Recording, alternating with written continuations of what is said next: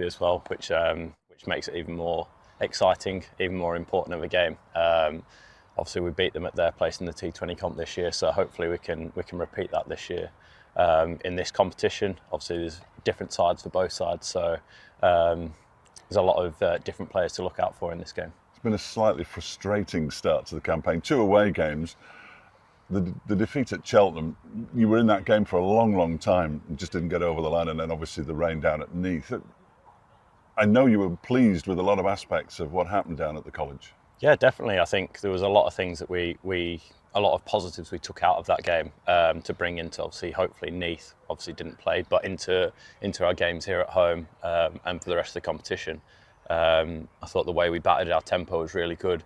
The way we started our bowling innings was really good, and we actually closed out quite well. Potsy obviously bowled really well at the death, and a lot of lads on debut for the club in that format as well showed a lot of positive signs for the future.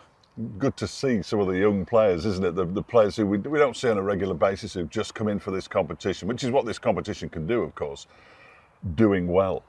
Yeah, no, definitely, and obviously a couple of young lads that have just signed a contract for this competition, month-long contracts in. Obviously, Amrit, Rory, and Joe all came in and did their roles really well, whether it was a big role or a small role. See, Rory opened the bowling really well, got us a big wicket early, had the best figures of the day. Amrit came in, played a really vital innings, and if he could have kicked on a bit more, we could have won that game, but played really well. And Joe, even though it wasn't a massive role in that game, played really well, bowled 4 overs for not too many to a short boundary as well. So I think there's a lot of positive signs out of these young lads that are coming through.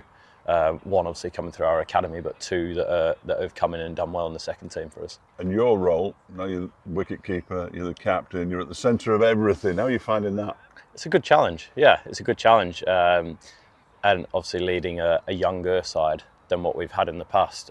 It's exciting being able to try and help bring these lads through at Repton, which are going to be quite big games for us. And like I say, it'd be nice to Well, Brooke,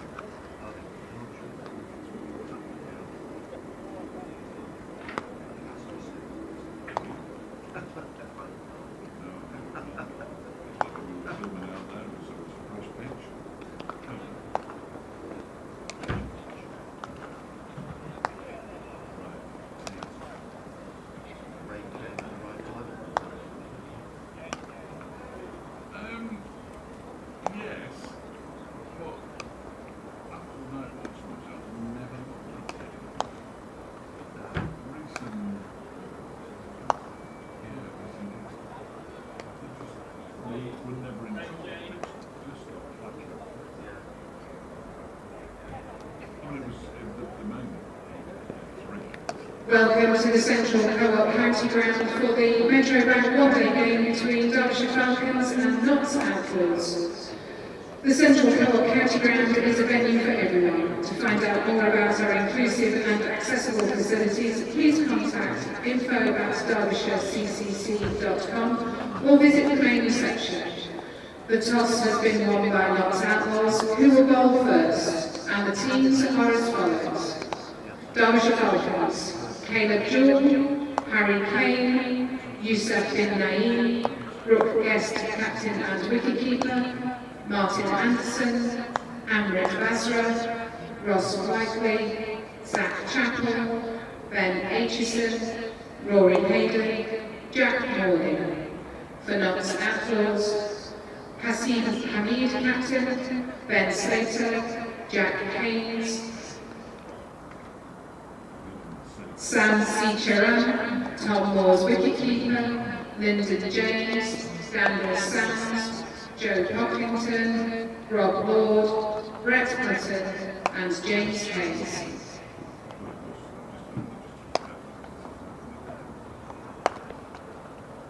Hot and cold refreshments are available at bars around the Central Co-op County Ground. We also have delicious wood-fired pizza available to fill your Derby Day hunger.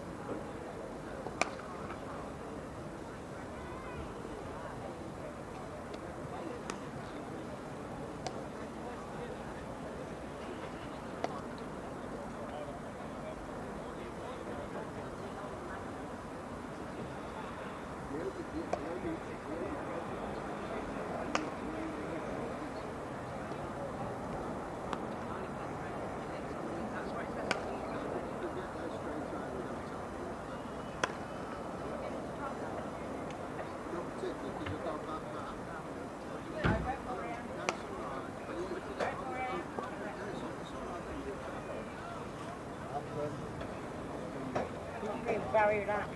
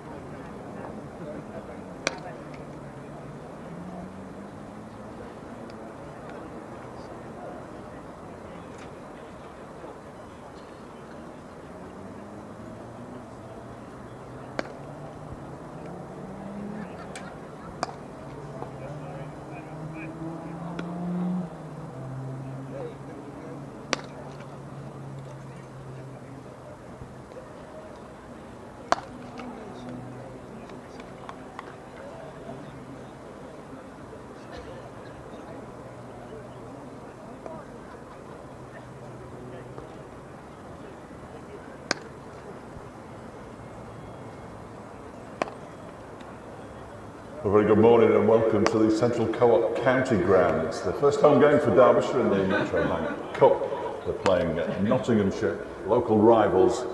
I'm Dave Fletcher. Freddie Cardy is with me. Freddie, it should be a good one. Yeah, looking forward to this. We've just spoken to Brooke Guest, and the two T20 meetings between the two teams. Weird to lose at home and win away, and how that's going to come back here. Derbyshire looking to beat their rivals. No Matt Montgomery, of course, on loan. Derbyshire making a couple of changes, but should be a cracker. Good weather as well.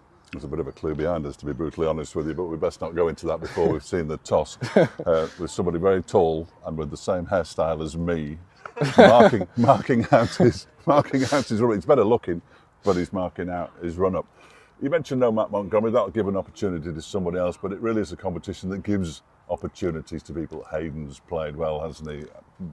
Bazra's done well in the first game as well down at Cheltenham. You saw him in the flesh. What were your impressions? Yeah, well, Cameron Bancroft as your first wicket doesn't get much better than that when you look around this competition. He bowled really, really nicely. Just looked really composed, looked mature, looked like he's been playing at this level for a long time. And then Amrit Bazra, just a bit of a fearless player, sort of picked his moments to go and hits a long ball. There were short square boundaries there are at Cheltenham, and he used them really well. And it's important, isn't it, that they get off to a good start with the ball, given that Nottinghamshire have got Ben Slater, Hasib Hamid at the top, two very talented cricketers, and we know all about Ben Slater here at the Central Co-op County Ground, a really good 50-over player.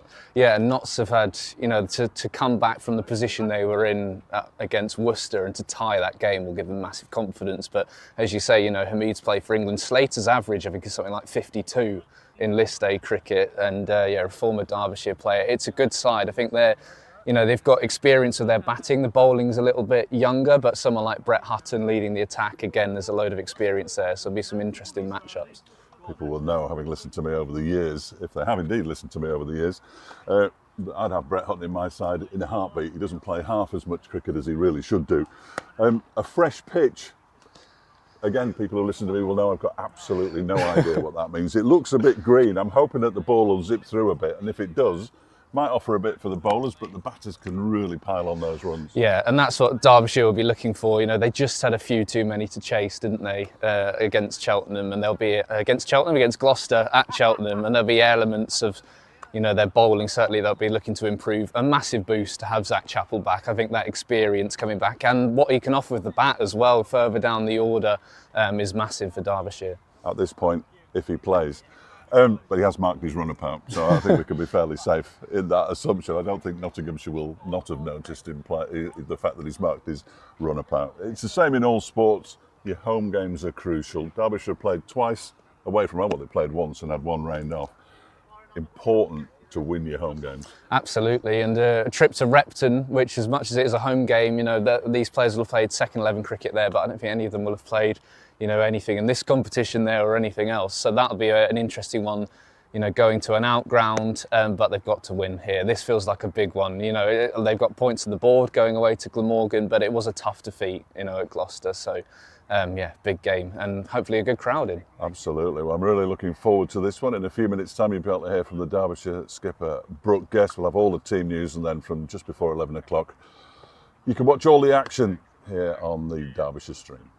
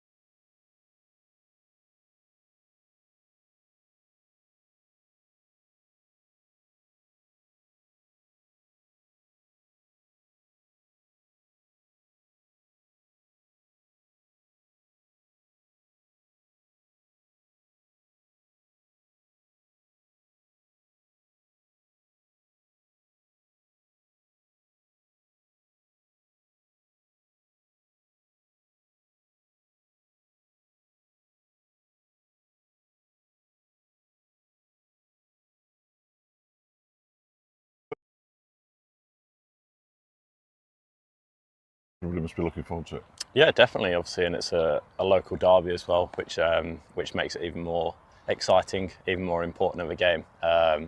obviously we beat them at their place in the T20 comp this year, so hopefully we can repeat that this year in this competition. Obviously there's different sides for both sides, so there's a lot of different players to look out for in this game. It's been a slightly frustrating start to the campaign. 2 away games. The defeat at Cheltenham, you were in that game for a long time and just didn't get over the line, and then obviously the rain down at Neath. I know you were pleased with a lot of aspects of what happened down at the college. Yeah, definitely. I think there was a lot of things that a lot of positives we took out of that game to bring into, obviously, hopefully Neath obviously didn't play, but into our games here at home and for the rest of the competition.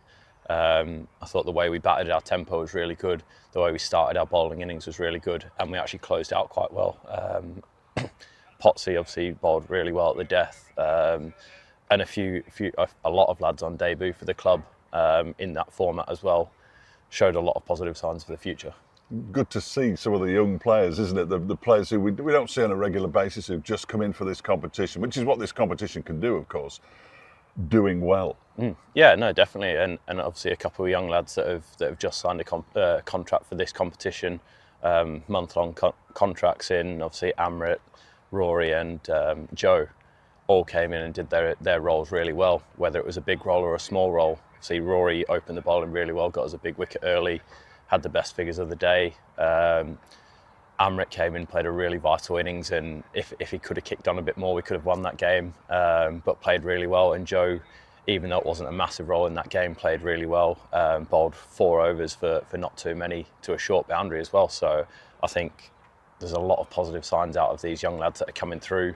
One obviously coming through our academy, but 2 that have come in and done well in the second team for us. And your role, now you're the wicket keeper, you're the captain, you're at the centre of everything. How are you finding that? It's a good challenge. Yeah, it's a good challenge, and obviously leading a younger side than what we've had in the past. It's exciting being able to try and help bring these lads through that are going to be the future of this club, and in 5-10 years could be the the core part of our squad. So it's exciting to be able to bring them through, but it's always something that I've wanted to do as well, to captain a first-class county in any competition. Obviously got lucky enough to do it a couple of years ago and have been given the role again this year. So really hoping to take it forward and hopefully potentially bring it into more formats in the future. You mentioned at the start of the interview the importance of this game because it's a local derby. It's important to get the home stand off to a winning start, because if you win your home games, pick up a couple of wins away and you're right in the mix. Yeah, definitely. Obviously we've got 3 games here, one at Repton, which are going to be quite big games for us. And like I say, it'd be nice to start off against the local rivals and get our first win on the board for the competition, and then obviously take that form into Repton next week. And I must ask you, any changes for this one from Tuesday? Yes, so Zach's back. Zach and Jack are both back, and Yusuf's going to come in as well. Unfortunately, Joe, Potsy, and Matt Montgomery. Matt Montgomery, yes. Obviously can't play this game. No, bless him. I bet he'd love to play this. Yeah. Brooke, go well. Thank you. Cheers. Cheers. Good man.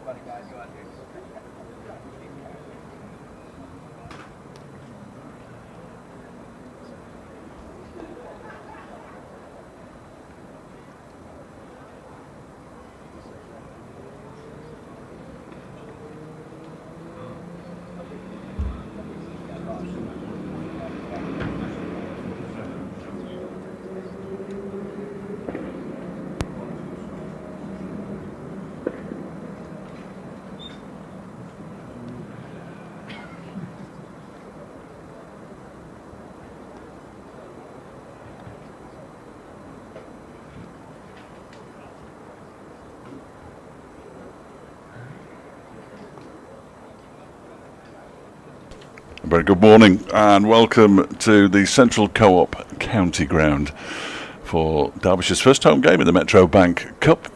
It's against Nottinghamshire, the local rivals. I'm Dave Fletcher, and alongside me Freddie Cardy for the duration of this match, and in fact for all the home games. Exciting, Freddie, isn't it? You have to switch yourself on, mate. That'll help, certainly. Yeah, very excited, and a trip down to Repton coming up next. But what a game, what a home game to start the competition. You're excited by Repton, aren't you? I am. I think a new ground. We've had a good time of it in white ball cricket at Chesterfield, but it's a great place to go up to. And been a while since Derbyshire have played at Repton. Chatting to Griff about that the other day. So yeah, just good to start with this one. The Derby day, lovely weather, good crowd in as well, and. Notts have had a good start. Derbyshire, a frustrating one, I think you'd say. Yes. So, what he said with conviction, Nottinghamshire won the toss, and they have put Derbyshire in to bat first. Nottinghamshire in their very familiar green with some gold flashes all over, very jazzy. Derbyshire in their pale blue tops and dark blue trousers, and the umpires dressed like Cadbury's Dairy Milk. Yeah, it's quite a striking shirt. Isn't it? Right, let's get going, shall we? Apologies for those of you who've been watching the stream for a long time who've already seen too much of me. A little bit of Freddie, but too much of me, certainly. But thank you to Brooke Guest for obliging. Yeah, it's gone out on the big screen this morning, which was very concerning when that came up in front of us and our voices were booming around the ground. It was a worry. So Caleb, Jewell and Harry came. Yusuf bin Naeem gets his first go of the season. Brooke Guest will skip other side. Martin Anderson, Amrit Bazra, who I thought did very well down at Cheltenham. Zach Chappell returns. Ross Whiteley's there. Ben Aitchison, Rory Hayden, and Jack Morley's back after injury. And Brett Hutton's going to bowl the first over. He's bowling from the racecourse end, and a nice gentle start to proceedings there. The crowd building up, which is good to see. We ought to have mentioned, and we didn't, that the Guard of Honour was provided by the juniors from across the All-Stars and Dynamos programmes in Derbyshire. Apologies for not getting on air quickly enough to give those youngsters a mention, but good to see them with their flags. And it's the past Players' Day as well, so if you're wandering around the ground, you may well see somebody famous. You never know. You just never know. You're a Brett Hutton fan, I think you mentioned earlier. I love Brett Hutton. I've always liked Brett Hutton. He doesn't play enough cricket for Nottinghamshire for my money. I think he's a terrific cricketer. Whenever there's something in the pitch as well, sort of early season, pitches of a green tinge, he always seems to be prolific and handy with the bat, as he was in Notts' eventual tie, scampering the by of the final ball of that game. He's a good man. I just had my attention distracted there by the gloves that you'll now see on screen, I imagine.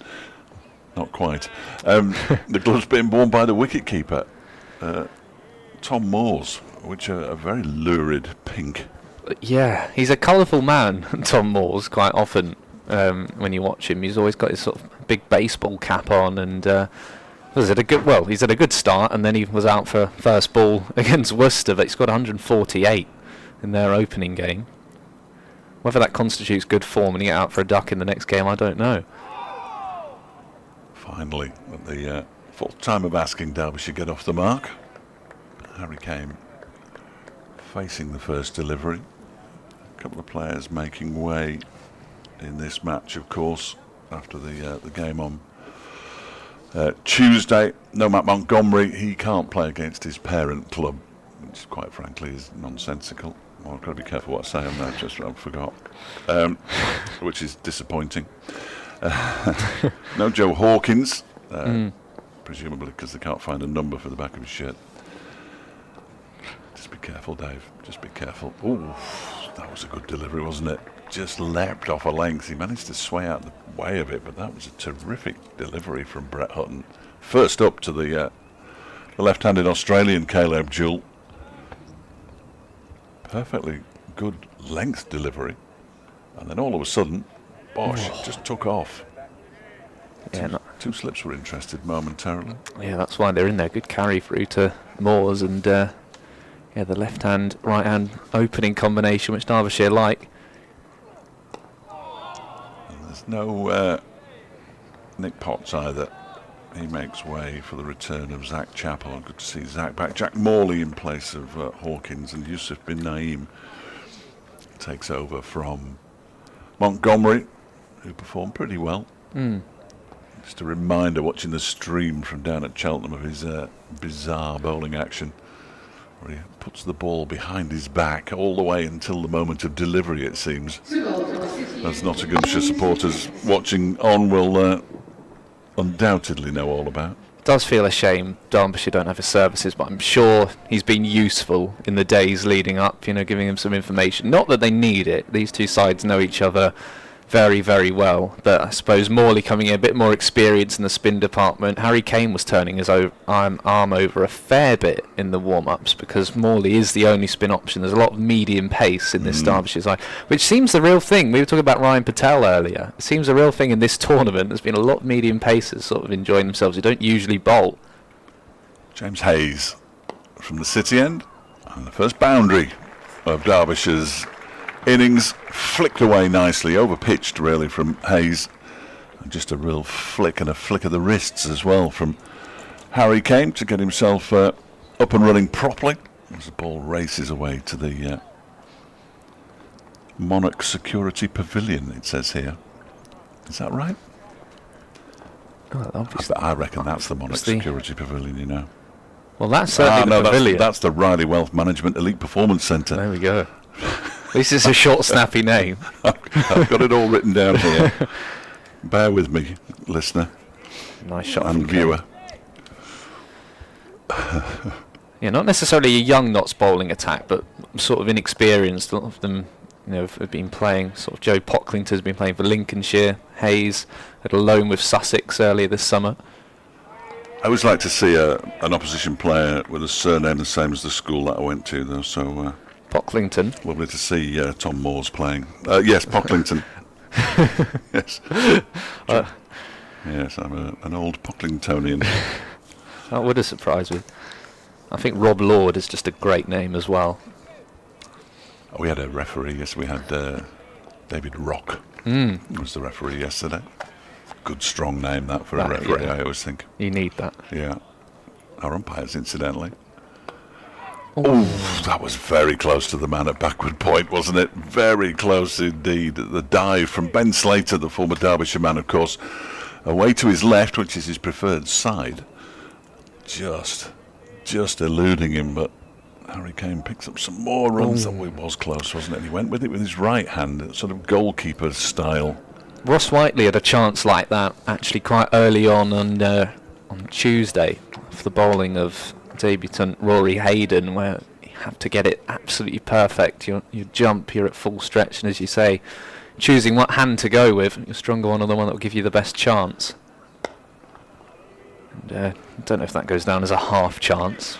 Yeah, so it's a sort of scare, isn't it, for Harry Kane as much as anything. The Outlaws side, Hasib Hamid, who's one of my favourite cricketers, is skipper in the side and opening the batting with slats with Ben Slater, Jack Haynes, Sam Seacher and Tom Moores, who we've already mentioned, Lyndon James, Daniel Sams, the Australian, playing his third and final game of the Metro Bank OneDayCup. Joe Pocklington, already mentioned, Rob Lord, and Brett Hutton and James Hayes, who's bowling now. And that almost gets through Ben Slater again. He gets a hand to it. Just got a right hand to it. They come back for a couple. Derbyshire 9 without loss, as you can see on the screen, of course. I'm trying to get out of radio mode here. It's very, very difficult for me. 9 without loss, a steady start. There's the Rochdale Richards going for a net down below us. Jack Morley back in the side after pulling a hamstring. Missed the game at Northamptonshire, of course, with that hamstring injury. I mean, Morley's last innings here, we thought it was going to be one of the greatest bits of game saving of all time. Not quite. It was over before tea, but him and Alex Thompson stuck around, didn't they, against Leicestershire? We all thought we'd be home nice and early that day, but they put up a real good fight. And he has worked a lot on his batting, hasn't he, Jack Morley? Well, there was plenty of work to do, I think. Yeah. But, well, I tried to get the Rochdale Richards to take off when he was playing up at Old Trafford against Lancashire when he was a night watchman and made 40. But there's only me who calls him that, so it hasn't really stuck, I don't think. Good crowd in. There is an attraction down the road, which is slightly disappointing scheduling, but good crowd in here today, and I expect more to come as the day goes on. Hasn't really timed anything yet. Well, he hasn't faced many balls, has he? Caleb Jewell, that was only the third delivery he'd faced, but It is a frustrating bit of scheduling when you look at these two sides and cricket going on in the region in terms of the the standout games in this One Day Cup tournament, to have, as you say, something else going on just down the road. I mean, I'd love to ask the people in charge, if you were to say to a Notts fan which game you should choose to go and watch. That would be an uncomfortable conversation, perhaps. yes, that's better. Beautifully timed this time from Caleb Jewell out to the cover boundary. Really climbed into that one. Very unlike Hutton to bowl a delivery like that, but Jewell was all over it and it's raced away to the boundary nice and safely along the floor. He's a player I've been looking forward to watching. I feel like he's going to be a good one-day player. The style of his batting, certainly in red ball cricket, certainly in white ball, it was a bit of a support role, wasn't it, with Anairin Donald? Yeah. Poor old Nye didn't do so well the other night. Imagine all the top order did for the Phoenix. Can't get it through this time. Caleb Jewell. 35 off 32 down at Cheltenham College. 5-4s. He looked like he was getting into his stride to me. And then was caught. He just slapped it straight to the fielder, Ben Charlesworth, didn't he, in the end? Yeah, it was named in the Marsh Cup team of the tournament 2 seasons ago. What's the Marsh Cup? That's their 50-over tournament in Australia. Very much a half-hearted appeal, really. There wasn't much from behind the stumps, even though Moores has got his glove over his face. I don't think he really believed it, and Hutton didn't look like he did either.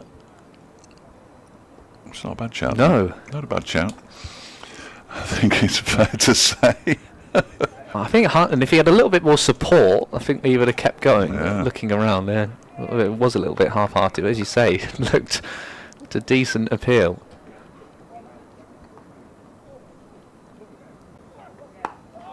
Oh, he's gone for a quick single here. They're going to make it as well, and that's a nice piece of fielding by Rob Lord at mid-on.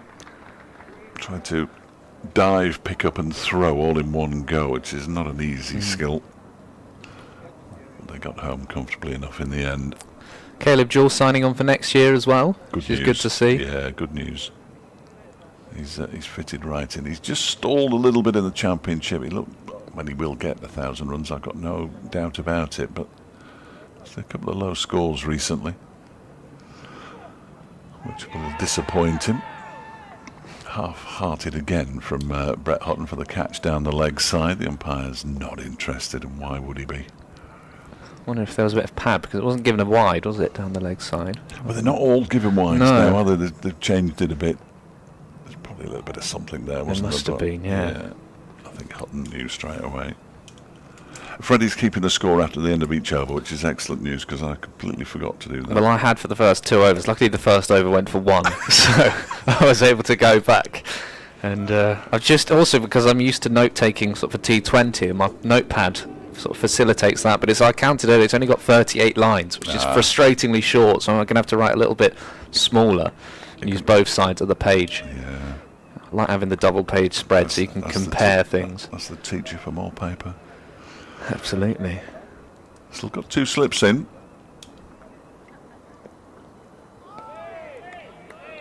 It's weird seeing leaves, isn't it, in coloured clothing?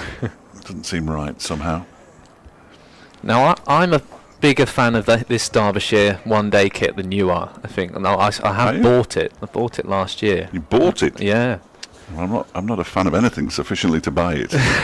What, a Tranmere shirt, Fletch? No. No? The last one I bought was from 1981, 82. When the prices were more reasonable. Well, when they are ridiculous football shirts, anyway. When they were successful, in all honesty. So the boundary, wide this time from Hayes, and 2 full. And Caleb Jewell says thank you very much. I'll just pop that out to the point boundary. His second. He guided that really nicely, and Brett Hutton's built up a bit of pressure, so Caleb Jewell's realised maybe they're going to have to go a little bit more harder at the 24-year-old James Hayes. 4 for last time out for 63. That's research for you. Oof, there's a nibble at that one. Nicely bowled. I was just looking to check which umpire was at which end because they look remarkably similar. It's Peter Hartley at the. I've got to look up this. The Seat Unique Falcons stand. It's the permanent temporary one. The city end. The far end of the ground. I wonder what the crossover is. As our commentary on goes on the stream, most people will be familiar with our voices. Hopefully. Well, there's 4 more. This time it's short of a length. And that's a beautiful shot from Caleb Jewell. He's into double figures now. And James Hayes will be a little bit disappointed by that delivery, I fancy, because he dropped it in a bit shorter. And Jewell didn't have to do much more than lay bat on it. And it raced away. Yeah, I wonder if they will put a fielder out there on that boundary. They're not going to yet, but you see it actually a lot in the county championship now. Leicestershire actually set quite defensive fields to him. I remember last time we were here, it sort of slowed the flow of runs a little bit. They always have a third man and a fine leg, Leicestershire, don't they, in championship cricket? Blimey. He's absolutely crunched that to extra cover. Almost took out the Nottinghamshire player who is sitting with Zach Chappell. Apologies for not knowing who it is from this distance. I was just fallen over as well, which is very unfortunate. Almost took his head off as it hit the rope and bounced up. You'd think that professional sports people would know that that's what's going to happen, wouldn't you, really? But that was a beautiful shot from Caleb Jewell. Yeah, he's crunched that. Having said less than 5 minutes ago, he hasn't really timed one yet. He started to time them quite nicely. So that's 4 overs gone. 26 with Outlaws. Good start for Derbyshire this so far. Touch wood, if there is any. For Micah count. A lot of wood. Does it count? That's not really wood, is it? So Yusuf bin Naeem at 3, guessed 4, and then I think the batting strengthened as you've taken the wood apart now. No, with Chappell coming in. There's some very irritating tape on there. Some very irritating tape I'm removing, which I probably put there in the first place. Yeah, it is a tournament of youth and experience, isn't it? Yes. And yes, nothing in between. Not really, no. No, it's a strange one, isn't it, this year? A lot of players occupied elsewhere, of course. I say occupied. Yeah, Derbyshire losing Nye Donald, Pat Brown, Wayne Madsen, and would have been Harry Moore, but he's obviously out injured. Notts having lost 7 players, but this is a good Notts side, isn't it? Oh, no question. Yeah, there's some experience in there with Hamid and Slater, Hutton, Lyndon James, of course, Tom Moores. Very experienced players. Yeah, Tom Moore's dad, Peter, of course, head coach, signed a new deal, but he's away at the 100 as assistant coach to Andy Flower. Why wouldn't he be? Big coaching staffs everywhere you look. Aren't there? You are going to get me into trouble.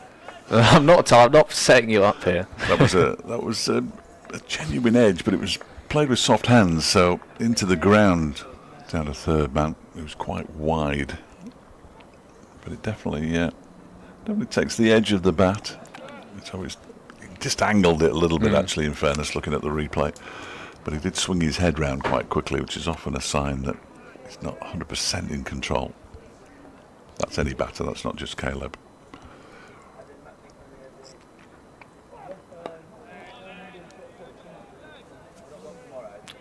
Well, we don't want to talk too much about the pitch because it won't be a long conversation, but a fresh pitch, tinge of green on the top.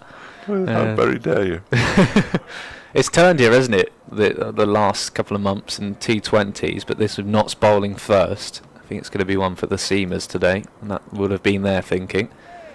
I did the interview with Brooke Guest some time before the start of play. You may have spotted if you were watching a little bit earlier. So I didn't really have a chance. Well, I had a chance to ask him about the pitch, but thought it was almost entirely pointless 90 minutes before the start. And I've got absolutely no idea. They often look green here at Derby, and you get commentators coming and going, so, oh, this pitch looks green. Yes, it does look green, doesn't it? It won't make a scrap of difference. It's next to a hybrid, I notice, but it isn't a hybrid, which is good news for everybody. Although I think that's what hybrids are for, really. 50 over cricket should be made for hybrid pitches. Because apparently we all want to see batsmen scoring mountains of runs. I'm not entirely sure about that. I only want to see one set of batsmen score mountains of runs, if I'm honest. But I think a low-scoring game can be equally exciting. Yeah, unless the team batting second gets off to a quick start, and then it can be over quite soon. Or... yeah. A low-scoring T20 is often the best, I find, when you've got players sort of winning the game, 10 off 25 or something, when it gets ridiculous. Yeah, 8 down. Yeah. Marvellous. Scoreboard in the sunshine away to the right is very difficult to see. I can tell you that Derbyshire are 28 without loss. I was going to say if you're listening in the ground, but why would you be? You're having to get used to this, the whole live stream thing. Honestly, Fred, it's driving me mad. Not reining myself in, but just trying to not talk, not gabble as much as I normally do, which might be a blessed relief to everybody who's listening. So then, James Hayes, I think, will be continuing. Nice crowd in. Falcons flag fluttering enough. It's been windy the last few days, which has taken a bit of edge off. In fact, it's going to be Daniel Sams who's going to come in and replace James Hayes, who went for 20 runs of his 2 overs, as the cameras pan to some of those past players. I'm sure Griff will be milling. Oh, won't he? He'll be in his element, David Griffin, today. Got a list of names. There's some big names there. So, Aussie v Aussie here, as Daniel Sams faces Caleb Jewell. Just a little short, and Jewell can flick it away. I'm sure these two will have played plenty of cricket against each other. Left armer and the left-hander. Sam's final game before he goes off to the Caribbean Premier League. Of course he does. Don't ask me who for, but yeah, he's a fine white ball cricketer, isn't he, Daniel Sams? Who for, Freddie? Oh, you did say don't ask. I'll look him up. You're all right. Okay. He plays for the Sydney Thunder in the Big Bash, because I do enjoy the Big Bash. I like the Big Bash. No, I'm a Big Bash man. It's on it good. I've chatted to Caleb about this before, and how it's freezing cold here, and we're watching people in Australia having a beer in the sunshine, grassy banks, etc. Short again, and Kane has got hold of that. Really bold to his field there, Daniel Sams. He did have the man back, but Kane has just hit it in front of square, away for 4. Yes, he's not really quick enough to trouble an opening bat, you wouldn't have thought, by smashing it in too short. Especially with the new ball as well, and only in the 6th over. Seen Hutton get a good bit of carry. Not loads of movement, but both of these first 2 balls have been short of length from Daniel Sams. Kane moves on to 14 of 17. And he's just going to leave that one alone. That's a better line and length. I'm still looking. What I can tell you is his nickname is the Karate Kid, according to a well-known internet site. If anyone can enlighten us. That is incredible. He's off to the Barbados Royals. See, how did you find out that quickly? Google Daniel Sams CPL. Oh, that's it. There you go. Yeah. Corbin Bosch as well. You kids and your computers. I know. Yeah. Well, Barbados to Barbados. Very the next good. couple of days. Very good. I was hoping he was playing for them so I could get that out. But yeah, nice day here. You've not got that written down, have you? No. No? Okay. Just checking. Let's have a look at who his teammates will be. Of course, one of the couple of competitions that do clash with the 100, the OneDayCup. There's always cricket somewhere. Well, as you pointed out to me earlier, there's cricket in Australia at the moment, Yeah. which is remarkable because I watch a lot of NRL, and in Sydney they've had torrential rain for the last, well, it seems like 6 months, but it's been raining for a long time, but they're playing up in Darwin. Yeah, I mean, that could be very useful for Australian cricket, you know, to essentially be able to play all year round. I know it's a very, very big country, I mean, it's quite big. but I've never been, but I'm told it looks big on the map, doesn't it?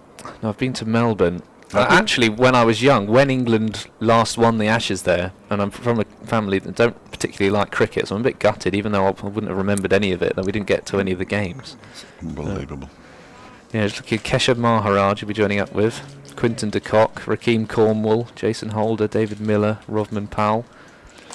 The usual suspects is what you're saying. Yeah, and well, I guess if Sams was in T20 contention for Australia, he'd be over there, wouldn't he? Playing in Darwin now, but a useful player for Notts to have in terms of their overseas as the end of the over. And after 6, 33 for no loss. Been a good start for these two openers. Yeah. Been watchful, but then put the bad balls away. No, I like what they've done so far. I really do. They've managed 6 boundaries between them, 4 of them to Caleb Jewell. I'm going to do away with this laptop. It's really good, but I can't see it. Wickets elsewhere as well. Somerset 15 for 1, Warwickshire 11 for 2, Sussex 26 for 2, Kent 14 for 1. Now in Derbyshire and Notts' group, Worcestershire Rapids 19 for no loss, Leicestershire 22 for 2, playing Essex and Gloucestershire respectively. Hutton will continue. He bowled 9 overs, all in a row, opening the bowling at Welbeck. It's got a couple of names, that ground. It's sort of in the middle of a few villages and towns. It was built with European community money. It's part of the helping out the former mining towns. When Derbyshire went, and it's a while ago now, we just called it Welbeck. Well, There's something sports complex or something, isn't it, as well?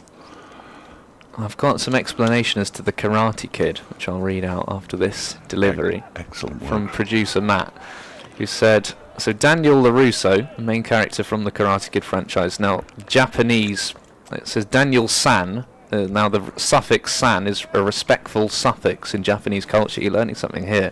So Daniel San obviously sounds like Daniel Sams, so that's how they've gone with Karate Kid. So he's not a look-alike, he's a sound-alike. Yeah, exactly that. Unless he ever plays with a headband, then maybe more so. But there you go. Some nicknames can be more creative than others. Never seen the Karate Kid. No, neither. I'm not a big film man. I don't know. A couple of conversations. They've got a fielder in, a close point fielder now. He's advancing, crouching low as Hutton comes in. Just defended again. This has been good running by these two. Close ring field in on the offside there for Caleb Jewell, but he gets down the other end. I thought you were going crouching tiger then for a moment. Which would have been magnificent. I've not been let into my own computer anymore. This is ridiculous. No, that's good. And one particular social media app as well, still Yes. not allowing you on there. Derbyshire 34 for no loss. I have tried. Sadly failed. Kane just defends again.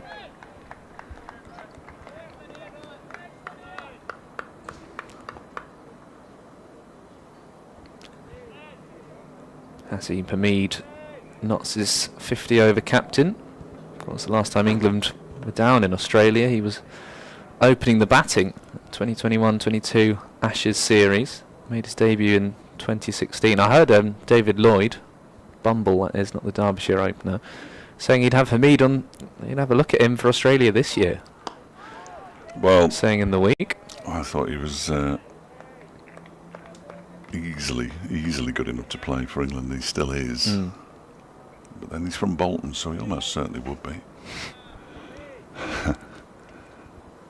There's a... Why can't I get in anymore? What's happening here? I might need help, Freddie. Oh dear. Oh no, it's working. You've got to do the two-device verification sort of I've thing. done it. I think I've done it. Yeah, 208 Hasipa Mead made against Somerset.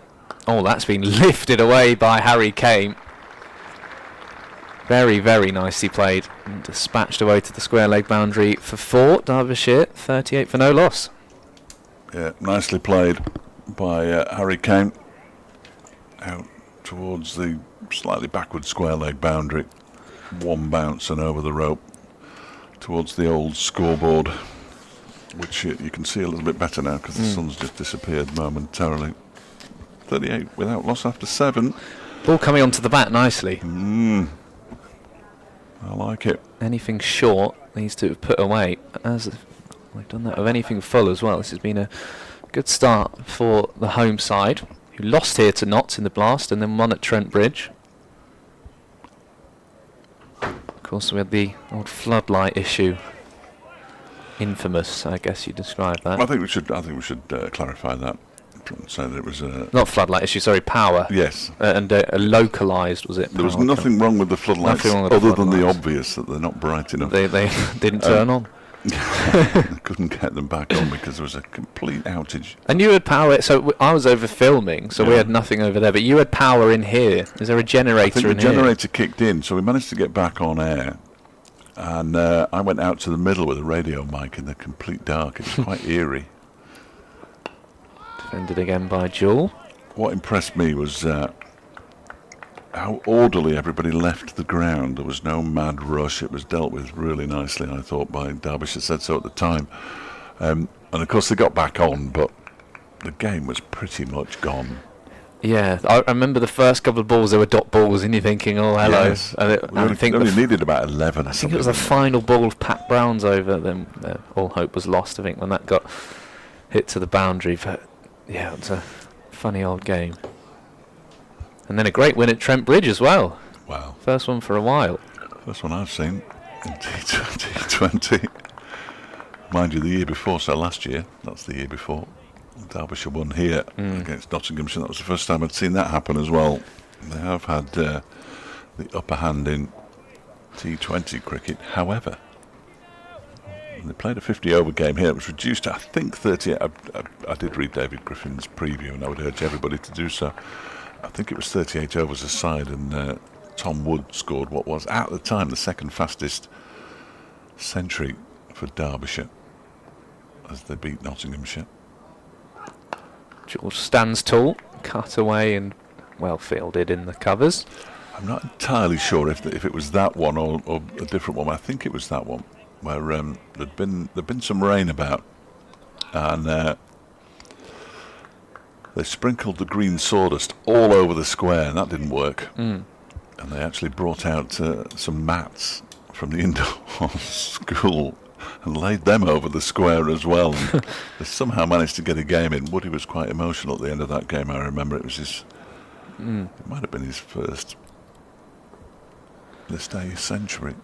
Yeah, I've had a look at that Griff previews. That's worked away through mid-wicket. Just be a single. I knew you would have done. 41 wins for Notts, 20 for Derbyshire. Yeah, History that not kind. sounds a bit right. That sounds right, doesn't it? It's often that kind of thing.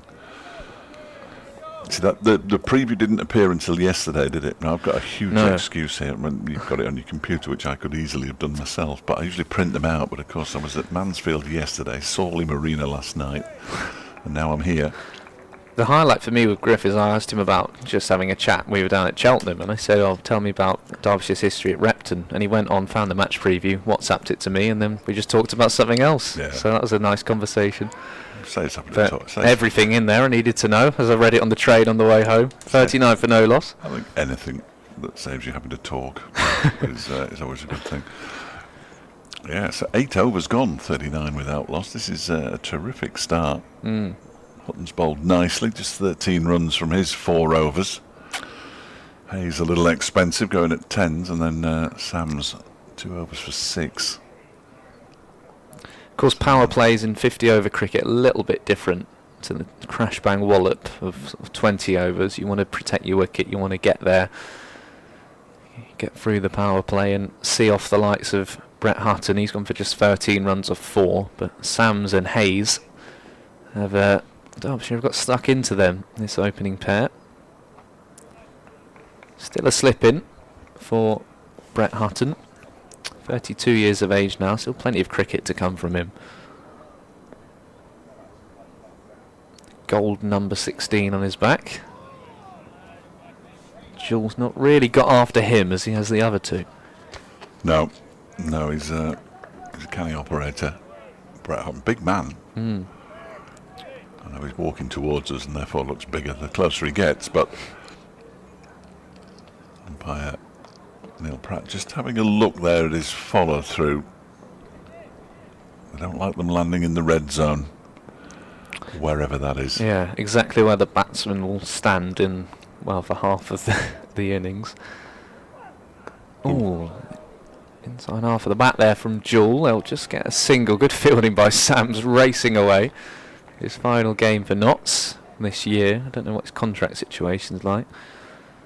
The overseas player. Yeah, he struggled against Derbyshire though in the 2 blast games, bowling figures of 0 for 84. But he's handy with the bat as well. Yeah. 45 against Essex. Just 1 wicket from the first 2 games in this competition, Daniel Sams.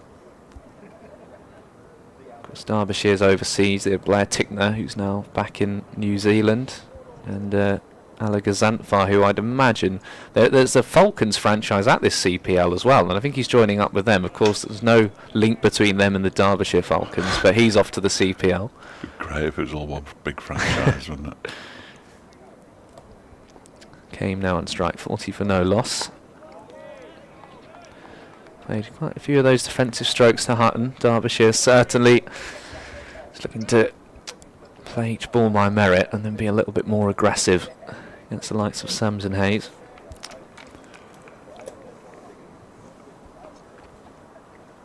It's interesting though, isn't it? You talk about the difference in the power plays, but the difference in the approach. It's just a proper game of cricket, isn't it? You get the ebbs and the flows in 50 over cricket. You don't necessarily get in the shortest form. Blimey. Kane coming down the pitch. The fielder comes round and takes in the end quite a simple catch. Pocklington, the man running round from third man, and Derbyshire lose Harry Kane for 18 of 27.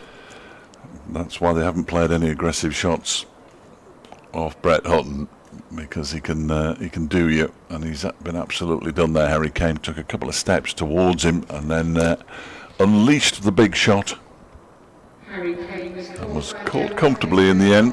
Good from you to spot it was Pocklington. Have you done that? I'm not quite sure. He's got a decent head of hair on him. That is remarkable. But, well, thank you. But yeah, a shame. We were just talking about the sort of the differences in 50 over cricket and getting through the power play, playing the bowlers on their merits, and Harry Kane was caught in the ring, caught mid-on against Gloucestershire, and just got frustrated there. A bit of pressure building up perhaps. Yusuf bin Naeem will come to the crease, his first team game of the season. Yeah, big moment for him. Had a couple of games last season, didn't really get to bat as often as he would have liked, I'm sure, but he's got a big opportunity here, batting at 3, batting with the overseas, plenty of time as well. Yeah, that's it, and that'll be the frustration for Kane, is when you're opening the batting, it's now a long time to sit and wait to come back out to field. And he doesn't bowl. There are a few, it seems maybe there are 1 or 2, Hasib Hamid, Ben Slater, players who don't bowl, just bat. I did watch Hamid. We did turn his arm over. It was some kind of medium pace. Oh, okay. So, but yeah, Notts have got plenty of options. And that's why, you know, when you have all of these different bowling options, Hutton can afford to just keep on bowling and just bowl one long spell, and that can be his work done. in this first innings, as he did it at Welbeck. That's a nice start for Yusuf bin Naeem. Worked away. It'll just be 2. They might scamper back for a third. They'll wisely choose not to. Fielding done out on the boundary. That'd be a huge weight off his mind, wouldn't it? Getting off the mark. Yeah, I recall him taking one good catch in the one-day-cup last year, but there wasn't much in the way of runs. I mean, a couple of the wins here, he didn't need to bat, Way did to he? our right, wasn't yes, it? yeah. Yeah, I remember it. That's one of the few things I can remember from last year's OneDayCup. I mean, Derbyshire's formula was often bowl very well and then just get the job done with the bat with plenty of wickets in hand. But they're batting first here, Notts winning the toss. Final ball, Hutton's 5th over, and bin Naeem just gets in behind. And they're 42 for 1. 9 overs gone. Just 19 years of age. 19 years of age a few weeks ago, in fact, his birthday. Turned 19, Yusuf bin Naeem. Says here he bowls right arm medium. Hasn't bowled in List A cricket before. In fact, only had 7 runs in List A cricket in 2 innings coming into this, so he'd be hoping for an improvement on that. Derbyshire, of course, have Amrit Bazra, who can bowl medium pace. Anderson's change-ups. Whiteley, if required, but likely not. And then Chappell, Aitchison, Hayden, you'd imagine, will battle between those 3 for the new ball. Sams continues. Jewell just watchful. I did like the look of Amrit Bazra watching the stream from Cheltenham. And seeing him field as 12th man at Northampton as well, he's a really good fielder. Bats, bowls and fields. Makes you sick almost, doesn't it, really? But he was in their youth setup, wasn't he? Because they're I know I did listen to a fair bit of you and Andrew Rudd, but I watched a bit, and that's because my Wi-Fi went down, so it was easier on the radio. Well, I couldn't watch the stream, and but on the stream, it always is. Unlike my Wi-Fi, it's driven back to Sam's, and they were saying he was very well thought of in their academy. But another Saka graduate, I mean, yet another success story for them. I remember them playing here. I think he was in that game, the friendly at the start of 2024. But yeah, he picked his moments to go. He hits a long ball, and he's got those more sort of funky shots. I think he played one sort of reverse scoop or something. This year they were here. It was, and last year as well. Were they here last year as well? Yes, the last couple. Oh, okay. And yeah, he's been playing second 11 cricket, Amrit Bazra. Yeah, very useful player. No, I like the look of him.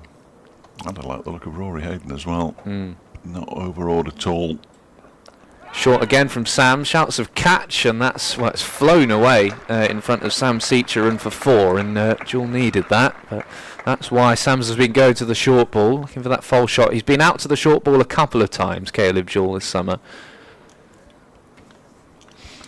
But no danger there, away for 4. No, not entirely in control of that one, but picks up a boundary, another boundary, his 5th. 26 off 28, Caleb Jewell. Be a decent power play score for Derbyshire, but they have lost the opening batter Harry Kame. Again, Jewell just stands tall and punches it away for no run. Just 2 on the cameras today, Jake and Phoebe. Yes, yeah, busy balcony next to them. Got a couple of the team on holiday. I think everyone's around for Repton, when we're all intrigued about our commentary position, the camera position, and you want to do our video in the Great Hall, or yeah, if there is one. Yeah. I assume there is. I have no idea. It was something that Henry suggested. He's the director. It's not the sort of school I don't think either of us went to and would know too much about. I think it's exactly the kind of school I went to. I'll have you know. Oh, that's another nice shot. There's a misfield though at a cover point, and that's 4 more to Caleb Jewell, who's moving along nicely. That's the 50 up for Derbyshire. Jewell 30 of 30. That's your man Pocklington again. Not quite as I just good. want to say his name. I think that's what it is. Oh, I got fed up saying it. And genuinely, it was the name of the school I went to. You didn't believe me, did you? Well, you said a couple of names at the time. No, Pocklington is where I went. I thought it was going to be Hayes, but it was in Hayes in North London, I want to say. I went to Hayes Football Club once, a long time ago, before there were Hayes and Yedding. That's got nothing to do with where I went to school. Where did you go to school then? Pocklington. Well, but where? I'm telling you. In Pocklington. Oh, there's an actual town. I thought it was the name of the school. Well, it is. It's named after the town where it is. Would make It's sense. It's a good idea. That. It's a Yorkshire. East Yorkshire it is. Yeah. Yeah. So, end of the power play. Back to the cricket. 50 for 1 Derbyshire. Bin Naeem 2 from 2. Jewell 30 of 31. Harry Kane caught. Third man always running round to backward point. Joe Pocklington off the bowling of Brett Hutton, who's gone for just 16 runs off his first 5 overs, and he's going to continue. Adrian Edmondson went to the same school a little bit before me. Playwright Tom Stoppard. William Wilberforce I'm just having a look through. is the most famous person, obviously the man who helped abolish slavery. Ralph Ineson, who is Finchy in The Office, which I'm watching. That is a great person to have. Yeah. Does it mention me though, Tom? No, So probably what- not. It's Brett Hutton bowling still, incidentally. 50. Well, I don't know if you'd have been a similar age group to Finchy, but that's a good To claim. find out how old he is. Well, would this reveal your age, though, if I'm to do that? Don't worry, I'm not. He's 55 No, from he'd have been- Leeds. He'd have been there a long time after me. That's a good connection. He'd have probably just been arriving at school when I was doing my A-levels. There's a Derbyshire connection as well, as this one is punched up towards mid-on by Bin Naeem. That my headmaster at Pocklington School was Guy Willett, who not only played for Derbyshire but was also the chairman and president and various other things here. Played internationally for Scotland. We knew he'd been a cricketer, but nobody really knew too much. And there was no internet, of course, so we'd have had to have read a book. And that was never going to happen. And we discovered, or it was discovered, that I went to the school that was where the headmaster was the chairman of Derbyshire. Remarkable. Yeah, we had Jack Wilshere, and as an Arsenal fan, that was quite exciting, but that was about it. Before you? Before me, but apparently not the best behaved child. Oh, really? From what I've heard, yeah. Oh, yeah, I think we should be Always careful. more distracted distracted by football, essentially. I was gonna say, Nothing more than that. We can say what we want about William Wilberforce because he's been long dead, but Jack Wilshere's definitely still with us. Off an edge, Bin Naeem picks up a run here down to third man. Oh, there's a little stumble down there in the far distance, but they decide not to run on the overthrow. That may well be Pocklington. It is. Derbyshire moved to 51 for 1. I Yes. decided Sorry, to stop me being awkward, I am going to have to talk a bit more than I've been, because it just doesn't feel right. you don't like dead air. I don't feel like I'm giving enough value for money here. Nice to see Zach Chappell is sort of just enjoying himself with the Notts dugout. Of course, in his Derbyshire gear, the former Nottinghamshire man will know a lot of these players. They all know each other They now, do. don't they? Really. Yeah. Zach and Samit played paddle against a couple of the Notts players, sort of part of a pre-season publicity thing, as that's driven down the ground. That's a nice shot. He didn't get all of it, Caleb Jewell, but he got enough of it, and it races down to the boundary. Very straight drive. Are you a paddler? No, Good, but I seem good. to be the only member of the Derbyshire media team who's not. Perhaps No. just haven't had the invite yet. It's an but abomination. it's taking over. We've got squash. We've got tennis. We don't need anything else. Well- Do we need another one? It's something to stop cricketers from playing golf, I think. So they've got something else to do. There's a local golf course, I noticed that. It was Chappell and Patel against, I think it was Pennington and Jack Haynes. It might have been Lyndon. I think it was Lyndon James, actually. 3 of them. They can't play against 3. Sorry, That's not I think right. it was James and Haynes. But Zach was, as you can imagine, quite competitive, as was Samit. And Alex Hales was playing on the next court as well, giving Samit plenty of stick. It's it's popular. It is. You're right. Again, at work, people say, "Oh, you're playing paddle." Oh, really? Never tried. Physical exercise of any kind, really, but made-up games. I know all games are essentially made up, but There's a big battle apparently in the US between that and pickleball, which Pickleball. is another Yeah. similar sport, and there's a lot of Yeah. competition over the courts and who can play what. yes, 55 for 1.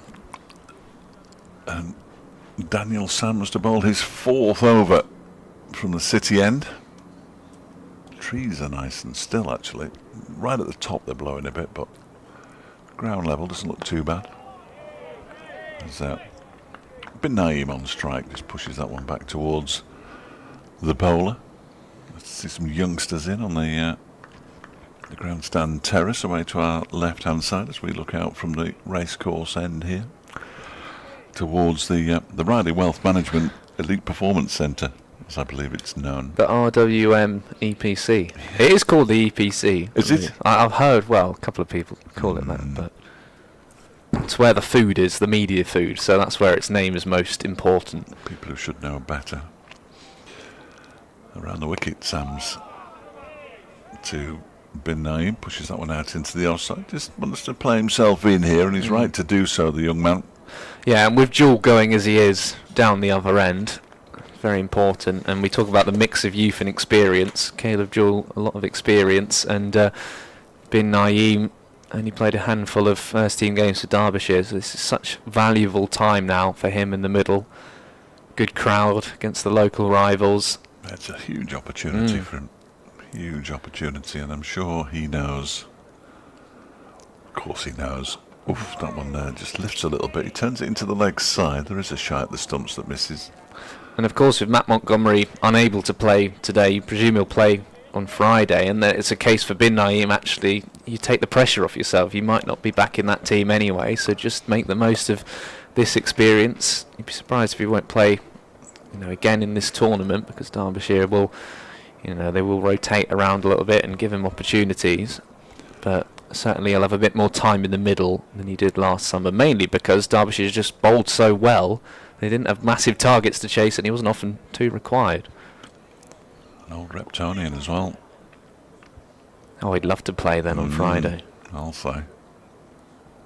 Jewell's back on strike now, just guides that very stylishly down to the backward point boundary for another single. Yes, I've only watched cricket there at Repton once, really, as you are, I know, but really looking forward to it. I saw one day of a second team game there. Sneaked onto the top deck of the pavilion. I didn't really feel like it was my place to be, but I managed to sneak up there. Have you been up on it at Chesterfield at all? It's our filming vantage point. Once we were allowed up there. Bin Naeem defends and Sam threatens to throw down the stumps. Yes, it was a 4-day game against Kent. Not a ball bowled. One of a number of times that not a ball was bowled. I've been to Chesterfield, which is massively unfortunate. It didn't actually rain during the entire game, but the outfield was too wet. Remarkable, the last two T20s there. It's absolutely chucked it down, sort of all morning, early afternoon, and then by the mid-afternoon, when it needs to be, it's bright sunshine. You get a full game in. It's a nice shot from Bin Naeem. He might have got it between the two fielders out on the square leg boundary. Not quite. A sliding stop from Rob Lord. They do come back for a second. Bin Naeem moves on to 6 now, 59 for 1. He's in high score territory already. The young man in only his 5th match. His average is rising all the time. He'll start to feel a lot more comfortable out there. Caleb Jewell, Mickey Arthur was telling me after he agreed the new contract. I had a chat with Mickey about Caleb and what he's brought to Derbyshire. And he is the quietest Australian I've ever come across. Really is. Yeah, too quiet really. Unnervingly quiet. But as a result, Mickey Arthur suggested that when he does say something, people really do listen. Which you would expect. That's pulled very much in front of square. That's an excellent piece of fielding. There's a slight hesitation on the running there, but they do get back for the second. That was a fine piece of fielding out there in the distance, and I'm going to say it was a Nottinghamshire player. It was Ben Slater. Yeah, I thought Bin Naeem was in a bit of trouble there, because there was, as you say, that hesitation. Yeah, and if they went straight away, they would have been fine. But the intent has been really good. And it was the same in as much as Derbyshire didn't get near the Gloucestershire total in the end, particularly Bazra and Guest ran really, really well together. Never hesitate. Go with your conviction, but don't run for that one. That's when we heard Caleb Jewell there shouting. But yeah, when he first touched down, and you had to interview him when he'd only just got off the plane, really, and we presumed he's quiet because he's jet lagged. It's a long old journey, didn't we? Interviewed him round the back here by the nets. He was perfectly pleasant and always has been. But very friendly. He just I don't think he particularly enjoys media duties, and he's very, very quiet. Played his club cricket with Doncaster last year. Was more successful this season for him. Yeah, it's quite remarkable. We were looking at his stats and thinking, well, this is interesting. His first taste of English cricket, maybe the stats don't look great, and but he certainly adapted well to the professional game. I'll say. It's his first time in county cricket. Caleb Jewell. Derbyshire were very keen to keep him for next season, and MacArthur was very keen to keep him in. All three formats as well is huge. I like that. All summer long. Hutton bowls, and it's clipped into the leg side. Badger looks a little disappointed by that shot, but it was perfectly acceptable. Just clipped it into the leg side for a single. We're in the 13th over, 62 for 1. Derbyshire went for sort of fast bowlers in terms of their overseas last year, and it's been a little bit more balanced this time around. Jewell stabilising the batting, getting them off to some quick starts as well, and it settled the batting order down as well. More importantly,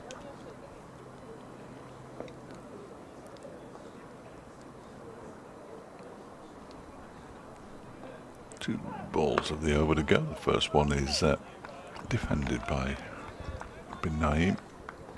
Nicely done. Hutton may just keep going. Well, yeah, I'm surprised to hear you say that, but this is his 7th over, so he may. Well, yeah, you're right. He bowled 9 in a row on Tuesday. It's sort of the same as what Lancashire did with Jimmy Anderson in the T20, where he bowled at least 3 and sometimes 4 overs in a row from one end. And he's done that at least once in the 100 this year. I know they're not overs. Sets. No, they're not that. I don't think they're called. Are they not? The BBC stopped calling them sets as well now. And next year there will be overs, of course. But that's a subject, a topic I need to get off. Yeah, we have to keep moving now. Just keep me going. 62 for 1. Thank you very much. Well done. 13 overs gone. I think the 4 commentaries we've got together in this tournament, where the 100 is such a topic, it's going to be mentioned at some point. As the camera pans to a couple of knots, it's a couple of the staff just relaxing on the advertising boards, and one of our camera team's cars in the background as well, which is always... Is that yours? It's not mine. There's always a worry that a 6 that's long enough. We saw it in pre-season over the other side of that Harry Kane shot, which he actually didn't hit cleanly whatsoever, and it smashed a guy's windscreen. He was just parked a little too close. Was he not sitting in the car? He was sitting in. He was on his phone, and then our producer then put the replay on the big screen. Yeah, quite right. So we had to then sit back and watch to see how his car windscreen got smashed. So the old insurers could have just gone back on the live stream and said, "What's happened here?" Of course, he couldn't watch it because he couldn't see through his screen. And then he drove off quite frantically round to the back of the Elite Performance. Have you ever driven a car with no windscreen? No. It is almost impossible. Do you have the goggles on? Well, quite. Because when the air goes in, if you don't open windows, it's got nowhere to go. It can rip your car apart. Yeah, that's why they don't do it on planes, usually. I'm not sure that's entirely the reason, but that'd be similar. Yeah, if a window breaks in a plane, you've got real issues. In trouble. If you're doing 70 miles an hour on the motorway, you're in a spot of bother. Drive into the offside from Caleb Jewell, goes straight to the fielder. Sun's just disappeared momentarily. I think it'll be back. There's plenty of blue sky up above, just those fluffy white clouds. It's getting warmer this week as well. I think it's 30 degrees on Tuesday. Yeah. Which is good because it's been a funny week of weather, rain and wind. I don't mind it. It is good. I've got a Carabao Cup tie to go to on Tuesday night. Is that is it the big one at Chesterfield or is it somewhere else? No, it's the huge one at Prenton Park. Oh, of course, the Fletch Derby. Yeah. That's a nice shot from Jewell. Full length delivery from Daniel Sams. He's not going to get a single for it though, out to the cover boundary. But of course, it's going to be 30 degrees. I was in shorts yesterday at Oakwell, which is all very well until you find that you've got no leg room and you end up with your legs. That's not a ground I've ever had the luxury of wearing shorts at. It's never warm. You get cut to ribbons. Well, the facilities at Prenton Park, as you would expect from a high quality ground. You must have seen Liverpool's women there. Yes, I have. Yeah. Right, you're right up the top in that stand, aren't you? What a great ground it is, though. It's a good. It's one of the finest. The stewards didn't seem to know anything, but once I did get in, it was a good one. It's one of the finest grounds in the country. Nice walk up that hill as well. Blimey. What hill? I've walked up from the station. Oh, you don't want to do that. Yeah, well, I realised that once I was halfway up. You want to get yourself a place in the car park. But yeah, Liverpool women since moved to St Helens, which is not quite Prenton Park. Oh, it's a lot newer. Yeah, it's sort of the the rugby. A lot of the new rugby league stadiums sort of out the same playbook, really. That Lee Sports Village, etc. Warrington. We must have some viewers. There's some Chesterfield and Mansfield interest because that's big on Tuesday night. That is big. First time in a few seasons. A little dab and run there from Bin Naeem. Successful. Batters had obviously agreed beforehand, a little nod, and Bin Naeem just gives a little thumbs up to Caleb Jewell. Give it a thumbs up to an Australian overseas cricketer. That must be nice. Well run, Caleb. I've never interviewed Yusuf, but I have spoken to him. He's a lovely lad. He again is quite quiet. He's a lot quieter than Harry. They both signed their contracts at the same time. Obviously, there's a very large hoo-ha around Harry Moore. Yeah, Yusuf, I guess, almost went under the radar with those two going in tandem. A little bit. Which he might not have minded. Well, no, I suppose it takes the pressure off a little bit, doesn't it? If you're like the number 2 signing in a double signing. And it wasn't treated as such by anybody, not by the club, certainly not by me. But he's a bit quieter than Harry, who is just a big character. And it'd be good to see him back next year. Yeah, fingers crossed. Looking forward to seeing. I mean, he wouldn't have played in this competition, of course. He would have been at the 100. But this is where he's made his name. That knock at Taunton last year, the 6 to win it down the ground. That was a great day. Anuj Dal with a brilliant century as well. Well, he brought him. They say to you, who do you want to interview? And I said, well, ideally, it'd be Nudge, because we can't speak to Harry because he was 16 at the time. Remarkable. We didn't have permission from his parents at that point, and Anuj Dal brought him down with him, and I'm thinking, oh no, get in trouble. We're not allowed to do this. Change of bowling. Lyndon James. First ball defended by Yusuf Bin Naeem. And he came out and said, Harry, mate, I can't speak to you. No, it'll be fine. I said, no. I'm covering myself as much as you. I'm just not allowed to speak to you. So I spoke to Nudge. And then somebody did a video with the pair of them and put it on social media. Dear. Yeah. You know who you are if you're watching. I just remember Sam Connors' Instagram post. He went 1 not out. Jack Leach, because he was down the other end. Always a character. Oh, he's gone big now as Bin Naeem. That was a nice shot out towards Cow Corner, but a flamingo shot almost from Yusuf Bin Naeem. Just laid into it. Watching the replay here. Banged it in short and off it went out towards the marquee. Couple of bounces, thanks very much. Yeah, and you have to, when you're not the tallest as well, you have to create that height, and that's where that sort of flamingo shot comes in. You've seen Jewell as well sort of get up on his toes to meet some of these shorter deliveries, and that's a first real sign of aggression from the youngster. It might be his first boundary in List A cricket, but I'm not sure. This time he plays it a drive off a thick outside edge for a single. When he gets a quarter of the runs he got before, but they all count. He's into double figures. It's good, a good start from a nice platform. likely the biggest crowd he's played in front of, I'd imagine. Don't quite know what the attendances were last year, but Derbyshire not. Well, they were good. They were good. It's a bit of a myth that people don't like this competition, aren't interested in this competition. Look at Taunton, sold out against Durham. It is the only game in town at Taunton. Really. Yes. There is no other. I mean, I know they have a football team of sorts, but it is everything in Taunton. Yeah, and like a large part of that part of the world who all convene there in terms of cricket in the West Country. Some good pubs. I know that's of no consequence to most people. Lord warming up, windmilling his arms as Benaim picks up another run. In fact, he's going to pick up 2. That's nicely run. Excellent work. Warm round of applause. Sam Citroen coming in from the square leg boundary to do the fielding. That's not a name I'm particularly familiar with. I'm sure you've been doing your homework, Freddie. Yeah, he's only 18. Is he? So he went to Trent College. He's from Leicester, but then went to Tonbridge School, which I think is down in Kent. It is. And 700 runs almost for the second 11 already this summer. And he played in Notts' final Blast game as well. Made just 1 of 3 against Lancashire. They had as miserable a blast as Derbyshire, really, didn't they? Nottinghamshire. The Outlaws, Notts. They're not Nottinghamshire in that at all. They're Notts.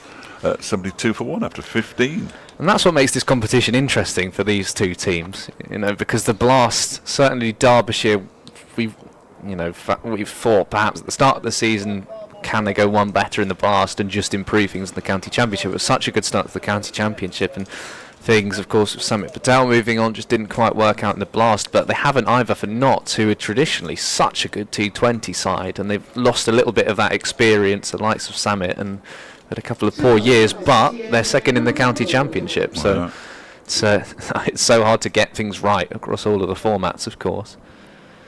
But certainly for both of these sides, you're looking for a bit of a resurgence in terms of white ball cricket, and this is a big game. So Rob Lord into the attack. I noticed the club shop's open, which is good. Either that or somebody's walking straight through the door. Yeah, if someone walks out in a hurry with a load of things, then it's open for the wrong reason. That is bad. All the replica kits in there. Yeah, we're trying to sort you out with a replica kit. No, that's not happening.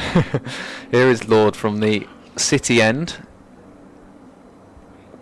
Ooh. And Jewell just guides that away. I'm going to have to peer around at the commentary box. It has gone down for 4, and Jewell is motoring along here. He's making it look quite easy. I like the way you called it guiding. You have a look at that replay. I'm not sure he's guided that there. That's a very thin edge. It's generous. Yeah, to be guiding. But it's 4. And at the other end, Yusuf bin Naeem, who was not playing that shot, has changed his bat. Quite right. So obviously thought, if that's happened to Caleb, I need to change mine. I think what he's done there is he said, this is the bat I scored my first 4 with, but he just put that in a box somewhere. I'll get that on eBay later on. No, his mum will be over that. Jewell. Now, can I say guided there? No, he definitely guided that He's one. definitely yeah, guided. Have guided Away for to that point. Fred. No run this time. Yeah. No. And that'll be on the highlights as well, that 4, and someone will be going guided. There was an article out actually in The Guardian about I haven't read it yet, it's in my bookmarks, about the different terms commentators use to describe cricket shots. And someone replied with a compilation of every time you say a word, a verb, and then away. So cut away, whacked away, hammered away. And it went on for about 1:30 seconds. And you wouldn't believe the amount of different words you can use before away to describe shots. And it ended with bumble and tickled away. I'm not quite sure how you could use that, but Yeah, tickled away down the leg side. Yeah, that's it, isn't it? Yeah, down the leg side. It's got to be down the leg side. Got to be tickled down the leg side. You can't really tickle it anywhere else. No, you can't tickle it down the ground. No. But, I need to have a read of that. But I spoke to a golf commentator once, and he said he was given a book of all the different phrases you use when they hit a golf ball. And the fact there's an entire book of it is quite mind-blowing. Well, the commentators, I'm sure you listen to it, podcast. The commentator's view. They're compiling a lexicon, aren't they? Yes, they are. No, I do enjoy that. Yeah. We had John Murray in at university last year. What a nice man. Oh, very, yeah. What a nice man John Murray is. His notes, though, remarkable, how small they are. Yes. I was really squinting, how he compresses everything onto one page. But yeah, lovely. He was very generous with his time. Big cricket fan as well. Big cricket fan, John. So Rob Lord hit for 4 of his first ball of his spell. Ooh. Oh, and he's nearly drawn an edge from Caleb Jewell. It's a lovely ball from Rob Lord. Tom Moore's taking it in those big pink gloves, sunglasses on. I love Caleb Jewell. Every time the ball goes, as we'll see on this replay, past the edge of the bat, he looks astonished. He definitely played at that one. It goes through, and then he's looking back down the pitch saying, how on earth has that happened? Yeah, starts outside leg stump and then just moves across. Does Caleb Jewell. Final ball of Lord's first over.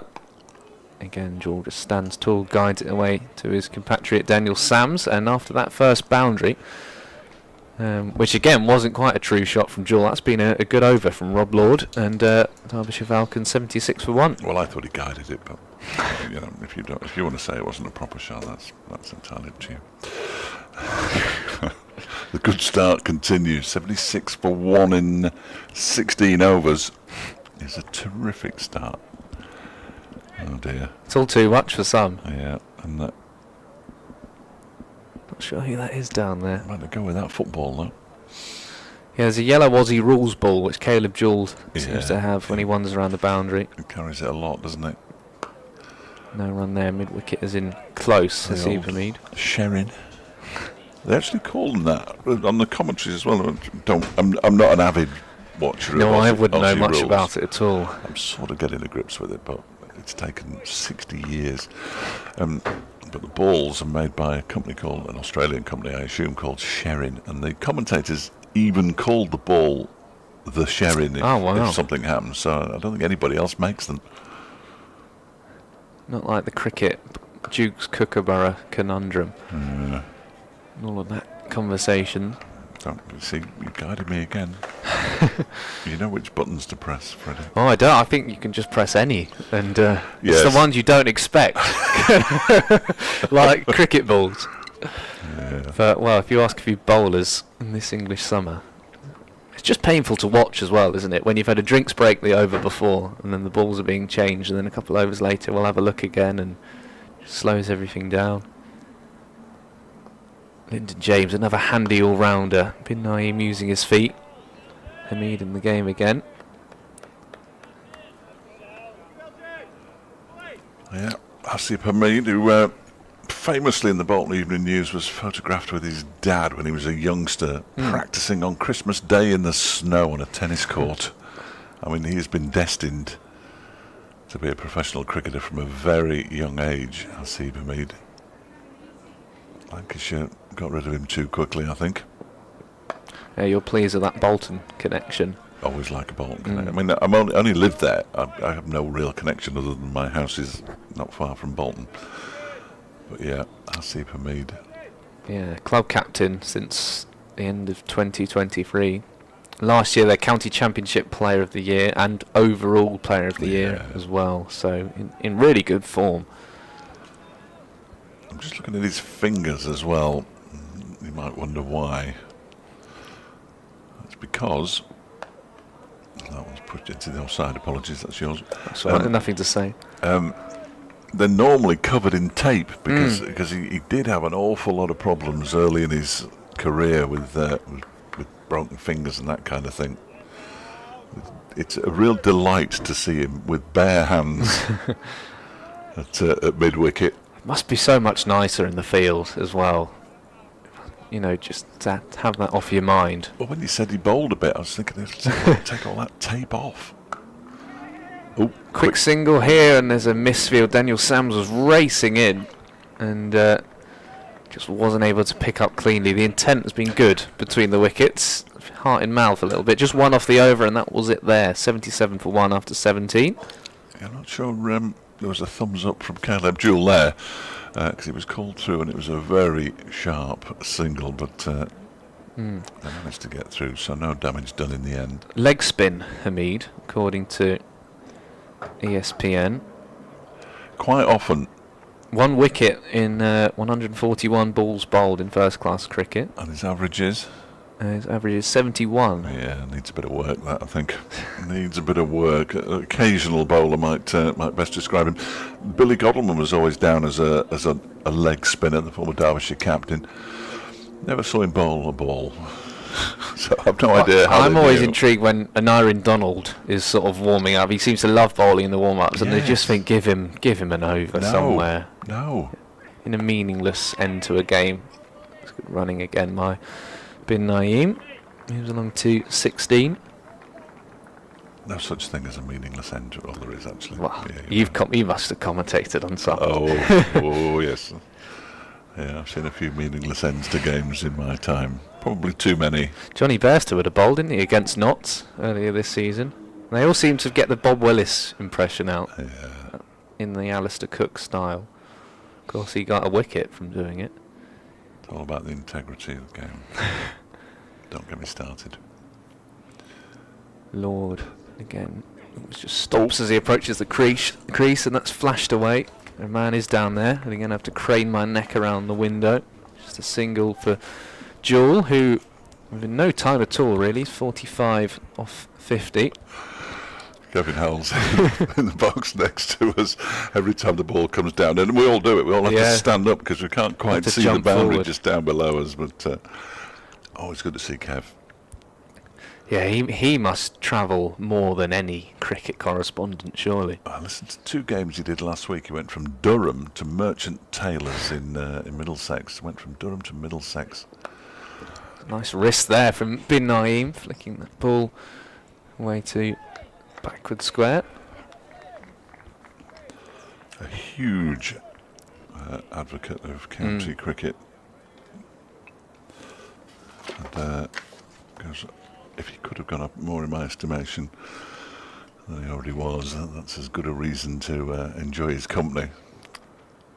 So his role, he sort of just jumps into different days of county cricket, doesn't he, a lot of the time? Sort of sees where the action's heating up. He bases himself at a game, generally, but obviously if a game finishes quickly... Can get moving.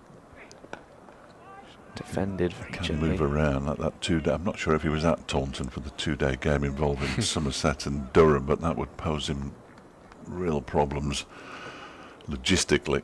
But of course... He can walk into any press box, can't he? Pretty much, yeah. I was just going to say, he's so well known, so recognisable, and obviously the counties quite correctly all enjoy having him at their grounds, that, he just knocks on the door, and in he comes.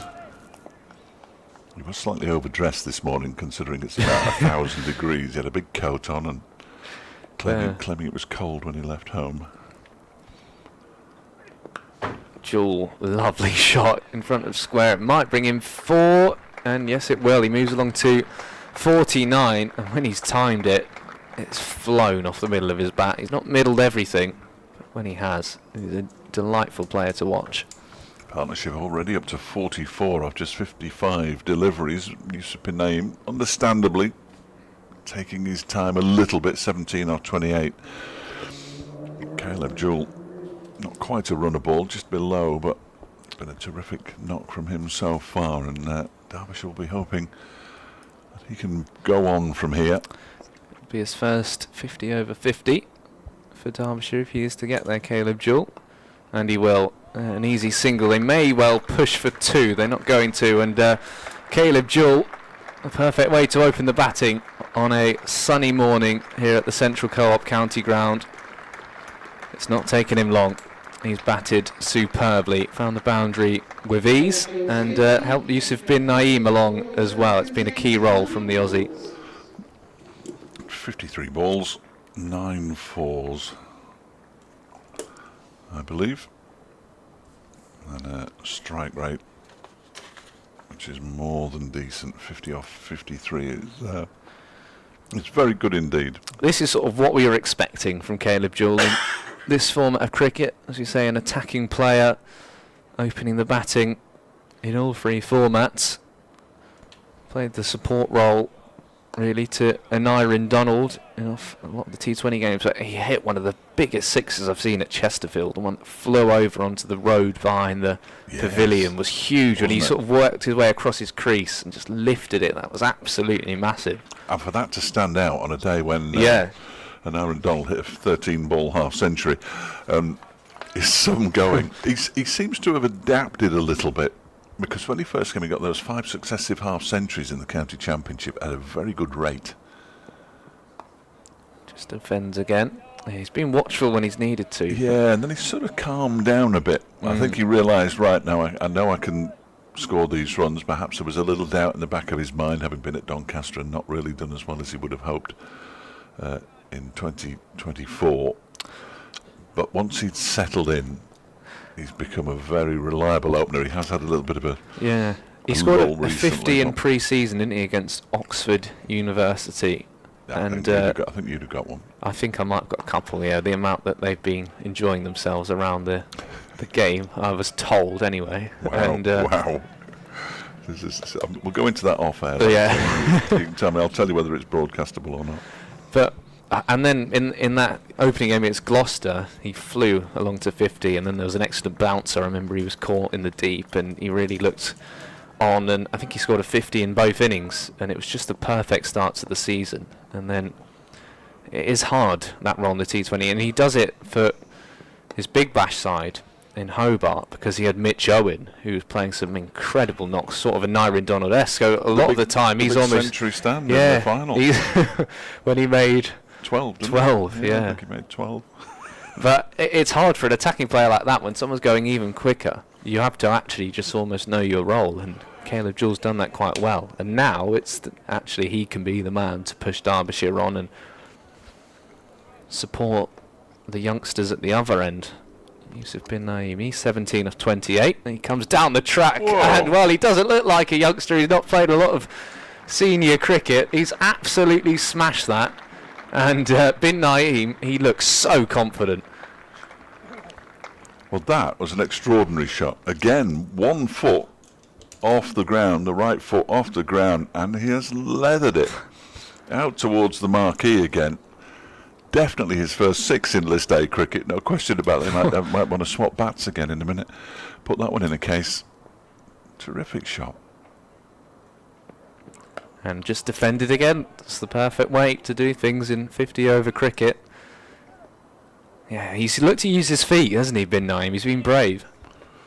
This has been the perfect, might be over-egging it, but it really has been a fine innings so far. I mean, it's only 30 balls in, but when you consider that his most recent games, even for the seconds, 13 and 47 against Hampshire at Repton, 2 against Nottinghamshire's second team in a T20, 7 against Lancashire's seconds at West Orton up in Manchester against Lancashire. It's not as though he's been in red hot form for the seconds. Well, it's like Caleb and Doncaster, I guess. Yes. Perhaps they just find it easier on the big stage. Remarkable. That's flashed away from Caleb Jewell. Again, I'm craning my neck. And another single. Bin Naeem back on strike. And this is just what Derbyshire needed. Not winning the toss, if you're just joining us, bowling first. And Derbyshire, 93 for 1. I think they're having the better of things so far. Oh, no question. No question in my mind. Run rate just shy of 5 and over at this stage. I mean, they'll be looking at 350. That will be the target. You want someone to go and make 3 figures as well. That's what Gloucestershire did superbly. A couple of really good innings there. Sams has a shy at the stumps. That could have gone anywhere if he got that wrong.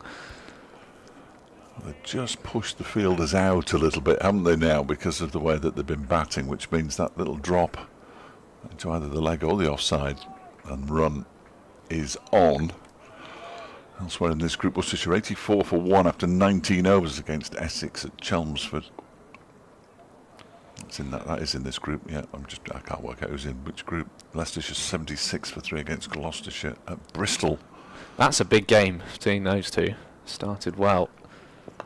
Jewell back cliff there as he slashed that away. Only the top 3 qualify for the knockout stages. Potential to change that for next season and have proper quarter-finals, but so third will be away to second in the 2 groups, with the winner of each group going straight to the semi-finals. And those games rather handily taking place before the end of the month. That T20 in Australia as well. Australia made 178 all out, and Tim David rescued them, 83 of 52. Another man who plays for the Hobart Hurricanes. They were very successful as that's punched down the ground by Caleb Jewell. Who doesn't play for the Hobart Hurricanes anymore. Is it one of the Melbourne teams he's moved to? The purple ones. They're the Stars? Oh, I don't know. I didn't realise he's moved. Yes. Yeah. There we go. I'm going to sort those notes out. Come on. I hope he has. I'm not sure. Yes, he's moved. Oh yes, the Melbourne Renegades. Renegades. I had to go down to their website. Are they the green ones? The red ones. The red ones. Yeah. Melbourne Red, as they're sometimes called, or as a shout. Too high. And surely. He was spot on. And Rob Lord, it didn't last more than a couple of seconds, the appeal. He's bowled well, Rob Lord. Another look at that, but it height appeared to me to might even have been going down leg side, but yeah, too high. It would have gone over the top. Bin Naeem's not the tallest. That is true. That is something that you have to take into account, of course, but there's a few typos in this press release about Jewell. Oh, excellent. They've got Will Sutherland, Adam Zampa playing there. Nathan Lyon might play a game. It's over. Lord or Bin Naeem's had a big swing there, and has that hit his helmet? It might have hit his shoulder. We'll see if now the physio is going to be called. Right. I wasn't sure whether the umpire from the far end was moving up to say. So 95 for 1, 20 overs gone. Lots of used 5 bowlers, all of their seamers. No bowling yet for Joe Pocklington, the left arm spinner. Get him on. What a great name. Have you managed to keep that going? The over by over? I have. Have you? Yeah, That's good I effort. missed one and had to go back. Yeah, luckily I always forget stuff like that. Always forget stuff like that. So after 10 they were 50 for 1, They after were. 20, 95 for 1. And it doesn't feel like they've slowed down, but they clearly have, but only just a touch. I noticed they're playing at rugby as well, Warwickshire, who are called Warwickshire, I think, in this competition. Again, they're 90 for 4 in the 20th over against Northamptonshire. These are in Group B. They're playing at Taunton against Lancashire. That will be a big crowd for that one. 95 for 1, the home side, after being put into bat. At Lords, Sussex are 83 for 3 against Middlesex. I'm surprised they're allowed to play at Lords. And at Beckenham, Kent are 58 for 3 against Durham. They're in the 20th over there. All these games around about the 20 over mark. As James continues, there's a threat to shy at the stumps from the man at point. Bin Naeem scurried back into his ground quite nicely in the end. Now I noticed in the warm-up, I spoke to someone else about this, when Notts were playing football, so Derbyshire were over to the left. If you were to divide it into quarters, they were in the bottom left quarter, and Notts had all of this side on the right to warm up, and they very purposely went and warmed up with their football right next to Derbyshire. And I wonder if that's a bit of the away team getting in their mind a bit, left a whole half of the field empty. Inside edge from Caleb Jewell down to fine leg for his 54th run. Well, Nottinghamshire were the first team that I noticed, perhaps a year or two ago, to bring the old Bluetooth speaker out when they were warming up. And then other teams started it almost as if they were saying, "Now, we're right at home here playing some dreadful music." Yeah, Zach Chazell likes all, that. Yeah. He found out there's a button where it, plays a few sound effects.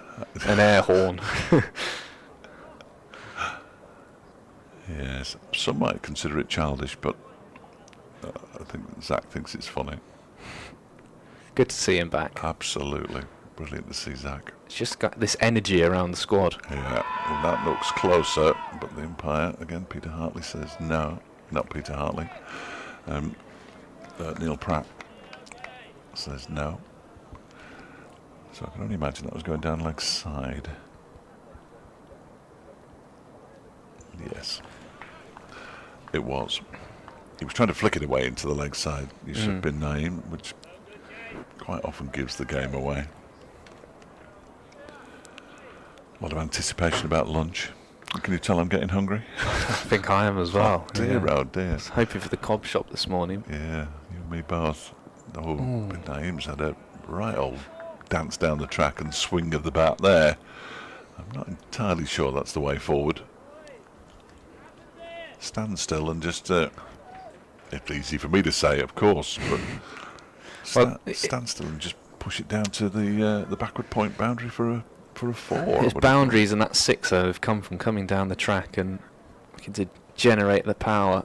They're not. It's not a battery of quicks, this Notts attack, is it? A lot of sort of.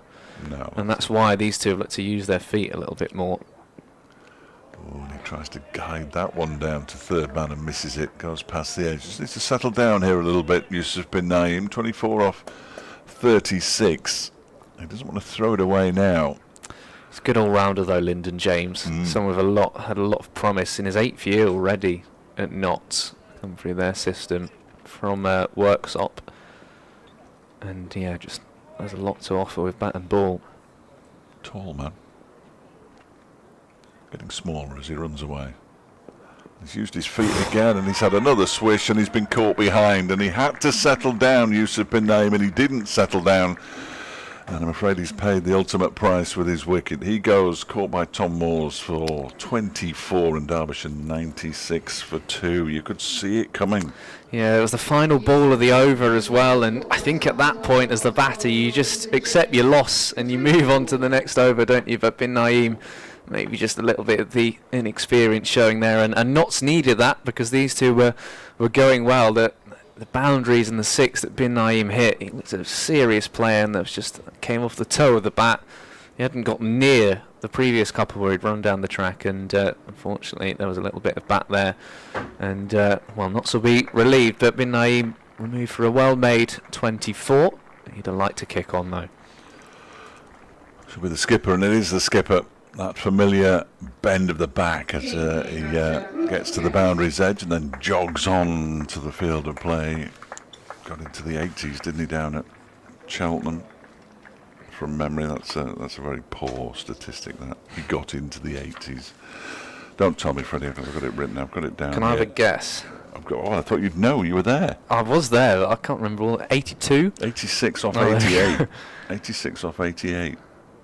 Yeah. He was fuming when he got out yes, as well. He was. He punched the bat, which isn't like Brooke Guest. He's very calm. He's not a fuming kind of person, no, is he? But I think that responsibility, he sort of knew the innings and how important he was there. He's not scored 100, I think, since 2023 as well. And when Amrit Bazra was removed, I think he realised he had to just get on with it a little bit. Didn't really get that support around him, did Guest. And that's why it's important for Jewell to just, as well as he's going, just stay out there as long as possible and let the others work around him. Perhaps it might have been worthwhile Caleb Jewell going down and having a word with Yusuf bin Naim just to say, unless they decided it's time to go, the 21st, 22nd over as it is now. He's punished that short delivery, but only to the tune of a single out towards the point boundary. Ben Slater on familiar territory, product of the Derbyshire pathway. Had a message from one of the camera team on holiday in Malta. In fact, 2 of them are. And Joel has said he was raising a beer for Jules 50. I'll have another one when he gets to 100. So hopefully he's not cursed him. They've gone on holiday together. Interesting. Well, yeah, almost. I don't know if they've met up yet, but I think Joel's other half is there. But yeah, and they had no idea as well. They're going to Malta at the same time. It's only a small island, isn't it? Yes, yeah. I've never been. It looks small on the map. Well, it does. Lord Pulse too. Yeah, my gran was born there during the war, so I don't know if that makes me in any way Maltese. I think you could play for them. Yeah, for cricket. Yeah.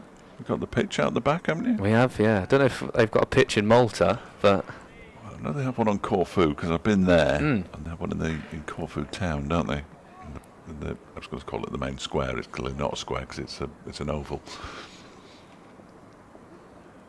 It's a completely different country as well. It doesn't really help. Yeah, no German international Matt Montgomery. No.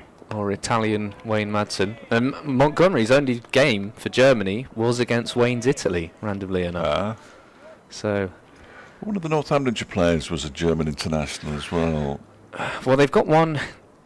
There's one Italian as well who's played for North. It's not Gareth Berg. No. It was Liam. This is embarrassing. But he's never been to Germany. He doesn't speak German, but he's a German cricket international. Such is the way of the world these days. Guest waits and drives out into the offside. He's not going to get 4 for it, but he'll get a couple to get off the mark. 99 now for Derby. It was a no ball, so the 100 is up for Derbyshire. 101 for 2. And a free hit, which is excellent news. We all love a free hit, but the century comes up for Derbyshire halfway through the 22nd over.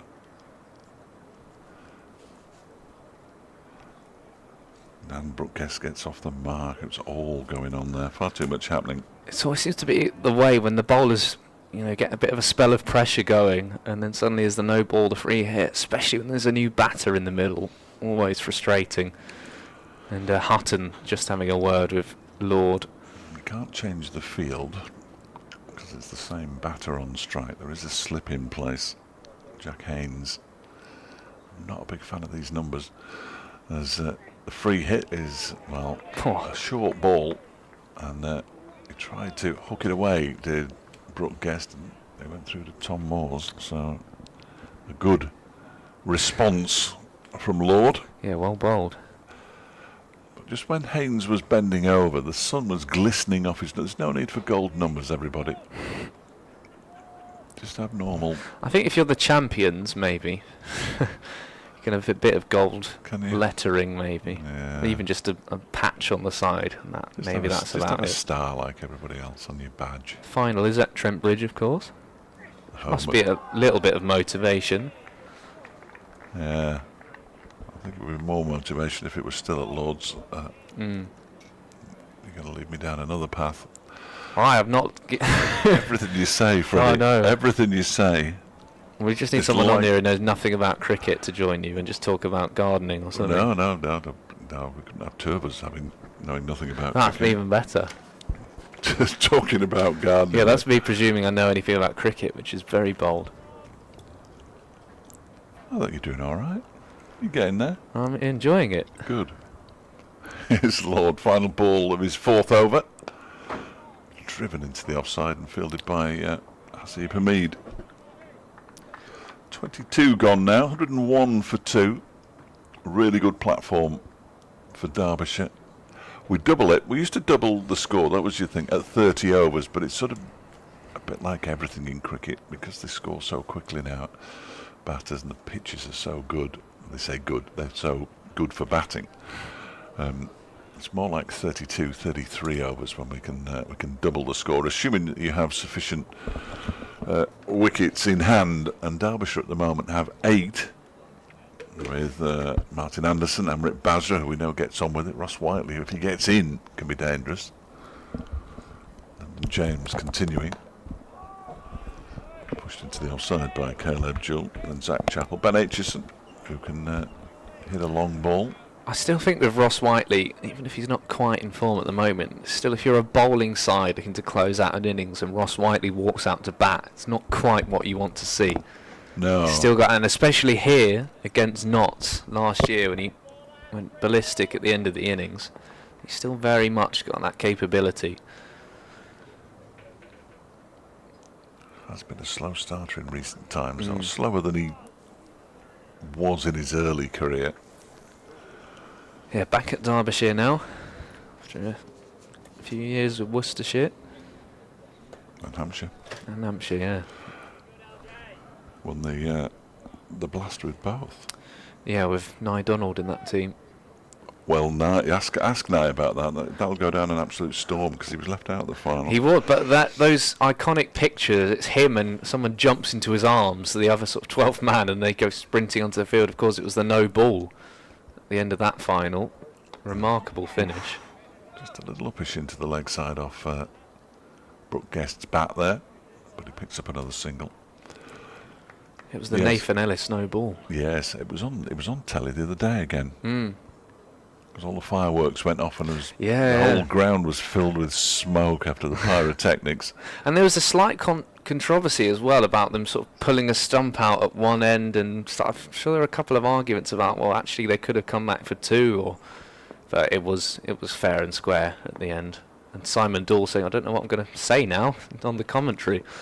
You've done it once. Cracked away by Caleb Jewell, but there is a fielder sweeping on the cover boundary, Sam Seacheron.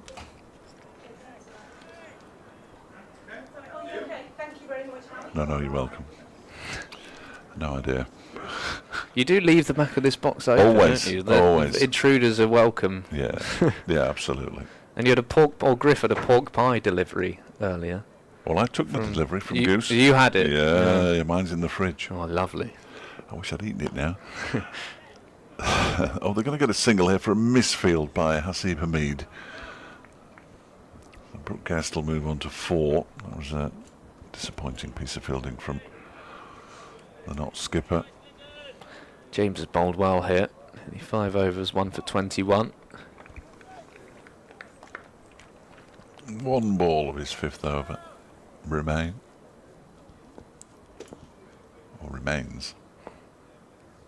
Speaking in English, if I can get the words out. That one is driven out into the offside. Pocklington left it for the fielder on the cover boundary, who is Seacheron. And they get a couple. Jill moves on to 59 at the end of the over. 4 to Guest. 107 for 2 as we approach the halfway mark of Derbyshire's innings. The man out. As we see all the past players. Oh, he's up again. I think he's got cramp next door. I think he's got cramp. Kevin Hells. The past players, former player. What's it called? Past players.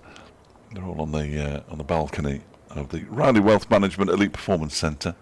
Away to our left-hand side. Some famous faces there. Oh, back to the action. Beautiful piece of direction there from Matthew. As everybody who's watching the stream just feels slightly queasy. Seasick. Yeah. His Lord to bowl his 5th over, 0 for 20 so far. And that is driven into the offside, backward of square. Freddie's watching. What are you watching now? Well, they don't usually have the audio on the clips they put on social media. Are you concerned? They have done it now, so you can hear us chatting over Caleb Jewell's 50.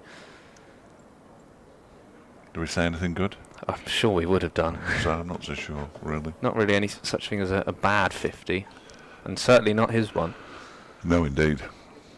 No, he's batted very nicely, but he needs to go on. He'll know that. He waits now. No, he doesn't, because it's Brooke Guest. Well, he was waiting. He was still waiting. He was waiting at the non-strikers then. Yeah, they've got... You see, I went back into radio mode. Yeah, it all went wrong. Seacheron at 3rd man, and then cover, mid-off, and point all in the boundary. It's often how teams look to build pressure on Brooke Guest. It can be a bit of a nervous starter sometimes. I've messed around with my binoculars and my eyes are so bad they're not both in focus at the same time, if you know what I mean. Ooh, short ball, that's got to be a wide, hasn't it? It is. Oh, it's only the 3rd extra we've had so far. Can't remember any others off the top of my head. There was the no ball. Oh, that's it. Which will account for 2 of those. That's 2 in, yeah. So there's been no leg byes, which is relatively unusual. It's a long time. It was Leicestershire, I think, in the Championship, the last match here, where there were no extras at all in the first innings until very, very late.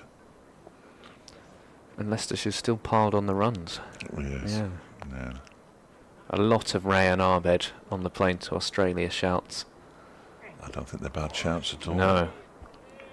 I noticed with him as well, he always had a ball in his hand. He had a little sort of round, sort of black ball. It was maybe a little bit heavier, but whenever he was fielding on the boundary, he ensured that was there with his water bottle. So when the bowler was walking back to his mark, he could keep tossing it between his hands. He just always wanted, you know, to be bowling. And strengthen the wrist, yeah, presumably. And sort of going through his action, he just always had a ball in his hand whenever he could. Waiting for the Rayan Ahmed to notch shouts. With his brother. Yes, Yeah. He's got himself 100. He looks a player as well. Doesn't he just? And talking of that as well, Thomas Rue. I don't know if you've seen any of his highlights in the One Day Cup so far at Somerset. He hits a long ball. He looks seriously good player. I did watch the Middlesex. This is how sad I am, but I did watch the Middlesex Somerset game at Merchant Taylor's. They batted together, didn't they? Yeah. They're like mirror images of each other because one's right-handed and one's left-handed. It's most peculiar, but yeah, they're both very fine players. Looks a little more, even more attacking, Thomas. But I always associate the Rue brothers. They were chefs, weren't they? Oh, I see. Yeah. R-O-U-X, I think. Different people. As a guest, no, he doesn't. Jewell drives. If only we could tell them apart. Is there anything out there that will help me? I wonder. Apart from the numbers on their backs and the fact that one is right-handed and one is left-handed, is there anything else you could help me with? You obviously didn't see them playing together for their one game at Australia under-19 level. I found out. Did they play Yeah, they together? did. They Wow. played one game. And that's good from you, by the way. Well, I interviewed Caleb in pre-season, and Brooke was just round the corner, so I asked him, and Caleb said Brooke's accent, he had a proper thick Aussie accent apparently, and it slipped away. You can still hear a tiny bit. Yeah, there's a hint, isn't there? There is a hint. It's a nicely guided shot by Jewell down to the backward point boundary. They think about two and then think again. So they had one game together, and they've obviously fielded at slips. In the slips together, there's a nice bit of footwork there by the umpire. He's controlled the ball and did a couple of step overs, standing right in the bit where they don't want the bowlers to land, of course. But yeah, I think it was 1 or 2 games together. Australia under-19s. Played some good players, did Brooke Guest at that level. Gone on and played international cricket. Jason Berendorf, I think, and a couple more names that don't spring to mind. Jai Richardson, that's it. He's played in the Ashes as well. But yeah, Guest grew up in Western Australia, born in England in the northwest. Manchester born. Yeah. Yeah. And then came back here, was at Lancashire, and then obviously moved to Derbyshire for more regular opportunities. Regular pay packets. So Jai Richardson's brother, who is also called Richardson. Kane? Yes, he was supposed to be coming to Derbyshire. One of the many overseas players who were signed and never arrived. I like Jai Richardson. Mitch Santner was coming before his knee fell apart. Played for Surrey this year. Hayes is back. Oh, he's bowled him. He's played on. And Caleb Jewell goes for 60. The first ball back for James Hayes, who had a very difficult start to this match, conceding 20 runs off his first 2 overs. Has bowled one short of a length. He went for the pull shot. It's cannoned off the bottom edge of his bat into the stumps, and Jewell goes. Derbyshire 110 for 3. Yeah, superb knock by Jewell, and he's frustrated there. Hayes just brought him back on, removed the opener, the danger man. And we're talking about him going on, and that's always an awful way to go. Not that there is a good one, but Jewell will be really frustrated because it's been quite a chanceless innings. He just took the bottom of the bat, and he's going to trudge off, but to a very warm ovation from the Derbyshire crowd. Martin Anderson is down as the next batter in. Is that Martin Anderson? I think so. Okay. Yeah, it looks. He's got the walk. It just looks bigger than Martin Anderson to me. But And they're going with it on the screen. Well, you don't always believe them. Surely to goodness. So still with more than half the innings to go in terms of overs. It's an important partnership this. Now Amrit Bazra Ross Whiteley, Zach Chappell, Ben Aitchison, Rory Hayden and Jack Morley. If we get down to Jack Morley, I know he's been for a net, but that isn't necessarily what you want to see. James Hayes took 4th in the end, and those are his first wickets in the competition. What you have now, effectively, are 2 batters who are just at the start of their innings for Derbyshire, which will be delighting Nottinghamshire, I'm sure. They're not the quickest starters as well, these two, so you also peg back the run rate a little bit. And yeah, still no sign of any spin, and you don't blame them because they've batted well, Derbyshire, but all the time the run rate's below 5. It's not really too much of a concern, probably for the bowling side. Not too much to worry about. Martin Anderson's just been given the lowdown of this pitch, and cricket's done something sensible here. They've decided to have the drinks break now. Umpires are having a bit of refreshment, as well as the Nottinghamshire fielders, because they would have one at 25 overs, so why not have it at 24.1? Yeah, well done. Makes perfect sense. Cricket in, doing something sensibly shock. Probably something I shouldn't be saying on the club stream. Well, I think people would agree, though. Well, it doesn't matter whether they'd agree or not. I think it's more whether the club agree, and they probably don't. Caleb Jewell's fireworks over there look. Oh yeah, I was wondering what. I mean, they don't look like they're in a place where those fireworks are meant to be set off from. No. But and also really bad weather to set them off in, because you can barely see 10 them. to 1 on a sunny day. Yeah. Doesn't make a lot of sense. Perhaps they're really delighted that Caleb Jewell's out. Yeah. Nottinghamshire fans. Anderson's first ball's just played into the offside, backward of square. Kevin Helms is fascinating. Never seen fireworks before, Kev. Stood up. I mean, I think they're coming out of a car dealership or something, so maybe they've just sold a... Their 1 millionth car. For a ridiculously good margin as well. Yeah. Yeah. That seems to have died down a bit. Bonuses for everyone, yeah. Which is good news. God, that would have surprised me walking here early this morning down that way. I think if they'd have set them off at 7 o'clock this morning, there would have been words from somebody. I don't think the people in the hotel would have been best pleased. Yet to see too many people in the hotel this season watching out of their windows at the cricket. Well, Claire, my co-commentator for the last Derbyshire women game, stayed there, and it is a good view, but those trees behind that Monarch Security Services stand, they do slightly obscure it if you're in those lower rooms. Yeah. If you want to go in the top ones if you want to watch the cricket.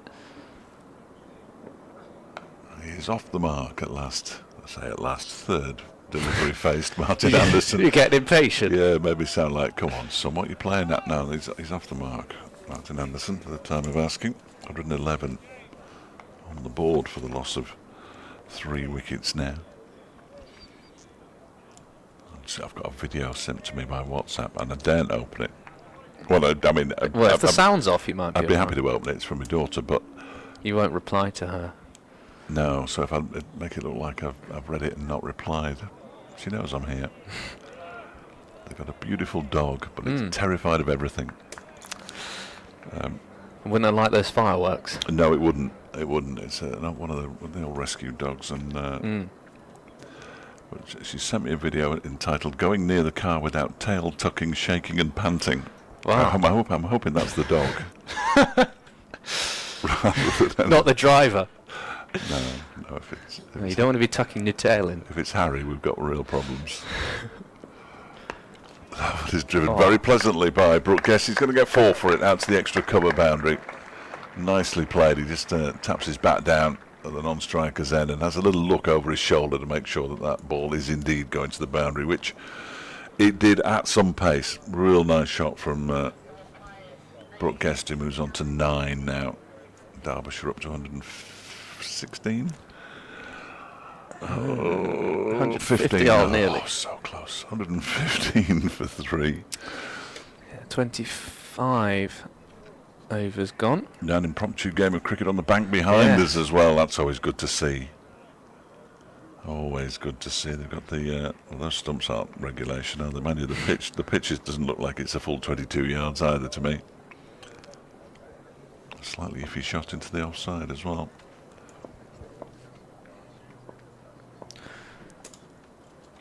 So Martin Anderson to face up, or just defend. I've miscounted somewhere along on these overs. Have you? We are in the 26th. My last one was the 24th, but we're all okay. I don't think it's going to cause any issues. Luckily, I'm not scoring. Oh no! But what we're going to say? Well, where were they at this point? Well, we're not sure. yeah, just don't ask around. Well, it could be anywhere the mistake happened, but They're in the region of. yes. Yeah. We'll do Luckily, that. we have a scoreboard that is more reliable than me. So James Hayes, who removed Caleb Jewell for 60, dragging one onto his stumps. Anderson will flick that away through square leg just for a single. They think about a second. Of course, it's been an outfield that's been a little difficult to field on, Just a touch. just a little bit this summer. It'd be easy to field on that car park over there with all the stones on it. It is. I mean, that's one of the things that they're looking to. Yeah, and it's one of the ground staff won't even mind us saying that because they are redoing it, aren't they, over Yeah. the winter? Yeah. And new lights as well. I'm very excited about the new lights. They're not. So you see at Surrey and at Edgbaston, they have the particular shaped lights to resemble. We don't need any of We that don't need any of nonsense, that. no. Well, what a catch down the leg side, and Hayes racing off, celebrating, and Guest is gone. Fantastic piece of wicket keeping from Tom Moores in the bright pink gloves. What a brilliant catch to remove Brooke Guest. Wow. He was at full stretch. His arms were at their furthest point, and it was a terrific catch because it was down the leg side, just a little glove through by Brooke Guest, and Moores was in flight. Didn't fox the camera operator though. I'll have to put my goggles on. I think that looks like Phoebe. Is it from here? Yes, if that's the bigger camera, I think it is. Yeah, well done to Phoebe. Excellent work. She looks very pleased with herself, and so she should. She's doing a little dance. Yeah, Rob Lord with his fourth wicket of the competition. He made 83 last time out, so he's having a good time of it. But a lot of that about the wicket keeper. And Brooke Guest, Derbyshire's 50 over skipper, has to go. And now we might have some more fireworks. Amrit Bazra coming to the crease. Well, I definitely like what I saw, as if he cares, down at Cheltenham. Bats, bowls, fields. Has a bit of a swagger about him, Amrit Bazra. Great shock of hair as well, which is excellent. And he comes out to bat. So Jane's doing something very peculiar in the box next door. Derbyshire's scorer. Can't work. She normally just puts a sticky note if she wants. Can't quite work out what she's doing, Jane. I'm sure it's good though, probably. So Brooke Guest gone for 9 of 15. Second catch in the innings for Tom Moores. And Rob Lord is on the board. 116 for 4. Derbyshire just over midway through the innings as Bazra defends. Now his numbers are different font to the others. It must be because it's the new kit this year. No, don't say anything, Dave. Yeah, it shouldn't be, should it? I mean, at least he's got a number, but on his back, but it shouldn't be in a different font. Come on. That was a good delivery by Lord as well, because Guest was just a little uncertain in how to play it, trying to just fend the ball away down the leg side. I think it took the glove, and an excellent catch behind the stumps. What were we saying at 96 for 1? Derbyshire will dear. be pleased. 116 for 4 now. Bazra watchful into the onside. Just Not deafened the mark. Sorry about that. Half of Derbyshire And Nottinghamshire. and Nottinghamshire. You're very welcome. Yeah, Morley and Aitchison having a leisurely stroll around the boundary in front of a very good crowd in at Derby. I'm sure a couple more will come in through the day. We've got the ice cream van in as well. Bit of a queue. Yeah, rightly so. Hard to resist at some point. I've just worked out what Tom Moore's gloves remind me of. Oh, short again. It's caused problems as a short ball. And some will pick up a single to go and enlighten us. Well, it looks like he's wearing a pair of marigolds, doesn't he? The one washing up gloves. I know they're not. They're wicket-keeper's gloves, but they are. I was thinking oven gloves, but you don't really get an oven glove that bright. No. So... Bit utilitarian, isn't it, oven gloves? But the bright yellow or bright pink, the marigold washing up gloves, if people still use them, I don't know if they do. They were all the rage when I was growing up. You had to have a pair of washing up gloves. Protect your hands. 118 for 4. You could put your hands in very, very hot water. Yeah, no, and at my new house for the last year, the hot water is incredibly hot, so I need to get some. That's flicked away nicely. It's one of those, there's nothing in the middle. It's either boiling or cold. What you could do, this might be revolutionary. If you're going to say put 2 taps on and go halfway, no, I've tried that. Put some hot in and then put some cold in afterwards. Yeah, but I don't usually fill it. I usually just keep pouring. And oh no, you can't do that. You've got to soak your plates. oh, You just run them under the tap. I do, but also with the hot tap, it means they dry quicker, which is handy. That's quite how hot the water is. It will almost dry it off. Dangerous. Dangerously hot water. Ooh. Full and driven. There were shouts of catch in the middle. It would have been a stunning catch by James Hayes for his own bowling. Barely got off the ground. So if that had been a catch... It's almost a Wayne Madsen shout of catch. Well... Sorry, Wayne, if you're watching. Ooh. Yeah, I'll tell you what. You can see why. Would have been very impressive, though. Hayes has been a good spell. Moving Caleb Jewell. Now Amrit Bazra. How long before he frees the arm? That's a nice on drive, but straight to Pocklington. Not long, I wouldn't have thought, but he's got to play quite a sensible innings here, hasn't he? Just Ross Whiteley, the recognised batters to come. Yeah, he targeted the short boundary, short square boundary at Cheltenham School really nicely. And I think he'll be looking forward to the spinner coming on as well in Pocklington, who has been freeing his arms and loosening up. But as you say, Bazra have a role to play here. Now that's just guided away down to third. He does a lot of that as well, doesn't he? Well, it's such a one-day shot, isn't it? Yeah. Just glancing the ball down to third man, picking up the single, turn over the strike. Bowling team aren't really annoyed by it. The batting team saying that's fine. We all move on. Yeah, just sways the body. Elsewhere in Group A, Leicestershire 117 for 4 against Gloucestershire. That's a big game at the top of the table. Worcestershire Rapids 159 for 2 against Essex. Another single there. Derbyshire 2 points on the board after losing at Cheltenham, and then a rained out game down in Neath in South Wales. Oh, that Neath. It's a long day for them.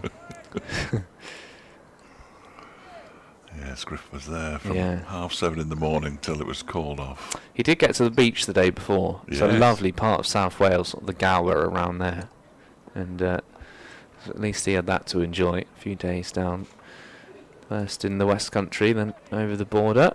We got a photograph sent in one of our groups from Goose saying, "Is this the pub we went in on the Gower Peninsula when we last came to Swansea?" Oh, you've got some stories there, haven't you? And the only thing I can remember about that entire trip to the Gower from Swansea town centre, city centre, was the taxi ride back, where clearly he was colourblind, and I'm not sure the steering wheel was working. Or looking for a tip, as they sometimes do. Because that's been smashed. Sorry, up on there. That's a full toss from the guy in the bucket hat. It's been smashed away to the boundary. Doesn't help one of his fielders is sitting down, but he was never in the game. He's given up the one who's sitting down, hasn't he? Well, I'd like to get a bit more from that action as this day progresses. Bazra just leans into the ball and guides it out to Daniel Sams. The taxi driver had never seen a roundabout. It just seemed to go straight across them. It was the most terrifying car journey of my life. Now, I remember one in Birmingham. I did Aston Villa and the game got pushed back 45 minutes, and I was already cutting it fine to make the last train back to Derby, and of course Arsenal women get stuck on the M6. Game gets pushed back 45 minutes, and it's one of those where the cab driver says, "What time's your train?" And as soon as they realise they haven't got long, the red lights, green lights are just taken out of the equation altogether, as Anderson flicks this away down to James Hayes for a single. Yeah, it's when you're powerless to do anything about it. If you get there in one piece. Well, there were 3 of them on the back seat, including Davy Griffin, and you imagine how much room the other 2 had. They were just laughing. And you were terrified. Well, I'm gripping the seat. We'd had a couple of lemonades, but I can still remember it vividly. Surprise. Good advert for a seatbelt. As Lord continues. Oh, he's beaten the back there. He almost raised the arms in celebration. Still got a slip in. Jack Haynes, the former Worcestershire man, next to Tom Moores. He's just looking up to the scoreboard just to see how things are developing, having a chat with Haynes. Not looking up at us. No. It wasn't a particularly good shot from Bazra. They have bowled well. He's not seamers. Hutton's gone for 24 off 7. Hayes 29 from 4. He's picked up a wicket. Sam's wicketless, one for just 20. James one for 23 of 5, and Lord one for 28. Midway through the 7th, but that's going to be one for 32. That's a glorious shot from Amrit Bazra. Textbook drive through the covers for 4. That's what we're waiting for. Amrit Bazra opening his shoulders, driven away gloriously. Made 40 off 31 down at Cheltenham College with a couple of 4s and 3 6s. Completely different shaped outfield there, though. Short, square, sort of the same shape, but if not slightly smaller than Sophia Gardens, but with the square turned 90 degrees. Down the leg side, the umpire will stretch his arms out. Did you notice, I only went to Cheltenham for the first time last year or the year before, can't remember which, and there are 2 squares. Yeah, the practice wickets. Well, no, one of them is the school square, and the other one is the county square. Interesting. Yeah. It fooled me because we went there, and the square nearest the chapel was uncovered, and I'm thinking, well, they're never going to play on that because it's covered in mud. And commentating side on That's as well. not ideal. No, it's difficult. Bazra, there he goes, up and over mid-wicket, down into the dugout, where no one's sitting in that one, luckily, and he's freed the arms again. He's got his eye in, and Derbyshire move along to 135 for 4. He's unlikely to hang around, which is perhaps what he needs to do, but I suppose if he gets a quick 50, 60, something like that, then it can really boost Derbyshire's hopes here. Because at the moment I would say that Notts are probably just about on top. There's a young man in a Derbyshire replica top there. He's just going back to his seat now. He's completely oblivious to the fact the ball was heading his way.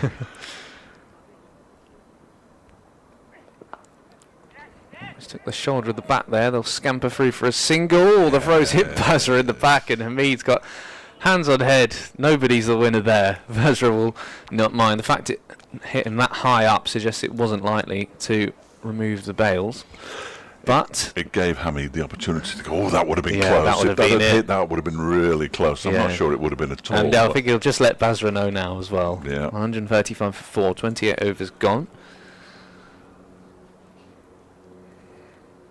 yeah, it's an interesting experience, Cheltenham College. Of course, when I first started in 2016 here, we commentated from square on, just next to the old scoreboard. It was an old scoreboard, score box. It's since been demolished. They did have a good crowd in. It's defended by Bazra.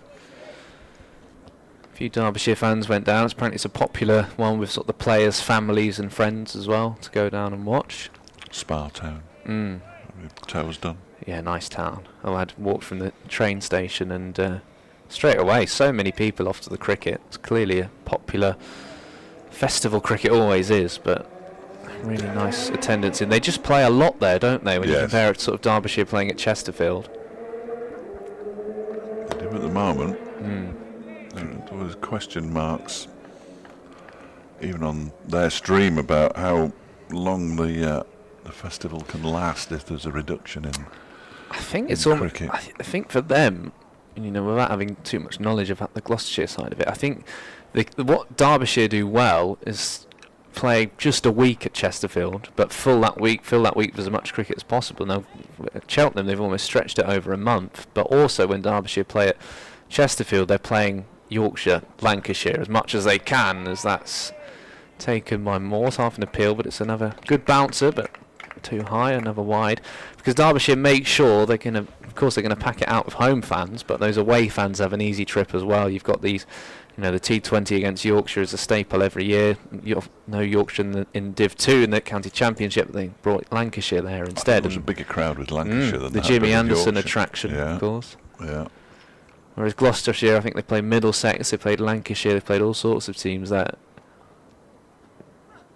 That's another big shot from Bazra. Is it big enough? Yes, it is. Seachering just gave up in the end. It was over there by Nigel, the photographer, who stayed still. He watched it the whole way. It's another big blow off the bat of Amrit Bazra. But Seachering just felt he was in the game for a minute. That's a big hit out there. I mean, these boundaries are pushed back, and it cleared the boundary by a good 10 yards as well. Yeah, they've been going to the short ball, and it's worked for these not bowlers, but Bazra's going to take it on. Fine leg is quite wide, just a long leg.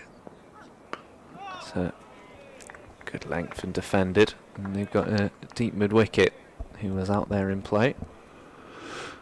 Bazra, 21 off 15, Anderson 6 off 9. Yeah, let the newbie get on with it. Come on, Martin. Yeah. Weighed down by those S's on the back of his shirt, I think. Yeah, Jimmy Anderson apparently did not take kindly to Martin having the same name and number. Really? When they were playing at Chesterfield. He's got a different name. Cut away nicely. That's going to fly away to the boundary as well. Bazra picks up 4 more, 26 of just 16, and he's enjoying himself in Derbyshire colours. Well, it's not for me to suggest anything to Derbyshire County Cricket Club, of course. It would be quite remiss of me, really. Get this guy signed up. You've seen enough. I've seen more than enough. I got good reports from Griff, who went to see them play Hertfordshire. Bedfordshire. I knew they played somebody. Bedfordshire, was it? Said he looked lively. He looked lively at Cheltenham. He looks lively here. And he can bowl as well, at medium pace. He bowled quite well at Cheltenham too, and they'll just take a single there. And score moves along to 148 for 4.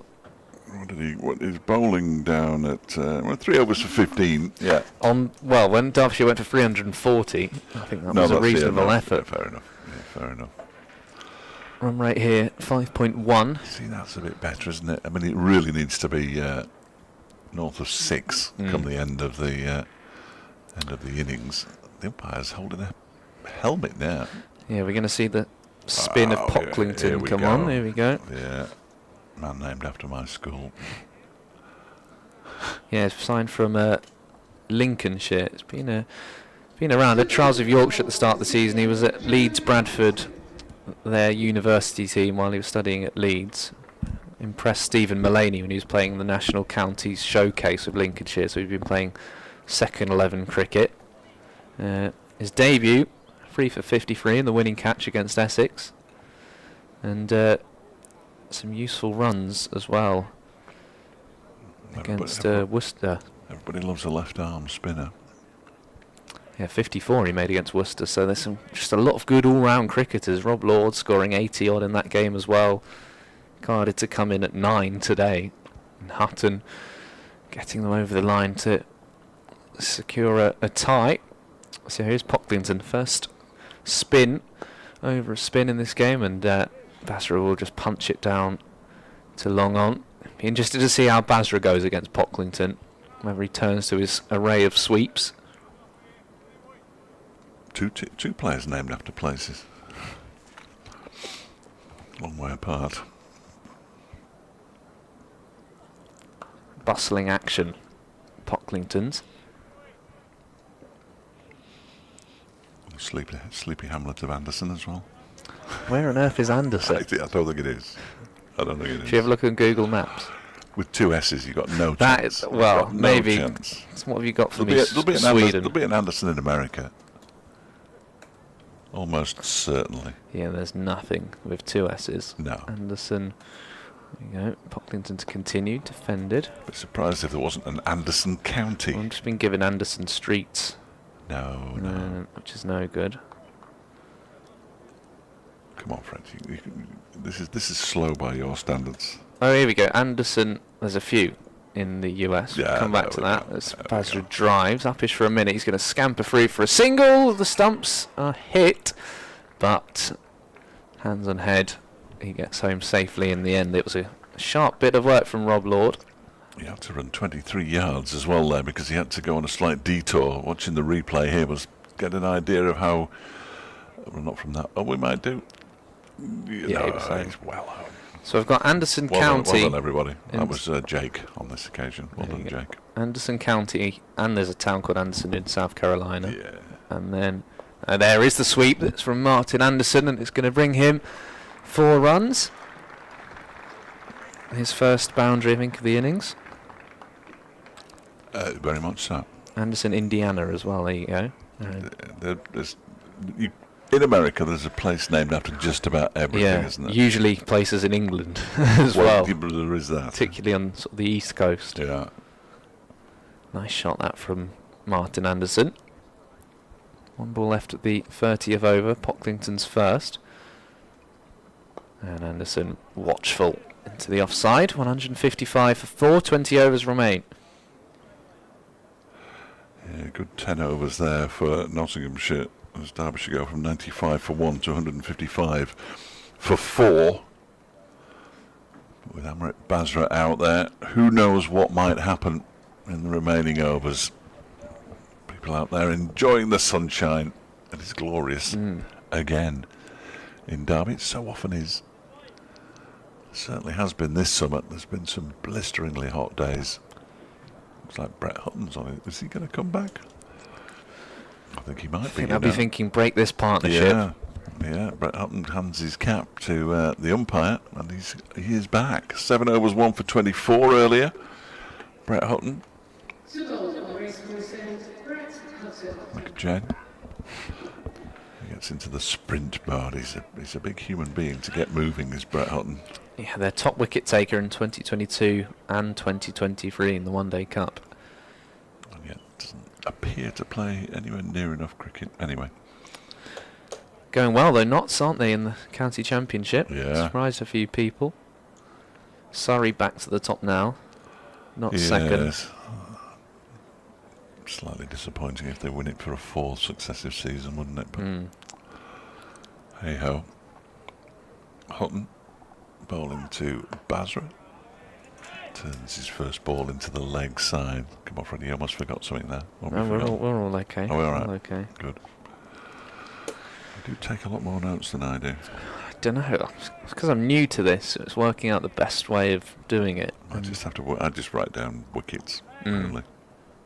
Well, that's what I've done, to be fair. It's just write the score at the end of each over and then wickets and boundaries, basically. Where's your highlighter though? You need a highlighter. I know, I there. need some more colour. I need Yeah. some more colour. I like a bit of highlighter. Bazra lifts this backward square into the offside. They're going to come back for the second as well, and they will get there. Ben Slater out in the distance doing the fielding. Who's the most sort of organised in terms of their notes of all the county cricket commentators? That's a great question. Who turns up all the different colour pens, etc.? Well, nobody really turns up with pens. There were various notebooks in various condition, really. Some of them are a bit tatty. I try and keep the championship stuff separate from everything else, with it being the premier form of cricket. And the T20 stuff basically goes in the bin as soon as the season's finished, or in some cases halfway through the season. Unfortunately. Moore's up to the stumps. I wouldn't stand there. turn into the leg side. Has Hutton got some of the lettering on the front of his shirt? Yes, no, I noticed that on the sponsorship. Appears to be a gap in the John Pye. Might not be though. I can't see it. Nobody else is. Yes, he has, because if you look at the wicket keeper, it's a solid white line, isn't it? So he's got some of his sponsorship missing. Might be John I. It's been a good comeback from him first over after bowling 7 first up. Concedes a single to Bazra. He moves to 31, 158 for 4. We ought to set up a way people can get in touch with us, haven't we, at some point in the near future? Yes. Because I can't use my normal channels. Well, I mean, people who I know. can check the YouTube comments. Hopefully. But no, don't do that. That's the last thing you want. Who are these clowns? Somebody's put thank heavens for the streams with BBC Radio not transmitting cricket during August. Now they are doing a little bit, of course, next door. Oh, that's a very strange looking shot. Look like an inside edge onto the pads of the wicketkeeper, possibly, and down to short third man for Anderson. Well, then if there were any rude messages, they've been deleted. So that's all. That's about it. That's it. Yeah. The rest of them are about gambling. Yes, I'd imagine so. 159 for 4 at the end of the over. 19 overs to go then. At 5s. Derbyshire are going to get just above 250, and that's probably not enough. Adam has said Derbyshire la la la. Excellent. So yeah. Can't argue with that, really. No, unless you're a Notts fan. But I was saying during the last women's commentary, when Birmingham Bears were last here, I was hearing shouts of "you Bears" down the road long into the night. No. And I live a good mile from the middle of Derby. Pocklington begins a new over from the City end. Single off the first ball to Martin Anderson. Yeah, drop us a comment on YouTube, and if there's anything we feel we'll read out, then we can proceed. Just be nice people. Yeah, nice and friendly. That's all we're asking for. We're just doing a job. Matt will delete anything rude, or he'll screenshot it and send it to us, and then delete it. He's in charge of that as well, is he? He is, yeah. Well, I say in charge. Moderating. Yeah. He doesn't have much else to do, does he, really? Flicking the buttons. I'm trying to see him from here. Probably isn't listening. Well, he should be. He's got himself another cup of tea, I notice. Cups piling up on the table next to him. Has he got company in there? Ooh, big shout and gone. Martin Anderson went for the slog sweep, kicks the ground as he makes his way off. It looked pretty good even from our angle. He's got his back to us. Fullish delivery from Pocklington. Derbyshire lose their 5th wicket, and they're in danger of not getting anywhere near a good enough score here. 161 for 5.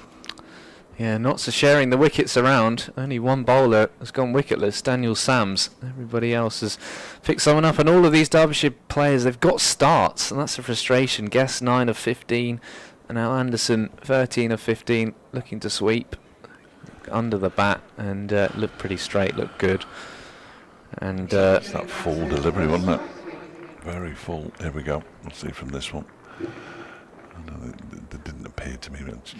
He's missed that by a long way, hasn't he, Anderson? He threw the shot far too quickly, hits him on the knee, and he basically walks. The umpire had no hesitation, sticking up the finger, and quite right too.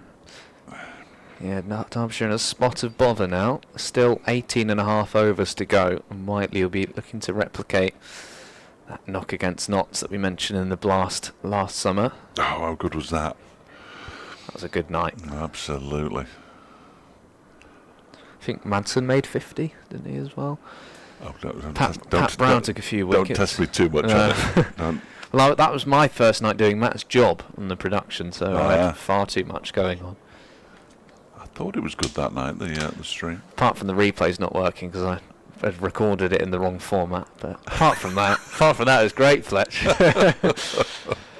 Luckily, well, they could go back through the stream, but course, free service is a free service, Isn't as it? we Yeah, often point out to get, people. Yeah, you get what you pay for around here. That's why you've got us. Yeah, it's a good stream at Notts as well. Actually, they had to battle the conditions up at Welbeck, and they've quite a professional setup. They do, yeah. At Notts. They're in line, not quite as extravagant as Lancashire's, but certainly better than many. It's good to see, and it does really influence what games people watch as well on the stream. As do the commentators, as that one is turned into the leg side. You can always mute. Not when you're there. Well, sitting next to them, Whiteley off the mark straight away. Have you done any sort of in-ear shot of the players? Because that must be. No. I mean, Chesterfield, you're not far. If you got someone fielding on the boundary, but it should be too focused. We also have the opposition players who sit outside on the steps of the Jimmy, pavilion. yeah. Had a bit of a conversation with Chris Green during the championship match. He was suntanning for half of it. We did take his. I made the comment that I hadn't seen anybody with their tops off, and the next thing is Chris Green is there, completely shirtless. Yeah, we had Keaton Jennings up next to us on the balcony. Some of the Lancashire players, they're all good company. Yeah, no, they're good lads. Nice bunch. Good lads.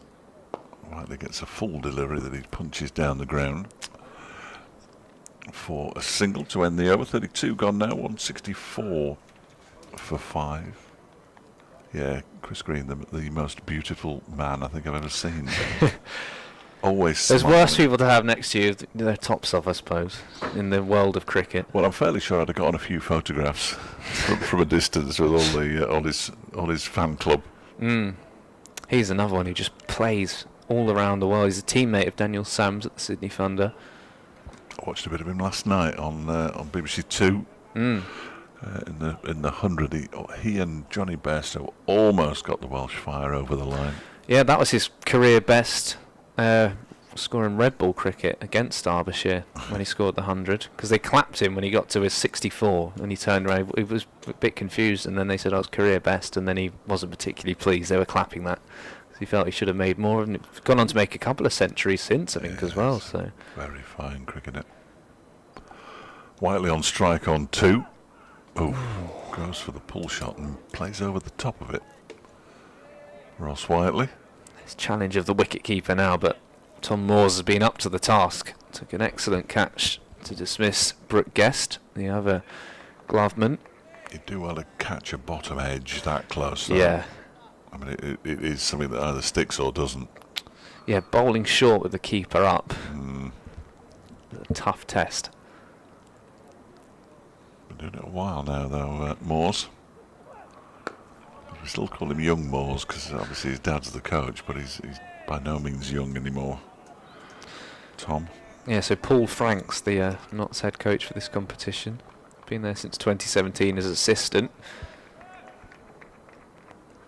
Yeah, Peter Moore's a wicket keeper as well for Worcestershire and Sussex and Orange Free State in South Africa, by the looks of it. It's turned into the leg side by Ross Whiteley for his 3rd run. Former England coach, of course, Peter Moores. He's won a championship with a few teams as well, hasn't he? Lancashire was down at Sussex for a while, I think. Worcestershire going well against Essex. Derbyshire's opponents up next. Kashif Ali with another half century. Jake Livy 41. Isaac Mohammed made 63. Moeen Ali's cousin, isn't he? He's been starved at the strike a little bit, it seems to me, Bazra, and he goes back and cuts. Slightly finer perhaps than he was intending, but he picks up a boundary down to a very fine 3rd man. Looked like it might have come off the bottom edge of his bat, but effective nonetheless. Yeah, it flew. The fielder sort of gave up in the end. Yeah. It was one of those, if you dive, it could just go straight over you. There was no point. Leicestershire 156 for 4. Peter Hansker was past 50. Ben Cox, he's a good player, 47. Shah Massoud made 35. Bristol. Shah Massoud. This one's whipped away into the leg side by Bazra for 4 more out towards the Monarch security stand. You may know it by another name. Those from Derbyshire who were listening, but that's what it's called. The Monarch Security Services stand. Who knew? Their name. Oh, we're in the Monarch Security Business and Media Centre here. Who knew that? That's what we all say to each other when we arrive here. I'm in the Monarch Security Business and Media Centre. Freddie, where are you? Hang on a minute. I'll tell you in 30 seconds when we get the name out. Just guides that one. So that's 9 off the last 3 balls for Bazra. It moves to 42. 174 for 5 after 33 overs. So 17 to go. This is where you double it. But it isn't, is it really? Not with 5 down. That's the issue. If they got up to 348, I think we'd all be doing a dance all the way down the corridor to lunch. Absolutely. Yeah, I think Kevin Howells is standing up. It's difficult to tell. Been up and down a fair bit, hasn't he? Well, he needs the exercise, doesn't he, the old boy? You know, he's younger than me. Remarkable. I had no idea until he revealed how old he was on a commentary sometime over the last week. I seem to have been listening to Kevin Howells for a week. And very entertaining it's been too. Melissa's story with him. He's had Ed Seaborn with him down at Middlesex. That was good fun. Radders was with him at Northampton the other day. Oh, chops it into the ground there. It does Bazra. It bounces off the right foot of Tom Moore's. Just flexes it a little bit. I'm fairly sure it hit his right foot. Andrew Rad's knowledge is just remarkable. When he was talking about any former Northants player, and it's just the knowledge is straight there. Listening to you two. A good man to work with, Radders, but like so many people who are very knowledgeable, he could say anything and I'd believe him. And people tend not to believe me, and quite right too. He said something about 9 brothers in a team, I think, at one point for Northants. Oh, I must have switched off at that point. It's hard for you to add stuff, I guess, because it's just you've got not much idea about certain parts. And some players you'd heard of. Derbyshire had 3 brothers, the Popes. I think it was 3. That's a nice shot, really nice shot from Ross Whiteley. A drive, an off drive, straight down the ground for 4. Just a ripple of applause. The crowd is. I'm concerned that the effects mic's not loud enough because there's a good crowd in here. Yeah, 2 men back at the sweep for Whiteley. It was just 2 full. Back down the ground for 4. 179. 300 is the minimum requirement for my money. Still a fair way to go before that. Fresh pitch. No idea what it means, but there is a fresh pitch. Fresh pitch that knocks bowled first on. So yeah, probably to get the best of it, you would think, wouldn't you? But, well, as Samit told me, at every single toss in the T20, the pitches here don't change. They don't change. Who knows? I didn't get the chance to speak to Brooke Guest at the toss. I spoke to him prior to the toss. They're not going to get us to walk round the pitch at the interval, are they? Oh, I hope not. I hope we can eat. Yeah, that'd be nice.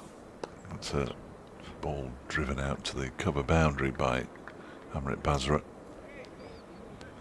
Well, a couple more comments. Someone's put Amrit Bazra, sign him up.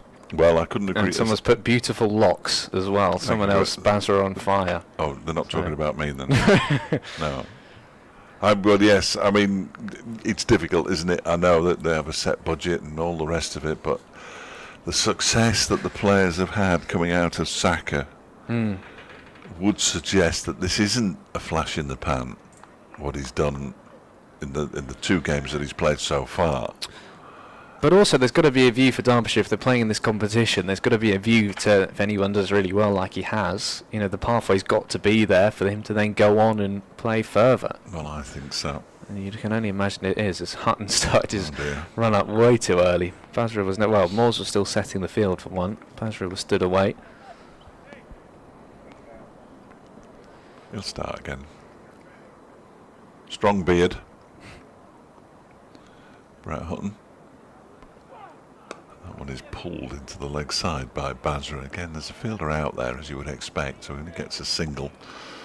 182 for 5. Yeah, important innings now for Ross Whiteley. Not involved in the 100 this year. Was with Welsh Fire, I think, last summer. And do well not to get picked again for Welsh Fire, though. This is just where you need a player like Ross Whiteley with his experience. 15 overs still to go. The finisher role. Not quite into the death overs yet, but he needs to make sure he's there when they begin. I thought he was almost certain to be out there after that little build-up you gave him. Has to be there for the... Oh, there we go. Often happens. Picks up a single. And I've no idea why it does happen either. It's a load of old nonsense, the commentator's curse, but you tend to remember the times it does happen. Or you notice them, you don't remember them. I don't remember anything. Well, a video came up only this morning that I was watching of Shane Warne and Mark Nicholas, when Mark Nicholas goes, he's never been out in the 90s. Shane Warne was horrified, wasn't Boy, he? he was absolutely fuming. Yeah. And of course, the next ball, he edges to slip. Yeah. It was strange, that one, because as soon as Mark Nicholas said it, knew. he went, why are you saying that? He knew straight away. But that's a proper former cricketer. I mean, they are so superstitious cricketers. They don't move in the changing room if somebody's getting close to a landmark. You've got to do this, you've got to do that. Why have you moved? I mean, come on. We could have that kind of effect. We'd be millionaires. Bazra pulls this into the leg side aerially. It's going to drop short of the man out on the mid-wicket boundary. They pick up another single. Still Sam Seacherin out there. Are they them community officers or genuine police officers who are wandering? I've seen them. I think they might be just the security people. Oh, God, they look like paramilitaries. Yeah, you could be right, actually. They look like... I think they are, yeah. I think the sponsored ones. Just keeping us all safe. No trouble. You know, Derbyshire, Nottinghamshire, obviously thinking. I definitely feel a lot safer for seeing them. As Whiteley tries to dab that down to third man, but it's too much on it. Oh, well, yes, no, that's a good shout. They probably are exactly that. Monarch security. Rare you see police here, to be fair. I can't remember the last time I saw a member of the police force inside this ground. Apart from David Griffin, of course. We're not talking about ex-coppers now. Ex-everything. He went to school in Nottingham, he was telling me earlier. Doesn't make that very public. No, lives in Leicestershire.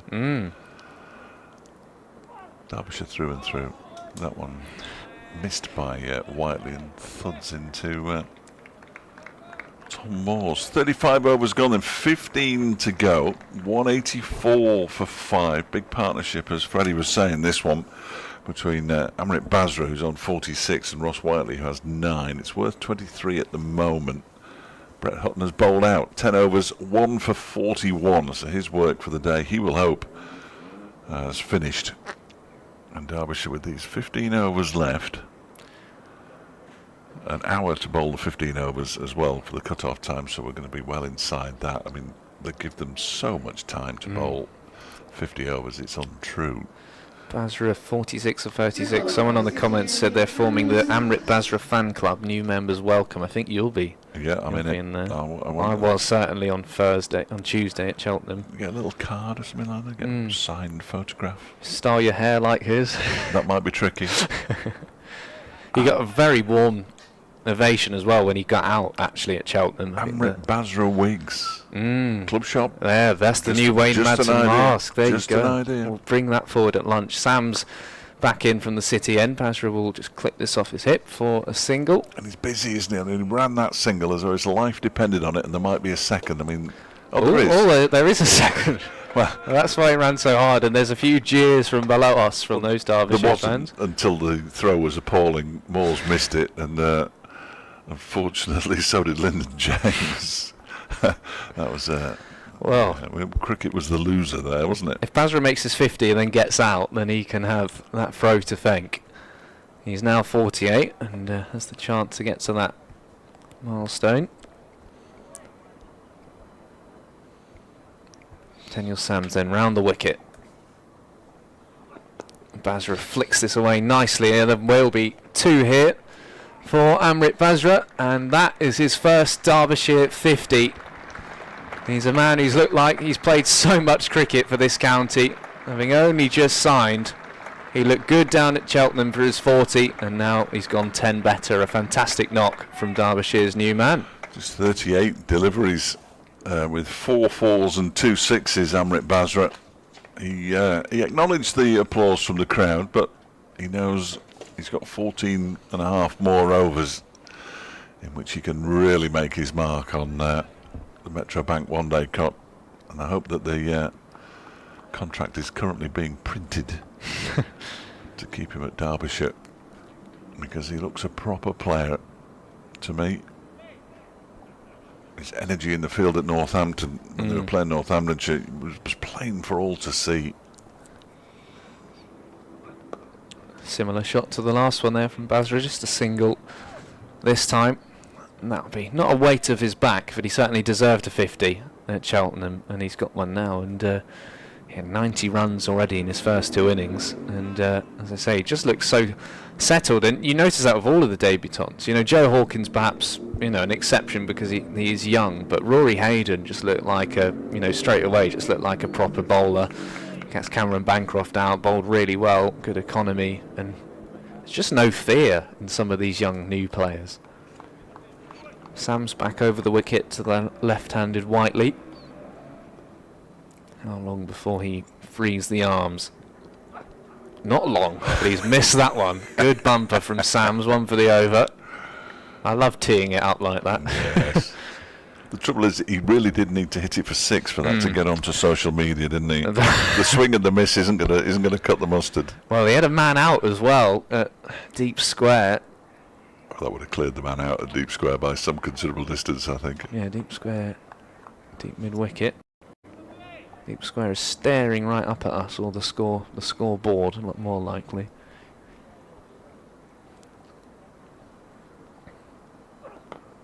Back to the bowler there from Whiteley. She's not quite timed it so far. Those Notts players at the hundreds and big losses, as you'd expect. Ben Duckett, Joe Clark, Freddie McCann, Josh Tongue, Calvin Harrison, Dylan Pennington, and Farhan Ahmed was a late call-up. Took a hat-trick, of course, in that blast game against Lancashire, their final one of their unsuccessful group stage, but again, cricketing families and brothers. The Ahmeds, both enjoying a load of success. It's not 9 brothers, though, is it? Not 9, no, but if you had 9, Whiteley does get hold of this one. That's going to fly between the 2 men, is it? No, it's not. It's a great bit of fielding up in the deep, and it reduces Whiteley to just a single. James Hayes, the bowler, with a really, really good bit of work. Saved 3 runs there. There we go. Absolutely right, Jane. Well done. Spot on as ever. Second 50. She also gave a little applause there as she put the microphone down. She's enjoyed that, not? Yeah, she's very pleased for Amrit. Very pleased.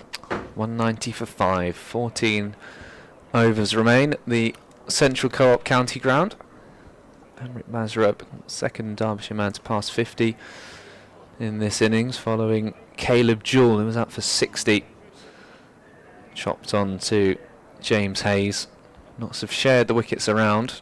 Hutton, Hayes, James, Lord and Pocklington have all picked up 1 apiece.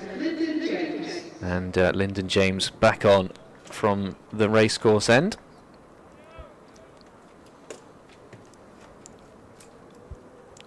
Charlie Taylor's working with Kevin Halstead. Charlie is about 7 foot tall, but Kevin isn't. It's quite amusing. Is that why Kevin's standing up?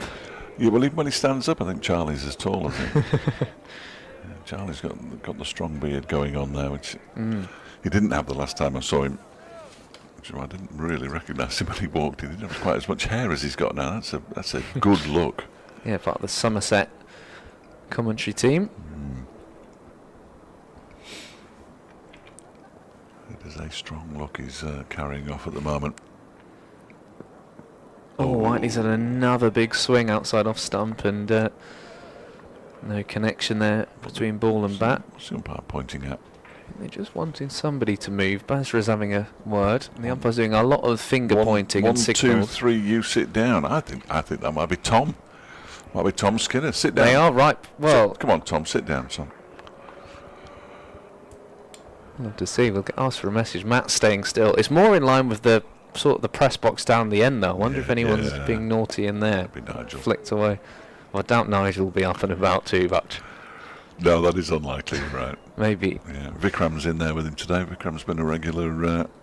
There's a couple of new boys in there we've never seen before. Be a busy lunch then. Plenty to talk about.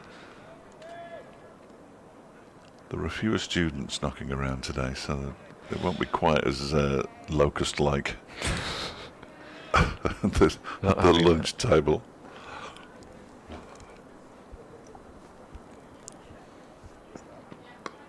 Defended out to point by Bazra, no run. Yeah, I've been hungry for a while, but I'm starving. The good thing of these lunches, they are filling. They will fill you up. And free. And I've got a pork pie in the fridge. I know, and they're honestly they're beautiful. If you need 5 minutes, that's fine. You know. Well, not now. I wouldn't blame you.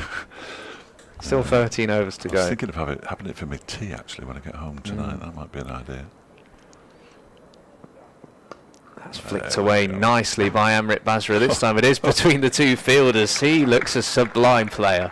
There's Amrit Bazra, 4 more to the total. I've got nothing else to add. I mean, it's another wonderful knock from him. Obviously his highest score in list A cricket, because it's only his second match, but by my reckoning, he now becomes the equal highest scorer for Derbyshire in the competition this season, joining Brooke Guest and Caleb Jewell on 95. I've got to read out some more Amrit Bazra comments into the over. Good. He defends that. If he got out there, then that would have been frustrating. We've had someone's put off to the corner shop now. We'll pop back later when Amrit has a century. So that might be a curse. Excellent. Absolute natural. How has this man gone unnoticed for so long? And that is where Saka comes in handy, isn't it? Absolutely. As you were saying before, Freddie, you're absolutely right. He came through the ranks at Northamptonshire. Is an old Northamptonian CC player. We were told by Andrew Radd, one or two of the members and supporters down there, not 100% thrilled that he was allowed to slip through the net. But these things happen, as every club will know. And Saka gives a lot of players an opportunity to show how good they are. Then they get the opportunity in a different county's second team, and before you know what's happening, people are clamouring for you to sign a 10-year contract. Their 14th graduate of the programme now on the men's side, Amrit Bazra. That's remarkable. They seem to have only just sort of started. There's not going to be a wide one for the over. Does it say the name of the person who's not the person who's in charge? We had Marie Kelly. Yes, it's her partner. It's her partner, Tom, isn't it? Is it Tom? Yes. Tom Brown, I want to say. Yes, it is. Marie did a lot of T20s with us last season on Radio Derby. Currently playing in the 100 for the Trent Rockets. Interesting. Yeah, Bazra did have trials with Kent and Gloucestershire, so the fact he scored that 40 at Cheltenham, that'll have stuck in the craw. Yeah, might he just chops this away. Good fielding, one-handed stop by Lyndon James. And Captain Saka against county sides in Abu Dhabi earlier this year, so he's sort of had the opportunity to catch the eye. But yeah, Saka, I mean, they're producing some very good players. That's nice work if you can get it, isn't it? What are you doing? I'm just captaining Saka in Abu Dhabi. Oh, yeah. And the interesting thing as well with Saka is I think the aim for them is that actually in a few years, I don't know how long, they're just going to fold, because they want to get to the position where they're not required anymore. I think they should carry on. Personally, what do I know? Slower ball from Sams. Yeah, most of his recent cricket looking on online, funnily enough, has been for Derbyshire Seconds, and he's been playing for them for a long time. He was playing for them back in May. 42, 92, 37, 70. Obviously the 40 down at Cheltenham, and now 55. I've seen enough. And Repton as well, talking about the smaller boundaries. Could be destructive there, couldn't he? That's back down the ground. A little bit of a leading edge. It's going to fall short of the mid-off running round. Bazra moves along to 56, 197 for 5. He's still only 23. Yeah. I mean, this lad could have quite the career if everything goes according to plan, which we clearly hope it does. Yeah, maiden 50 on his Derbyshire home debut against the rivals from down the road. Well, I'll be asking David Griffin, the last player to score a 50 on debut on this ground, at T. He may well have tweeted it I'll already. have a look on the Twitter. I'm not on it. It'd be nicer to text it to you. That is guided away 4. by Whiteley for 4. Very fine. And Derbyshire, that'll be the 200 up. I suspect 201 for 5. He had, in fairness to Griff, at Northampton, he was WhatsApping me everything that he tweeted because he knows my current dilemma. Yes.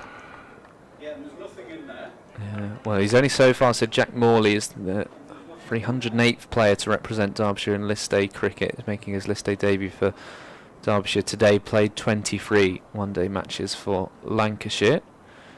Harry Kane playing his 100th full format game. You're not going through them all, are you? No, obviously saves. Oh, that's off the back of Whiteley. It's a very strange way to play that shot, play that delivery, wasn't it? But I think that Ross knows what he's doing as well. Just wore it. Yeah. Yes, I do miss the... and I very rarely post anything, which made it all the more alarming when I got the email to say I'd been suspended. Remarkable. For impersonating somebody else. No matter how many times I appeal, I'm getting nowhere. Yeah, I had that on TikTok as well, but I think that's because I posted it was probably copyright because even bits of a football match can be taken as copyright, and if you don't hold the rights, clips from TV, etc. Wasn't for the nudes then. One might have been, yeah. I wasn't going to mention it. Here's Lyndon James. Down comes Bazra. That's coming our way. Straight down the ground. And 6 more. It took an age to smash into the media centre. Take cover in the crowd. He's now the leading scorer in the innings as he moves on to 62. That was a good shot. Let's see how high up the... no, you missed it there. There we go. Sort of halfway up the side screen.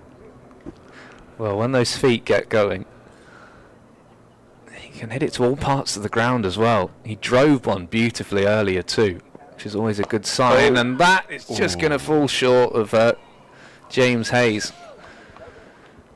Bazra under 62. It's not often Whiteley is not playing the leading role at this stage of an innings, but he's just sitting back and letting Bazra get on with it.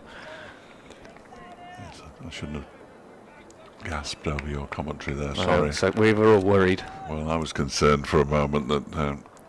somebody's put that is hideously excellent. Excellent. And Saka are watching as well. I'll come to them in a moment. Good old Saka. Rightly getting plenty of praise. Bazra's lifted this again to mid-on. Throw comes in at the stumps and misses them comfortably. So Saka said, thanks for the shout-out, guys. Amrit, number 14 of 18. 18 to graduate now. So Shetty at Lancashire, Rizvi, Kent, Ahmed and Darrowell at Gloucestershire and Garantler at Surrey have all signed this month. So, of course, the OneDayCup opening up those opportunities. But you're right. But the reports that I read were that effectively they were going. They wanted to get into a position where they weren't required, but those numbers would suggest that they are still providing a very valuable service, if you like. Whiteley has hammered that in front of square. He's going to get going as well, and if these two can fire, it's trouble for the Outlaws. 4 more. Yes, only 11 overs and 2 balls remaining. And they need to get another thick end of 100 runs in these 11 overs, so we're likely to see some fireworks, he said, with his fingers crossed. Yeah, bit of tap now for Lyndon James. How will he respond? I wonder if he'll go short. Square leg out on the boundary. Now he goes full edged, and well, that would have been even better than Moore's first catch had he got hands to that, but Whiteley went hard and he gets 4 more. If we'd have caught that, we could have all packed up and gone home. That would have been possibly one of the greatest catches you're ever likely to see. Oh, it's too far away, far too far. You'd have needed a slip in, and even there it would have been a good effort because that flew off the bat. Past 100 runs in his 2 innings now, Amrit Bazra. If he can stay not out, he will have one of the more astonishing averages. It's currently up to 91. Well, not bad going for the Derbyshire batting lineup's missing a few. David Lloyd and Mitch Wagstaff are out injured. Anuj Dahl has been missing as well. Lewis Rees rested. No Matt Montgomery, of course, against his parent club. It's played late by Whiteley, and there's a misfielder come through for a single. They, you know, as much as we talk about this Derbyshire side being young, they are missing quite a few players. Yeah, Alex Thompson with his broken finger as well. You're right. We throw in the 3 players who were away with the 100. They would all get into this team. Wayne Madsen, Pat Brown, and Aaron Donald, 2 of whom are very much regarded as white ball specialists. I know, and Aaron Donald and Pat Brown both want to play red ball cricket as well. 56, the partnership between these two. It is the same at all counties, of course. Yeah, I mean, which is what makes this tournament as fascinating as it is. 50 over cricket is a brilliant form of cricket, and it's treated appallingly in this country. And then we wonder why we're not very good at it. You look at the Champions Trophy in the last World Cup. Well, they either attack it like a T20 and fall over in a heap, or don't score quickly enough. I mean, Bazra is 63 or 47. You've just got so much time to catch up, haven't you? Yes. When you know, and that's why the frustration, less so for guests, because it was a bit of a strange shot just trying to fend the ball off. But you know, Anderson was 13 or 15. But if you give yourself the time to get in, you can catch up so easily. Whiteley facing Sams, 2 experienced heads there, and that's just guided away. He's got some good change ups as Daniel Sams can take the pace off the ball. Including this one, he's only got 3 overs left though. So that would take us to requiring another 8 overs from somewhere. Hayes has got 5 left. Been a little expensive at 1 for 41, 3 for James, 3 for Lord, and 7 for Pocklington. Yeah, do you give Pocklington a couple overs to try and bring a wicket out from a mistake? We saw him again. Not against Whiteley, perhaps, and Bazra as well. That's short, that's guided, always played down by Ross Whiteley, and no shame in getting Amrit Bazra back on strike. Score moving along to 218 for 5.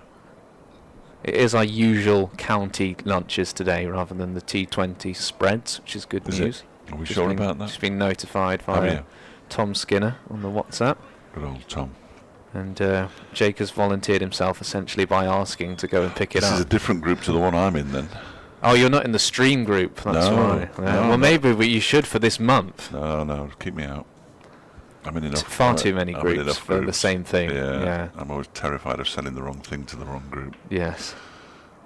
Then deleting it quickly before anybody screenshots. Sam's round the wicket. There's quicker delivery, and Bazra will get up the other end for a leg bye. The first leg bye of the innings, 3 wides and 2 no balls. Surprised to see Daniel Sam sort of in the T20s and in this competition, not amongst the wickets as much. 0 for 57 against Essex, 1 for 70 of 8 overs against Worcestershire. Wicketless against Derbyshire in the 2 T20s. With him going up to the CPL, I'm surprised he's even playing, if I'm honest. Good to see him. Yeah, playing as much as he can. Oh. And then Notts will have to work out how to replace him because they've played the same side for 3 games in a row. That was well bowled. A slower ball. Ross Whiteley had absolutely no idea where it was and where it was going and how quick it was. Beating all ends up there, Ross. This is where Sam's earned his money in these death overs. Took a bit of tap at Trent Bridge from memory in the T20 when Derbyshire were playing there. Yeah, no, he took a bit of tap in both games. I'm going to look it up because I don't want to badmouth him. Really. He didn't take a wicket, certainly. Whiteley's flicked that away nicely, and fielding to do. Oh, it's a misfield down by James Hayes, who a few overs ago in that position did an excellent bit of fielding, but he made a mess of that one. And Whiteley has fought. Derbyshire 223 for 5. That was very, very ordinary. I think the physio's taken her share of the blame there. Yeah, showing a chat and a banana. Yeah. Caleb Jewell and Anuj Dal, it's good to see Nudge having a walk round the boundary down below us. Oh, yeah. On his way back, hopefully. Now we're going to say, keep distracting the fielder. As Nudge shakes the physio's hand. I can see David Griffin down by the bottom of the players' steps taking pictures. He'll be over to see all the past players. Brought them in for a good fixture, a good day for it today. Nicely chosen. It was Chesterfield last year they came to. As Whiteley will pick up a couple here. It's been Chesterfield in recent years, quite a lot. Let's have a look here. The game at Trent Bridge. Sam's 4 overs for 50. 4 overs for 50. That was at Trent Bridge. And then in the game here, which is somewhere here. I'll find it. There it is. Got it. He bowled 4 overs for 34, and you're absolutely right. So he bowled 8 overs for 84 and didn't take a wicket. Yeah. In the T20 against Derbyshire. And the game here, of course, they won. 3 for 20 from Liam Patterson-White helped them enormously. 3 from Pennington, couple for Conor McCurr, formerly of this parish, on loan. He came on loan from Surrey. 80 runs in the last 10 overs for Derbyshire. Another 80 now would get them above 300, but they probably want more, but they are 5 down. And Lyndon James to bowl from the racecourse end. It's Amrit Bazra on strike. He gets a full toss. We've missed out there. If he'd stayed where he was, he probably could have put that just about anywhere. Yep, that's that. I'd have put it over here, but anyway. But he danced down the pitch and completely missed out. You're right. Even there as well, when there's no third man, and he could have just guided it as well, just glanced it off the face of the bat for 4, taking the pace off it. We're into the 3rd power play, rather excitingly. Bazra waits and clips this up into the leg side. Most of the fielders on the leg side, in fact all of them, are on the boundary, whereas the fielders on the offside are predominantly inside the circle. He picks up a single, moves to 64, 226 for 5. Trying to see if there's any of these stands that I haven't mentioned that I ought to do. Still got plenty of time. Well, we have. I'm hoping that there is a sheet of paper somewhere which tells me of community games and the brewery tap takeover as well, which is always extremely popular. This one's clipped into the leg side by Whiteley for a single.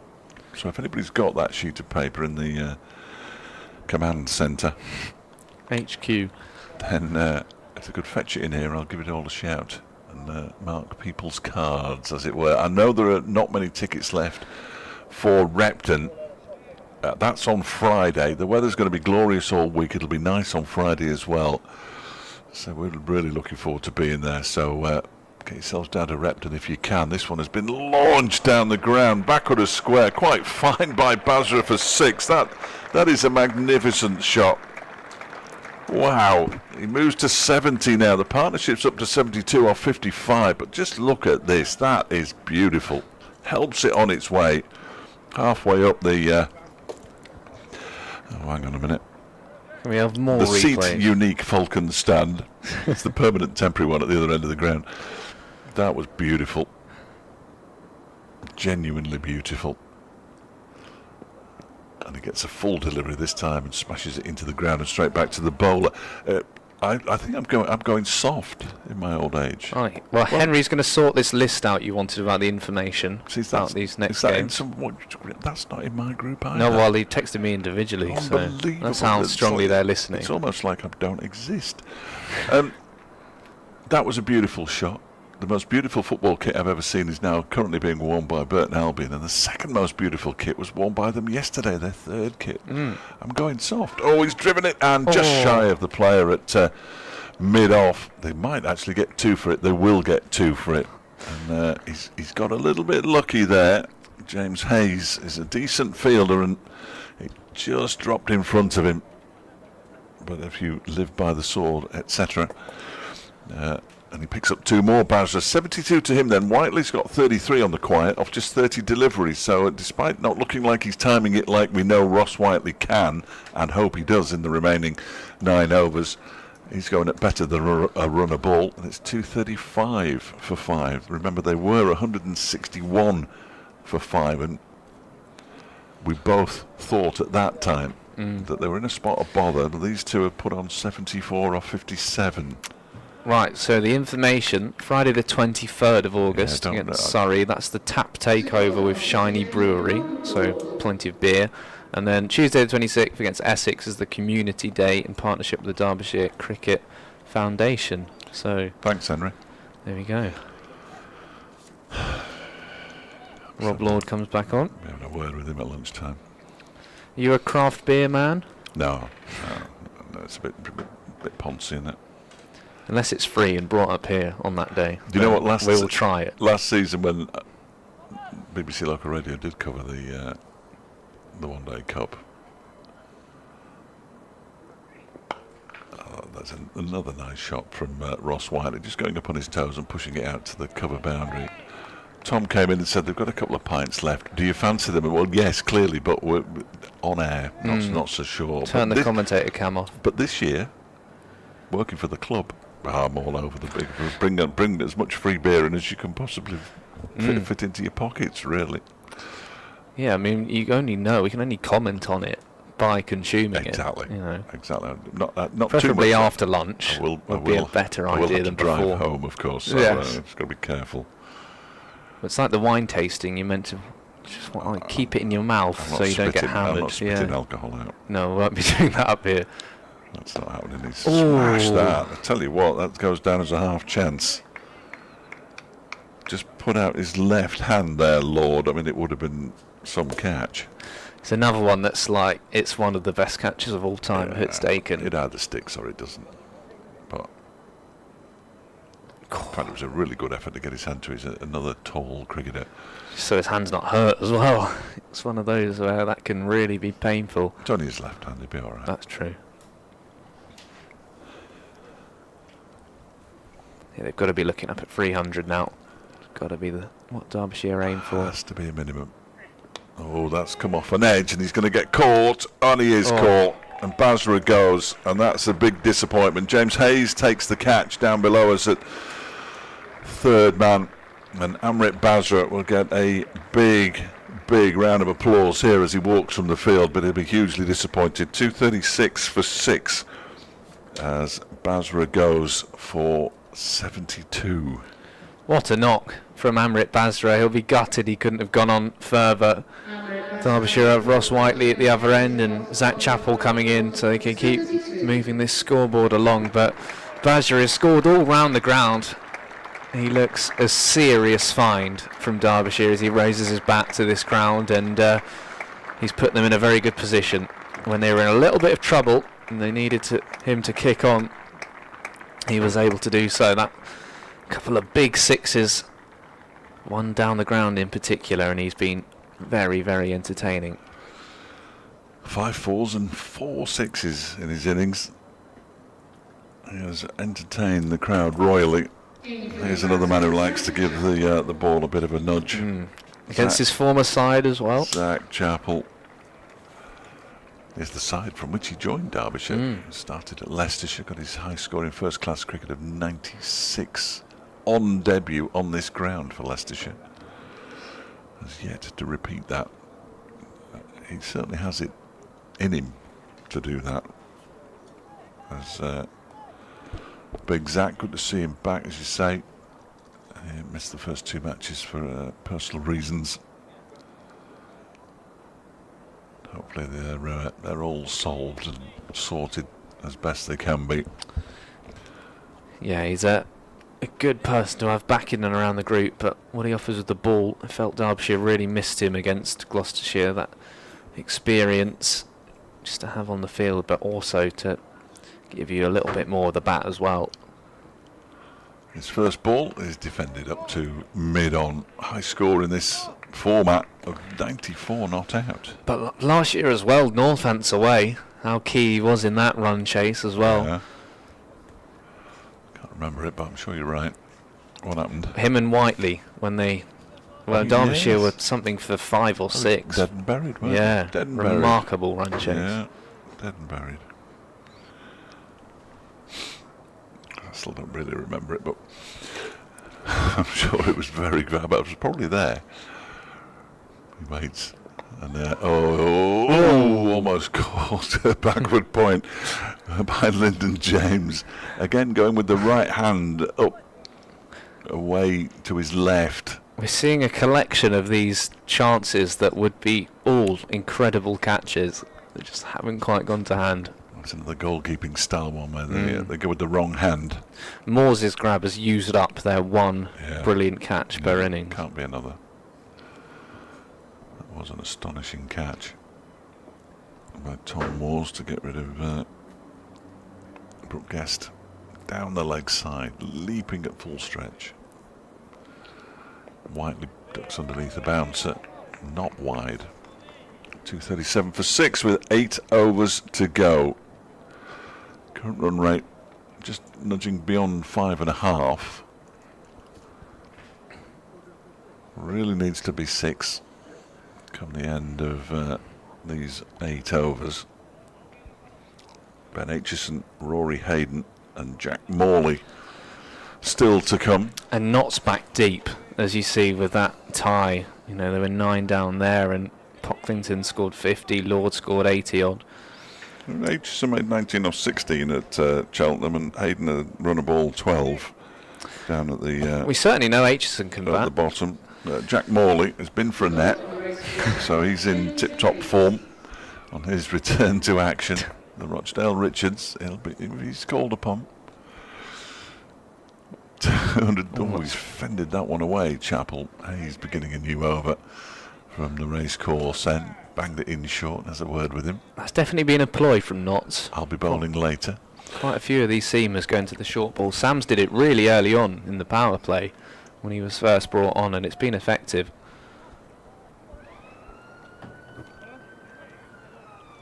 I'm sure Zach Chappell just had a quiet word with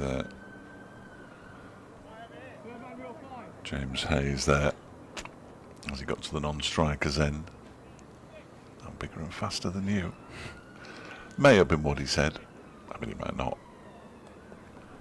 238 for 6. Hayes is cut by Whiteley to backward point, where it is fielded by an acrobatic Rob Lord. The past players, I'm sure, will be paraded in front of their adoring fans at lunchtime. They're all there on the balcony of... Have you been up there? Players, but never been up there. No. No, never been up there. I don't think I've been out there. I think I've been in that top room. We interviewed Mickey in there at the first game of the season, but I've never been out on that balcony. I just feel a bit out of my depth up there. Smashed down the ground by Ross Whiteley, but Haynes is down below us. And now we can see those shirts a lot closer. There's black and gold flashes. I didn't realise there was black flashes as well. That's how poor my eyes are. Hayes just looks like he's twisted something there. I mean, that ball was travelling, so it was a tough one to field on this outfield as well. Barry Wood and John Wright are there. Steve Oldham, just going through some of the names that I recognise, and apologies to the ones that I don't. Tony Borrington's with us today. Tim O'Gorman, good bowler in his time. Big Devon's with us as well. He was at Chesterfield, wasn't he? Devon Malcolm. Was he? I think I missed Devon. He normally pops up and says hello, Dev. Was a match referee a couple of years ago. Adrian Rollins there, Harold Rhodes. Some proper names from Derbyshire's past. There's bowls wide. There's a shout for half a shout for a run out, but of course the ball did hit the stumps. Whiteley was in, and because the bails had been removed, they managed to get through for a single there, and largely because whoever picked the ball up would have had to have removed a stump, not just removed a bail. So it was a fairly safe run for Zach Chappell, who moves on to 3, 240 for 6. I keep asking Devon, whenever I see him, I say, come up and do a bit of commentary, Devon. And he says, oh yeah, I will. He never has. Maybe today. He never has. Unless they've all been having a drink over there. That is the concern. Oh, now this has gone high and long towards the members' pavilion and for 6. He's just flicked it away, Ross Whiteley. He moves to 41, 246 for 6. The supporters enjoyed that one. 7 overs to go now then.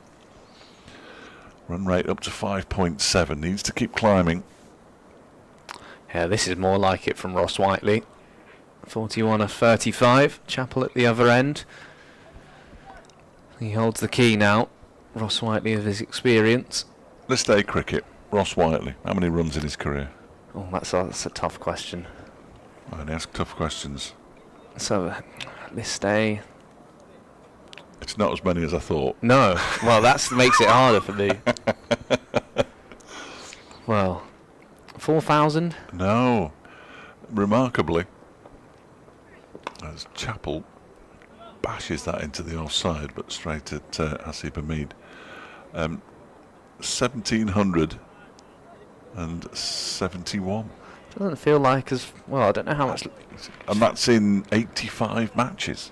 His average is just 28. Yeah, surprising. Zach Chappell's average is 29. He's got 406. I thought Ross would have had many, many more runs than that in list A. Swing and a miss from Zach Chappell. Not taken cleanly behind the stumps by Moores, but no contact made. Tim Munton's with us as well. John Morris is here. The names just keep on coming. Simon Lacey, Steve Goldsmith, Kevin Dean. Always nice to see Deanie. He'll be up there somewhere, offering a few racing tips. Probably. That one is pulled by Chappell out towards the square leg boundary. Ben Slater, who could be up there with them, of course, former player, past player of Derbyshire. Ross Whiteley could have been with them up until 2 years ago. I don't think current players are allowed up there, though. Yeah, I think Worcester did a past Players' Day, and he was down there, Yeah. Worcestershire. Yeah, so it's not necessarily well, I don't want to annoy anyone, so not necessarily a Legends Day, just the past players. No, they're all legendary. Yeah, All legendary. but they're humble. Yes, Not the Legends Day. They're not allowed to talk about it. Chappell's dropped his bat. Single is taken. Chappell's standing there in his ground, but with his bat Run him out. halfway down the pitch. There's a slower ball there from Lord, and he just waited for it, did Ross Whiteley, to move to 42 with a single as he guided it down to third man. There is a third man down there. I think Kevin Howells is standing up again now, but it's difficult to tell. What are you hoping for lunch? Anything. This next delivery is smashed away into the offside by Zach Chappell. Again, he's only going to get one, which is slightly disappointing. 249. It's been a lot of chicken. 6. Oh, recently. anything but I chicken. don't. That's why I was asking, because I had a curry last night as well, so I'm really hoping it's not chicken in particular. I had 2 cheese and onion pasties, which were reduced in Morrison's. Not at Oakwell, because you get some good pies at Oakwell. There's a little sort of cabinet. Yeah, I had a pie at lunchtime or before the match. Yeah, I did a game at Barnsley v Birmingham City there last season. Jay Stansfield scored a worldie. Well, it had to happen sometime. Yeah, they played well. Barnsley 1-0 up for most of it, and Birmingham 1-2-1. Umpires tried again with a bit of footwork and given up quite quickly, kicking the ball around. 6 to go then. 249 for 6. Write it in, Fred. You almost forgot, didn't you? I did. You almost forgot. Plenty of options as well for Hasib Hamid. 2 overs for Sams still. 4 for Hayes. 2 for James, 1 for Lord, and 7 for Pocklington. Oh, we're back to the game of cricket on the bank. Someone's got one of those mini bats that are meant to be autographed. That will shatter if he hits it well. Oh, he's got for the revert. Oh, dear. That was Yeah, poor. no run there. That was poor. That was flicked away by Chappell down to long leg for a single. I particularly liked on the bank the way they were using a bollard as a centre stumps. There we go. The bollard. The 250's up for Derbyshire, incidentally. 250 for 6. They need 300 minimum for my money. I think so. S. O'Brien's heating company's getting a good old airing when the youngsters are shown playing cricket there. Well, I've put in our stream group chat some more shots of that. See if anything good. You had that at Gloucestershire. You made the county championship page for commentating. I think it was a kid and his granddad. I think played a couple of balls. Yeah, it's over to our left, but they put the temporary stand. That's a wide ball, incidentally. 251 for 6. Yeah, no, he was there most days as well. This little kid playing. Oh, amazing! It was brilliant, very, very keen. The youngster. Yeah, it's good there's that space here at the Central Co-op County Ground. It can get very busy on the T20 nights. Kids to just go and run off and get some games going. Driven down the ground by Ross Whiteley for 4. Beautiful shot. Slightly over pitched by Hayes in truth, but that was a very strong player's shot, and Ross Whiteley is a very strong player. Right back down the ground, just to the offside of the stumps at the non-striker's end. Beautifully played. He struggled a bit with some of the short stuff, but anything full he has put away. 4 away from a half century. Ross Whiteley. Did he score one in the Blast this season? No, don't fancy he did. I don't think so. Yorkshireman, of course. We won't hold that against him, and he smashed that into the onside, but he's only going to get 1 for it, and he realises early, so he just trots down for the single. Well, I took my lad to Old Trafford for pretty much his first game of professional cricket when he was about 9 or 10. It was a one-day-cup game. And I never saw him for 100 overs. And he was underneath one of the stands playing cricket. There's a huge game of cricket going on there. They always, especially the England games, there's always good footage out of Old Trafford. Yeah.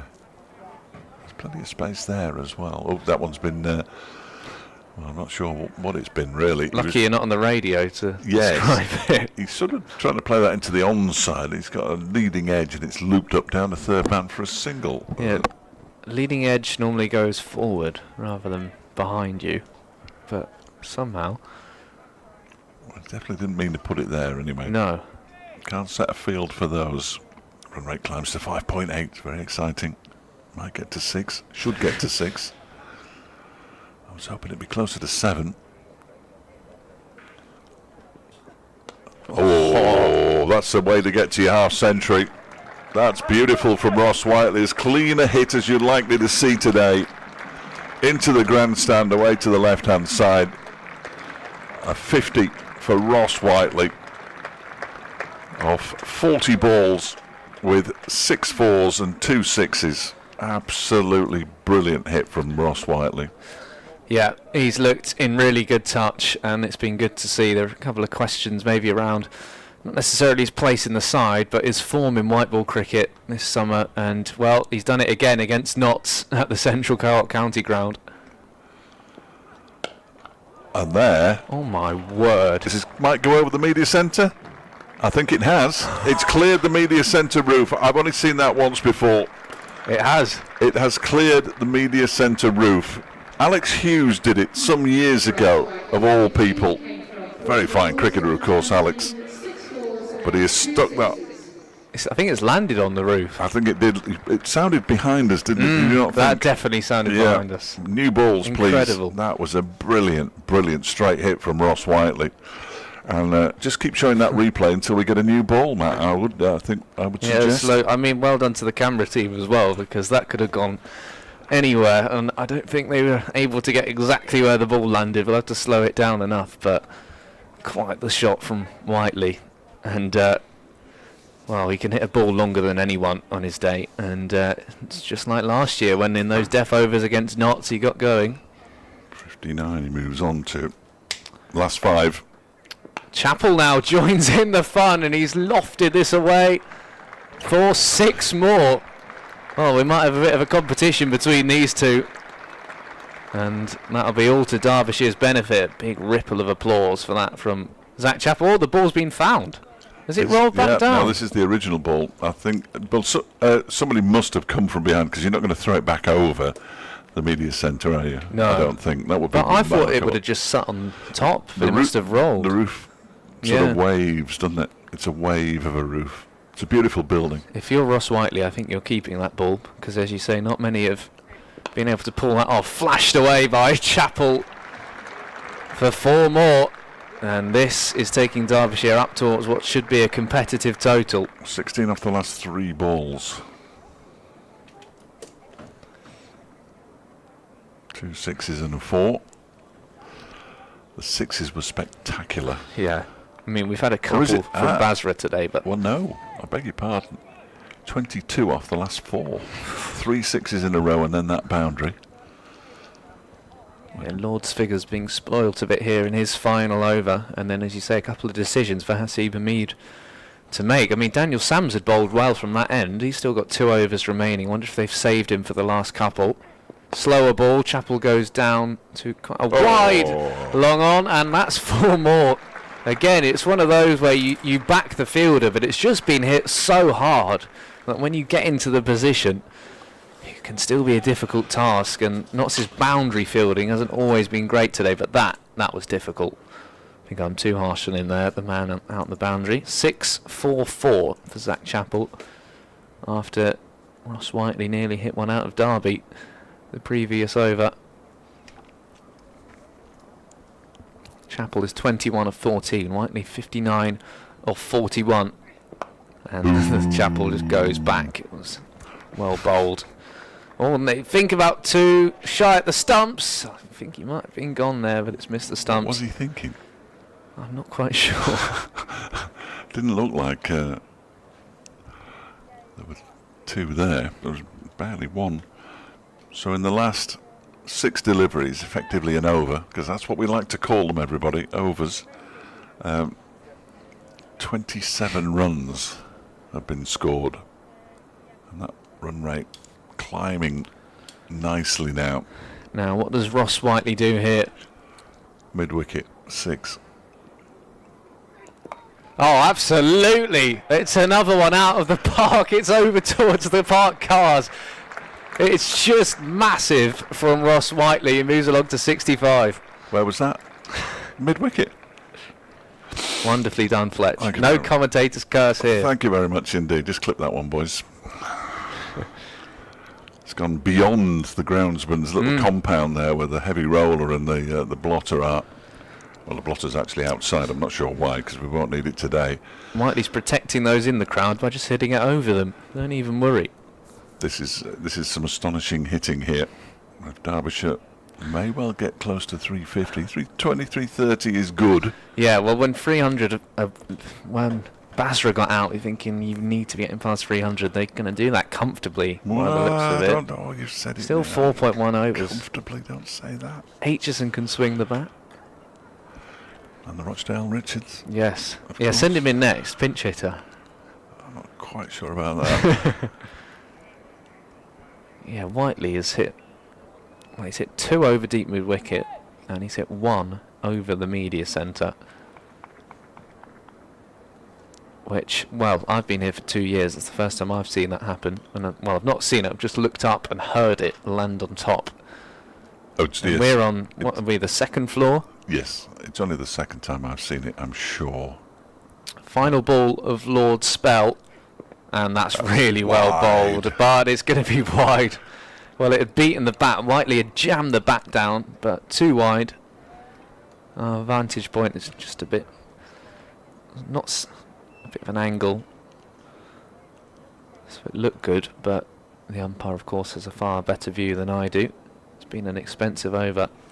6, 10, 14, 15, 21, 22 from it, and there still could be some more punishment to come. Does Lord go wide again? He does. It's just been hammered down to long on, so Lord gets out of the over in the end. He finishes 10 overs, 2 for 68. Oh, or does he? What's the umpire signal? Has he signalled a free hit? Oh dear. Is that a no ball? No. No one's gone back. It looks like. Well, it does look like the end of the over. Jane is just going to say that is the end of the over. Well, I didn't see the arm stretched out for the no ball, but I did see a free hit signalled. So this is going to become even more expensive. There was a wide, 1, 2, 3, 4, 5, then the wide, then that ball. Now, whether this is a free hit, we don't really know.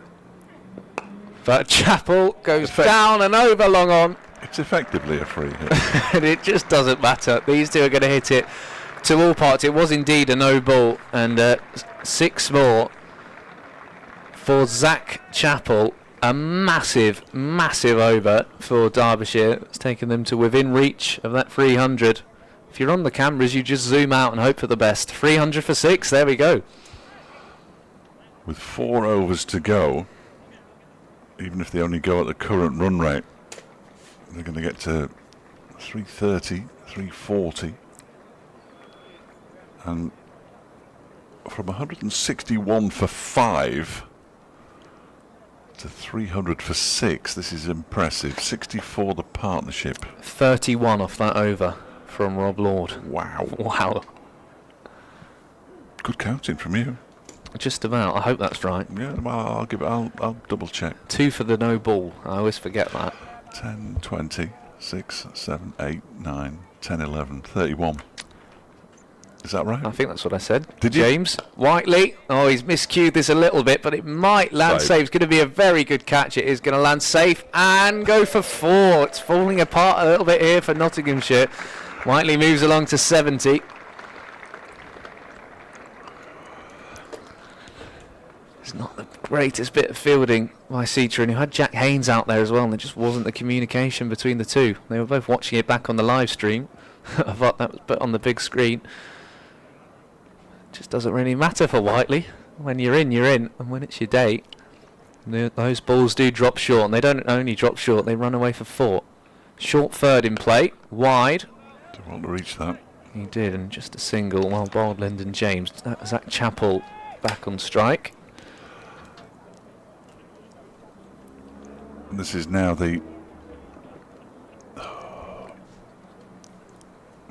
just let me... That's okay, I'll be back with you in a minute. There we go, that's the one that I want, really. This is now Derbyshire's highest score against Nottinghamshire in List A cricket. Oh, very nicely done. Thank you very much. We meant them. Chappell advances out to extra cover for a single. You take that as the bowler now. What I would say, it was in 2017 here, Billy Godalming made 90, Ben Slater 72, Wayne Madsen 66, and they made 303 for 4, and then they lost by yes, it was Duckworth Lewis. They lost by 4 wickets. James around the wicket to Whiteley, and that'll be down to long off. Mops up this time to Jack Haynes. Peter Hanscom's made a century for Leicestershire, going well, 348 for 6 at Bristol. Worcestershire 329 for 8 against Essex at Chelmsford. Essex not having the best time of it this season. Somerset 250 for 7 against Lancashire. That's the innings break there. Warwickshire 279 for 8 in the final over. Chappell went big there. It's going to be a wide. Sussex 246 for 9. 1 over and 2 balls left there. And Kent, after the 50 overs, 238 for 8. So this is going to be one of the biggest scores up and down the country today. In that game in 2017, the revised target was 286 in 47 overs, so they didn't lose an awful lot of play. And they got there with 4 balls to spare, Nottinghamshire. Chappell slams this down the ground. It's reached the fence in no time whatsoever. Wow. serious hitting going on here. This is the beauty of 50-over cricket as well. We've seen some good bowling, seen some batters dig in and make runs, seen wickets at crucial times, and then at the end it goes T20 mode. You've got a bit of everything for everyone. Zach Chappell just proving why he's such an important part of this Derbyshire side across all of the formats. He dances down, swats this away through mid-wicket, just for a single this time. A slight misfield, but they're not going to chance the arm of James Hayes, who's fielded well today. 313 for 6, still 3 overs remaining. And that run rate continues to climb. It's up to 6.7 now, so it's going to get close to 7 and over, which is a stiff target for any side. Derbyshire rarely in their history score more than 300 runs in List A matches. And obviously List A includes 40 over and 45 over cricket, 60 over cricket, 65 over cricket. I'm not sure if there was 55 over cricket, but there might have been. No surprise here, Sam's coming back on. We have a tweet from Griff. It's a partnership record. Amrit Bazra and Ross Whiteley have broken the Derbyshire 6th wicket partnership record against Notts in List A cricket. Overtaken the 74 by Steve Selwood and Dominic Cork in 2003 at Trent Bridge. Another Corky's records has gone. Not a bad player to be taking the record from, of course. Sam's then round the wicket. Will he go to his slower balls? He goes full and fast, and that lands just in front of mid-wicket. Jack Haynes doing the fielding. It's Derbyshire's 13th highest score in List A cricket against anybody. Yeah, not bad going for a side that lost their first game and were unable to get out for a single ball down in Neath when it was rained off. They're not going to get to their highest, which was 366 before against combined universities. Chappell waited on the slower ball. He just knew it was coming, and that's going to bisect the two fielders running round. Well, that's just beautiful placement, because it was a difficult shot to play for Zach Chappell there, and he's waited and waited and waited for the ball, and somehow he's hit it dead straight back down the track. I mean, I'm not entirely sure how he's managed to do that. It's one of those, when he puts his mind to it, he's a very, very good player with the bat. Oh, yeah, absolutely. No question about it. It's a very handy 50-over knock yet again by Zach Chappell. What will Sam's response be? Back of a length and down to long off. They'll just jog the single, and now over to Whiteley.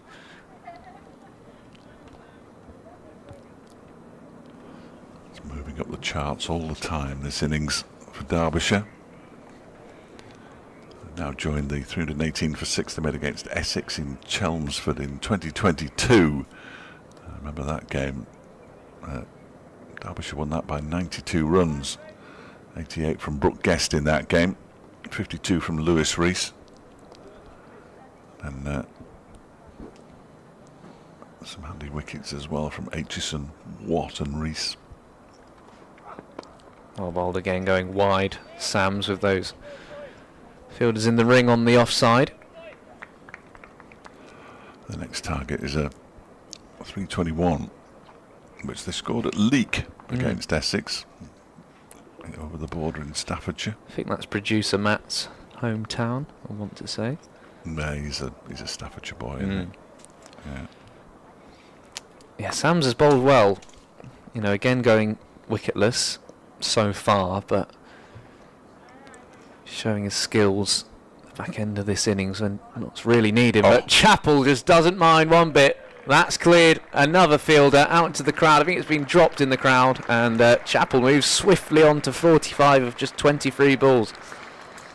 Terrific stuff from Zach Chappell. That is another enormous blow down the ground. Crikey. It's his third 6. It's just a more balanced side of him in it. It's his third 6. Yes, it is. You're absolutely right. Final ball of Sam's is over. Chappell's gone again. He's missed it. There's an appeal from Sams. He's not happy with the umpire. Oh, now Chappell had almost started to walk. Sams is convinced he's got a nick on that. Umpire's just handing his cap, and Chappell and Sams is ignoring him. Wow. We'll have another look at this.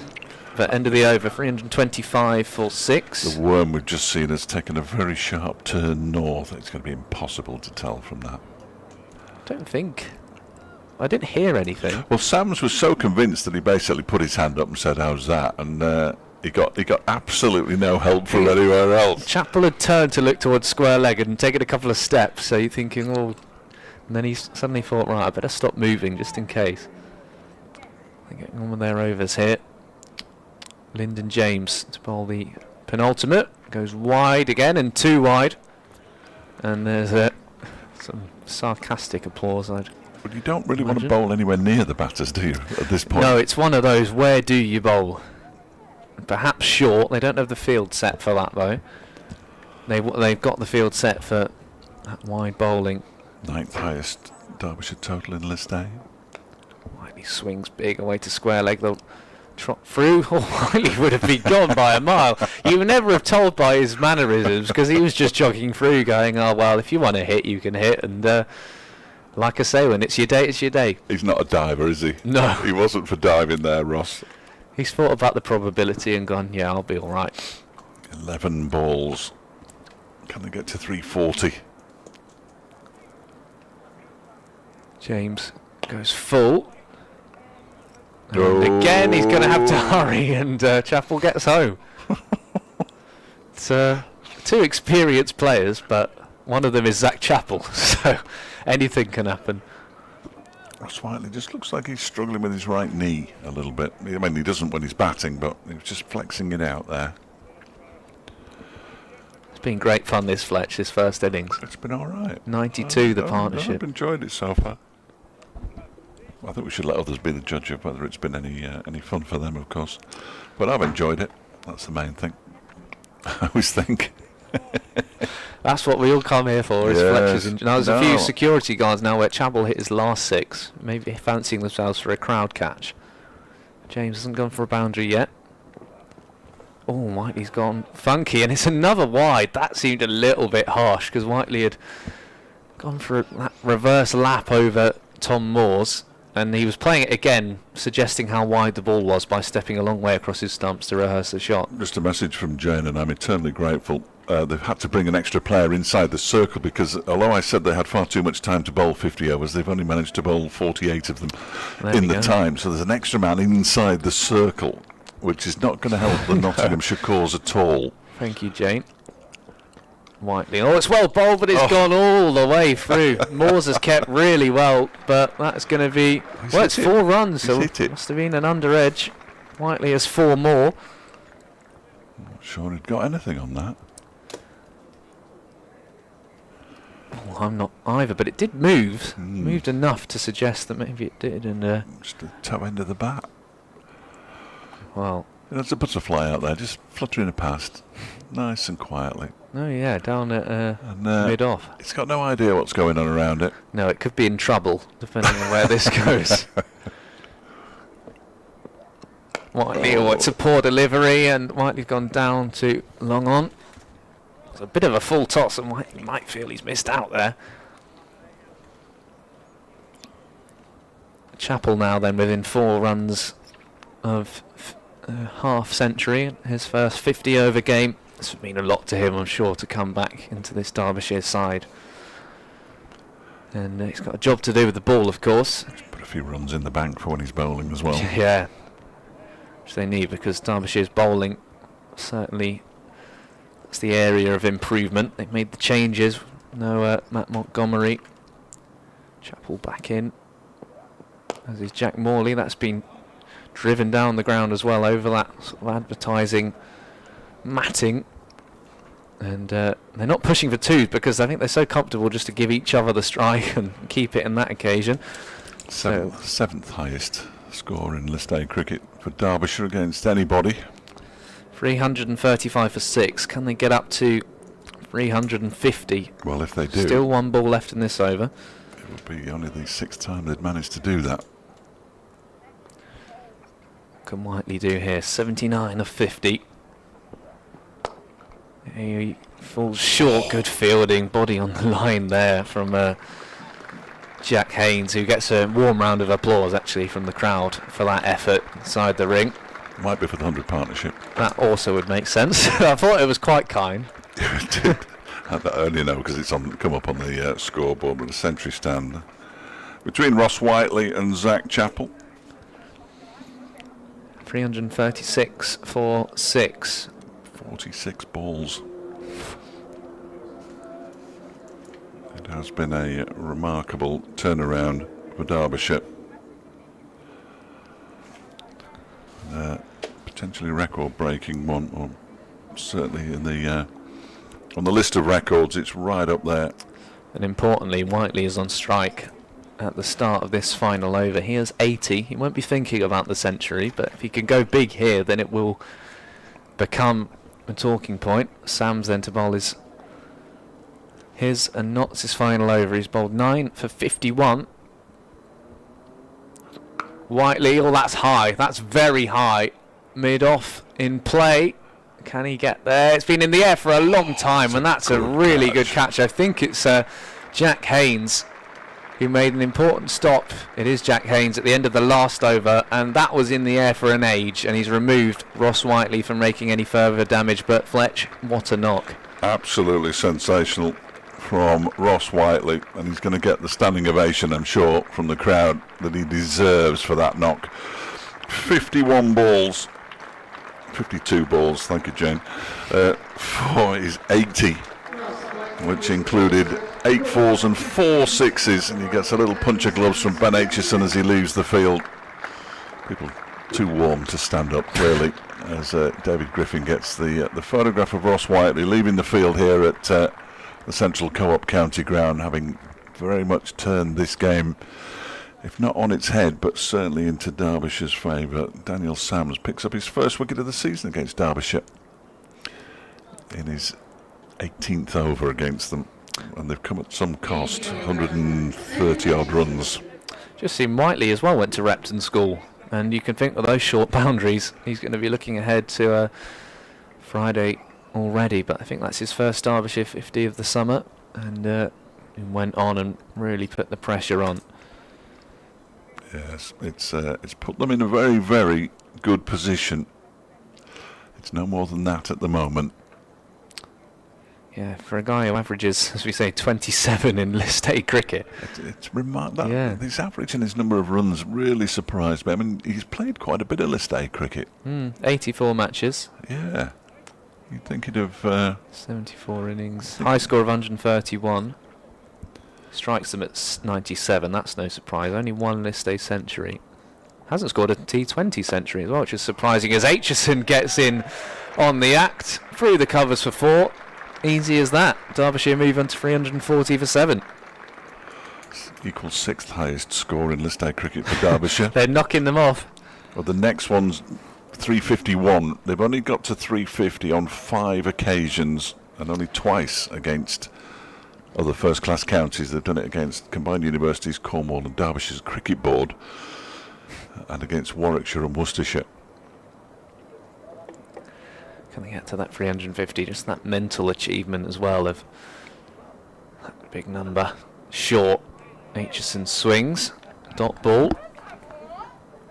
He walked into the leg side almost there, didn't he? Which Well, the umpire's just an insect or something that he swatted away. Excellent. Rather alarmed. Peter Hartley being attacked by an insect. Always seems to happen to the umpires. So it's the coloured clothing. This must be the purple.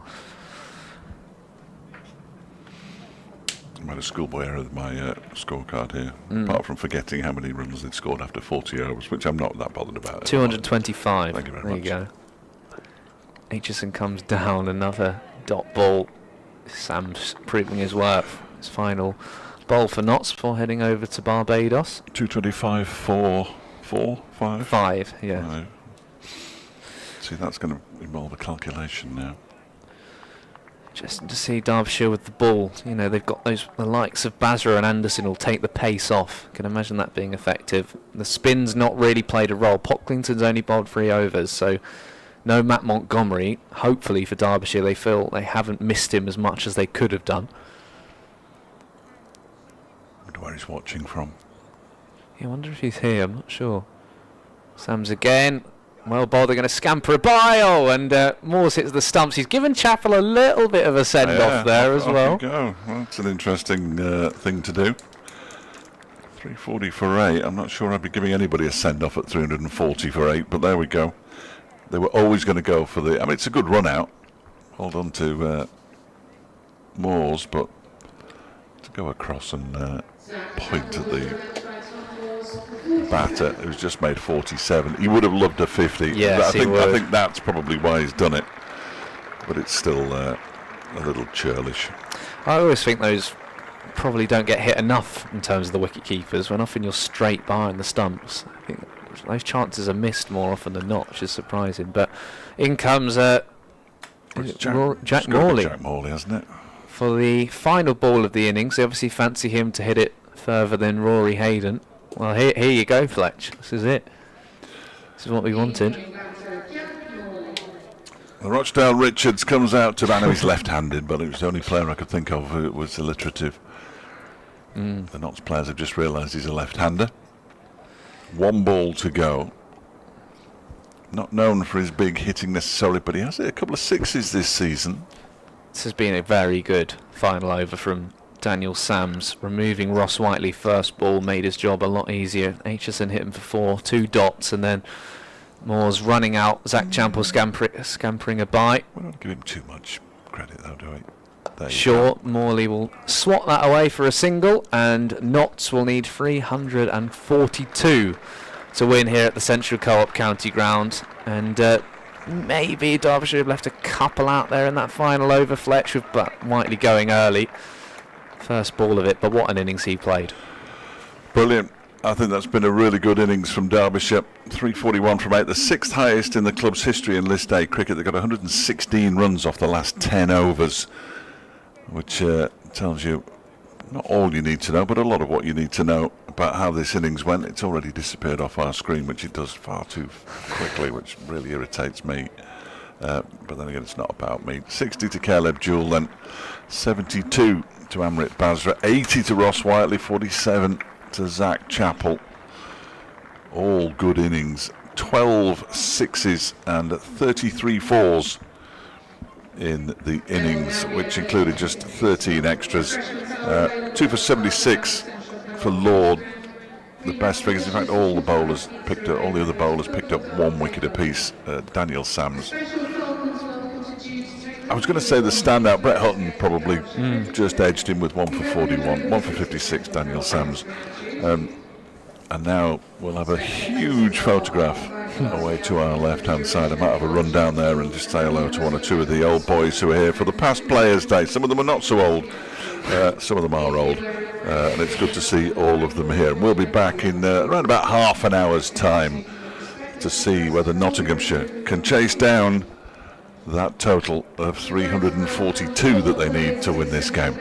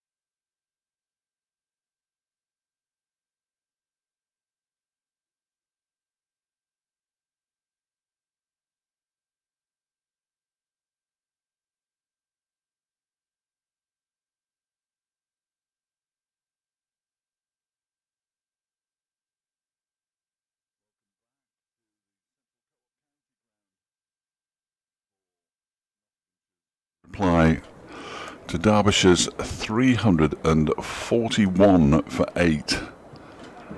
Didn't look possible when they were 161 for 5. But they some big hitting towards the end from Ross Whiteley, especially Zach Chappell, Amrit Bazra, get him on a contract. Caleb Jewell with his 60. Yeah, they've got to sign him up. There's no two ways about it. So 342. And Rory Hayden, the only player we haven't seen so far today, we're going to see immediately because he's going to bowl from the city end, as we like to call it, at the Seat Unique Falcons stand end, which isn't quite as snappy. Good crowd. Just seen it's a wonderful sight, seeing everybody on the outfield playing little games of cricket. Lots of youngsters here. One or two commentators I know wouldn't approve of that. I certainly do. I think it's marvellous to see them all out there. I'm Dave Fletcher, and this is Freddie Cardy. How are you, Fred? Very well. Very man. full of food after that lunch. Chicken dinner on Sunday. Yeah, another one. But yeah, enjoyed that. That Monarch Security Services stand, I've just noticed how busy that is. Yes. I mean, everyone's after some shade after that first innings. Unsurprisingly, and perhaps thinking that the one or two balls might land on top of the roof as well. Hayden, who bowled well at Cheltenham. What a first delivery that is to Hasib Hamid. It took off, and Hamid couldn't help himself. Just had a little nibble at it. Terrific stuff from Rory Hayden. We've got a contract for him as well while we're at it. You've seen enough from... I've seen enough from Rory. Well, I thought I'd seen enough when I saw him on the stream on Tuesday. No, I was very impressed by him. He looks like he knows what he's doing. Which I always think is half the battle, isn't it, really, with a professional athlete? Oh, he's got him. He's got him, has he? No, says the umpire, Peter Hartley. In fairness, he didn't look like he was about to go anywhere, and oh no, it's gone off. Well, you have to press the on button. I don't think that's something our end, is it? Maybe. Hopefully the stream, or should we get the YouTube up? Oh, that's about 4 hours behind. What they're doing in there? They pressed a button. It'll be Matthew will have pressed a button, and we've all gone off. Oh, here we go. There's one on YouTube. The TV's back on. And we're No, the YouTube went black. It wasn't my fault. No, I think it's something that they've done in there. Yeah, there you go. I reckon. Good first over this from Hayden already. Only 3 balls in, but it's a terrific over. First up. This is just how he started at Cheltenham as well. Beat the bat first ball and went on to remove Cameron Bancroft. Could have had another wicket. I think it was Bracey, but he flashed a shot just wide of Ross Whiteley. One of those where it would have been a great catch. But yeah, what a find. Rory Hayden opening the bowling.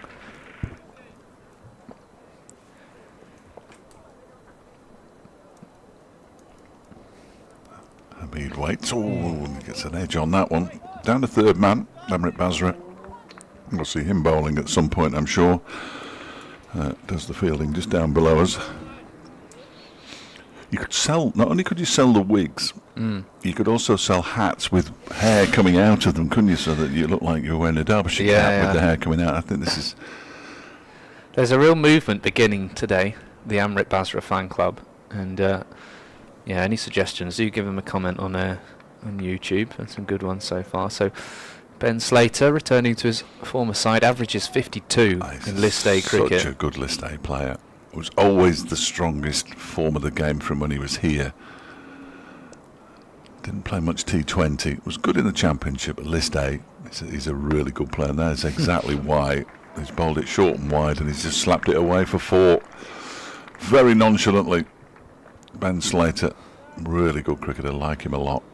Well, Hayden had beaten the bat of Hamid twice, and then Hamid an edge one down to third man, and left-handed Slater coming on and takes a liking to Rory Hayden. So can Derbyshire then defend 341? It's a good score, but seems a good batting surface, this. Well, you're now an expert on surfaces. We couldn't work it out before. What are you talking about? Well, when you have 340 runs on them, apparently it makes them a good surface. Yeah, but they were 161 for 5. Well... So it became. They obviously put a new pitch out and became a good batting surface. Yeah. I know what you're saying. It is Derbyshire's 6th highest List A total in their history. They made 366 against combined universities. Well, that doesn't really count, does it? In 1991, they made 365 against Cornwall. In 1986, they made 356 against the Derbyshire Cricket Board in the big Derby match here. Back in the... you don't want to lose to them, No, yeah. you don't. In the year 2000, they also made 357 against Warwickshire and 351 against Worcestershire. And that's it. They're the only 5 times that Derbyshire have passed 350. Ben Aitchison from the racecourse end. That one is slapped away, well, cut away really, out to the backward point boundary for 4. 5 it was. Making copious notes next to me. 5. Yet to be used. No. Well, I saved you with the score after 30 overs. No, you if I know, in recall. fairness, So no, that is that one scribble. That is a fair point. That is a fair point. Aitchison needs a response. And it's turned into the leg side by Hamid. Warm in here now, isn't it? I think it's because we've eaten as well. That might be something to do with it. Yeah. I think the air conditioning's still on. Yeah. No, it's okay. Yeah, no, it's still on. Okay. We sometimes later on in the season, September, but fortunately only play one game here in September. That's against Glamorgan. Huge game, potentially, in the county championship. When the sun gets a bit low in the evening, it's quite testing. That'll be wide, I think. Yeah. Goes down the leg side. He tried to flick it away, Hamid, but could make no contact. Not seeing just under 7 and over, but they certainly bat all the way down to James Hayes on the basis of that tie against Worcestershire. Worcestershire made 312 for 7, and the rain came after 47.1 overs, so Notts made 326 for 9 in response from 47 overs, which really is a good score. It is. So this isn't a done deal by any stretch of the imagination. They've got the left arm spin of Jack Morley, but as Freddie pointed out, spin wasn't really a factor for Nottinghamshire, which means they might have to find some extra medium pace from somewhere. That one is defended by Hamid. There is the left arm spinner, Jack Morley. One of those games though where for Bazra to bat so well, it's one of those days where he can easily pick up a ball and just prize something out because things are just going his way. No question.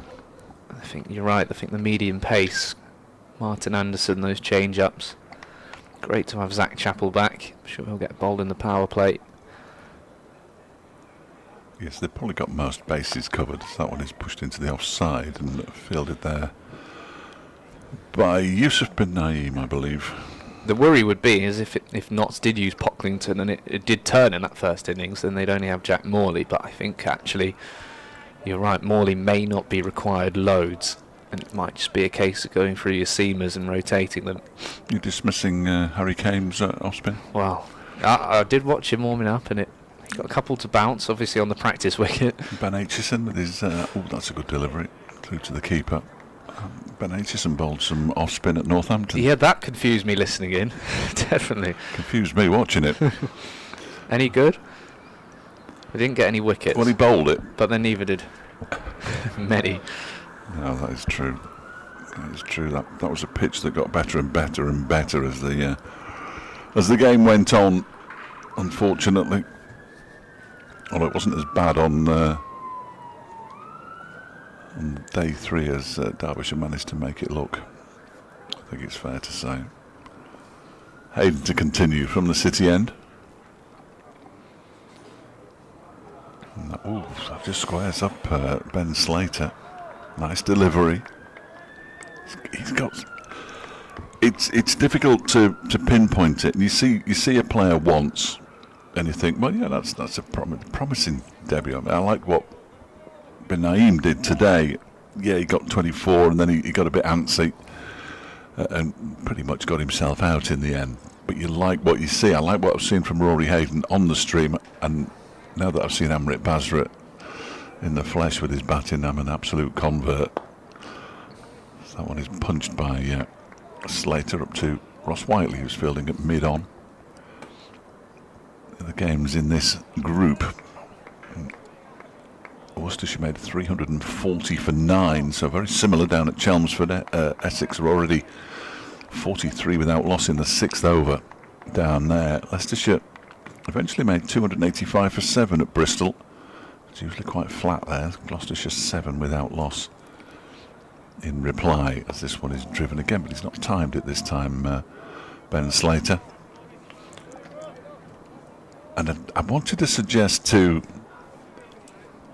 Brooke Guest, the skipper, when I spoke to him early today, hopefully you'll get the chance. You'll be the man to speak to him on Friday, Freddie, so we're not asking the same questions match after match, which is what I happened to do with Samit Patel in the T20. I really wanted to suggest, because he mentioned it was a big game because it was against the local rivals.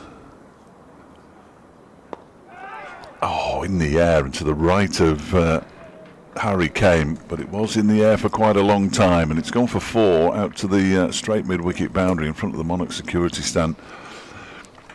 That it was a big game because they have to win it, essentially. If they're going to keep alive their hopes of finishing in the top 3, they have to win this game today. They probably have to beat Worcestershire on Friday. Yeah, and then Essex and Surrey. I mean, Essex have had a difficult season, and checking in the scorecard now, they've got to chase 340. Made a good start though. Surrey have lost 15 players to the 100, which is remarkable, but not surprising. Oh, that one goes past the edge of the bat, and Ben Slater again, surprised by the extra bounce. I mean, this is another one in Rory Hayden. You're talking about the county championship in September. He's someone you'd love to see with a red ball in hand, you know, perhaps before the end of the season. I see no reason why Rory Hayden can't play first-class cricket from what I've seen of him so far. Yes, another Staffordshire lad, along with Joe Hawkins. He's more across to Stoke area, isn't he, Hayden, I think? And that one is flashed away. Oh, what a stop that is. That's Martin Anderson. That is brilliant. Diving away to his left-hand side. That was 4 runs from the moment it left the bat. I mean, we've seen a bit of good and indifferent fielding today, and that is right up there from Martin Anderson. It just, as you say, it looked like another 4 for Slater, and to gather it so cleanly as well in 2 hands. You know, a lot of the time if you parry that, you're happy, but he just picked it up and rolled over. It's almost behind him. Remarkable bit of work. He's a very sort of just gets on with it. He's that kind of cricketer, Martin Anderson. He's even quieter than Caleb Jewell. Yeah, he is. Caleb's quiet, but Martin... Nice lad, that. Yes. He made me and the camera team a cup of tea up at Chesterfield, which, did he? From a professional sports person, is not always the standard, so that was much appreciated on a long day. It made me one. Well, too much. I think a lot of us didn't make you one, and we were all told where to go when that happened. Rightly so. I don't recall that at all. I just remember the warmth. We had milk in a jug of ice to keep it cold because we didn't have a fridge. The things you have to do. Oh, now then, this one's been launched into the leg side. I don't think it's going to go all the way for 6, and it might plug. No, it won't. It'll actually bounce and roll on. And Hamid picks up a boundary for a shot that was in the air but perfectly safe. His second boundary. Ben Slater's got a couple as well. And the Outlaws off to a decent enough start at 18 without loss in the 4th over. Yeah, hasn't made runs so far. 7 of 22, 13 of 17 in the first 2 games. Haseeb Hamid. We know what that means though, don't we? Yeah, usually. He leaves that one alone outside the off stump. He wanted a wide, I think, but he had made a step towards the offside, so it gave the umpire less of an opportunity. Neil Pratt, Peter Hartley at square leg, Neil Pratt at the racecourse end. Of course, Ben Slater playing his club cricket at Chesterfield, where Martin Anderson, I think, is due to play, but has been so busy with Derbyshire he's not been able to. Oh, inside edge of Hamid's bat. Yes, I was having a word with Dave Slater, who He's one of the many, many, many volunteers who helped put on the Chesterfield Festival. Ben's dad. And he was saying they were excited about having Martin Anderson, but it soon became apparent that they weren't going to see him. Matt Critchley used to play there, of course. Edged and caught. And Hasib Hamid goes early for just 9 runs off 15 deliveries, and it was a comfortable catch in the end for Caleb Jewell at slip. The nick was audible, and it seemed to take an age to get to Caleb Jewell. But well, we thought we cursed him by saying he's not made runs so far, and he looked in good touch, Hasib Hamid, but Ben Aitchison, it's been a good start by these Derbyshire seamers. When they've hit a good line and length, they've looked really promising, and Hayden have beaten Hamid's back. There was that appeal in the first over. That was a big booming drive and a good catch. It's one of those coming straight at your head. Caleb Jewell sort of diving backwards at first slip, and Derbyshire are on the board. Really comfortable catch in the end. Just seen a replay on the big screen now. And excellent camera work once again. I'm not sure which camera that was. They've got the umbrella up now, Yeah. saved from the sunshine. I think Jake and Phoebe on duty today. Everybody else has gone to Malta. yeah, it's a lovely spot for the old camera team, yeah, for some reason. Malta. Up on the left-hand side of the balcony of the members' pavilion. If you want to, I was going to say if you want to go and say hello to them. There's plenty around them. They wouldn't welcome it anymore, would they? Really? I'm sure they've heard enough. Probably Chesterfield Football Club, I'd imagine, have got a few discussions, and Ilkeston, there's a few Ilkeston fans over there. And a good 2-1 win yesterday Yeah. for Morpeth. Yeah, I'm off to, I saw Long Eaton Corby yesterday, and then Long Eaton play again at Mickletown on Tuesday, which is nice and local. So Derby. a couple of friends who do the media there, go down and watch. You're not going to come to the big one then? Is it at Tranmere? Yeah. Park? Yeah. Were you drawing the balls for the cup tie? That is... Oh, yeah, remarkable. It felt like I was, and then I was immediately inundated with messages. Yes. Yeah, the bias of your commentary. Well, of course, there never is any, but it's going to be. There is. That would be interesting, but... I tried to think they kind of... Have you done a game there as media before? Yeah, once. A while ago. Jack Haynes is the new batter. Defends the first ball. He faces out to the offside. The fourth over comes to an end with knots on 18. For one, I covered Guiseley in a National League game there and was absolutely devastated when Tranmere scored a late winner because Guiseley were full value for a draw.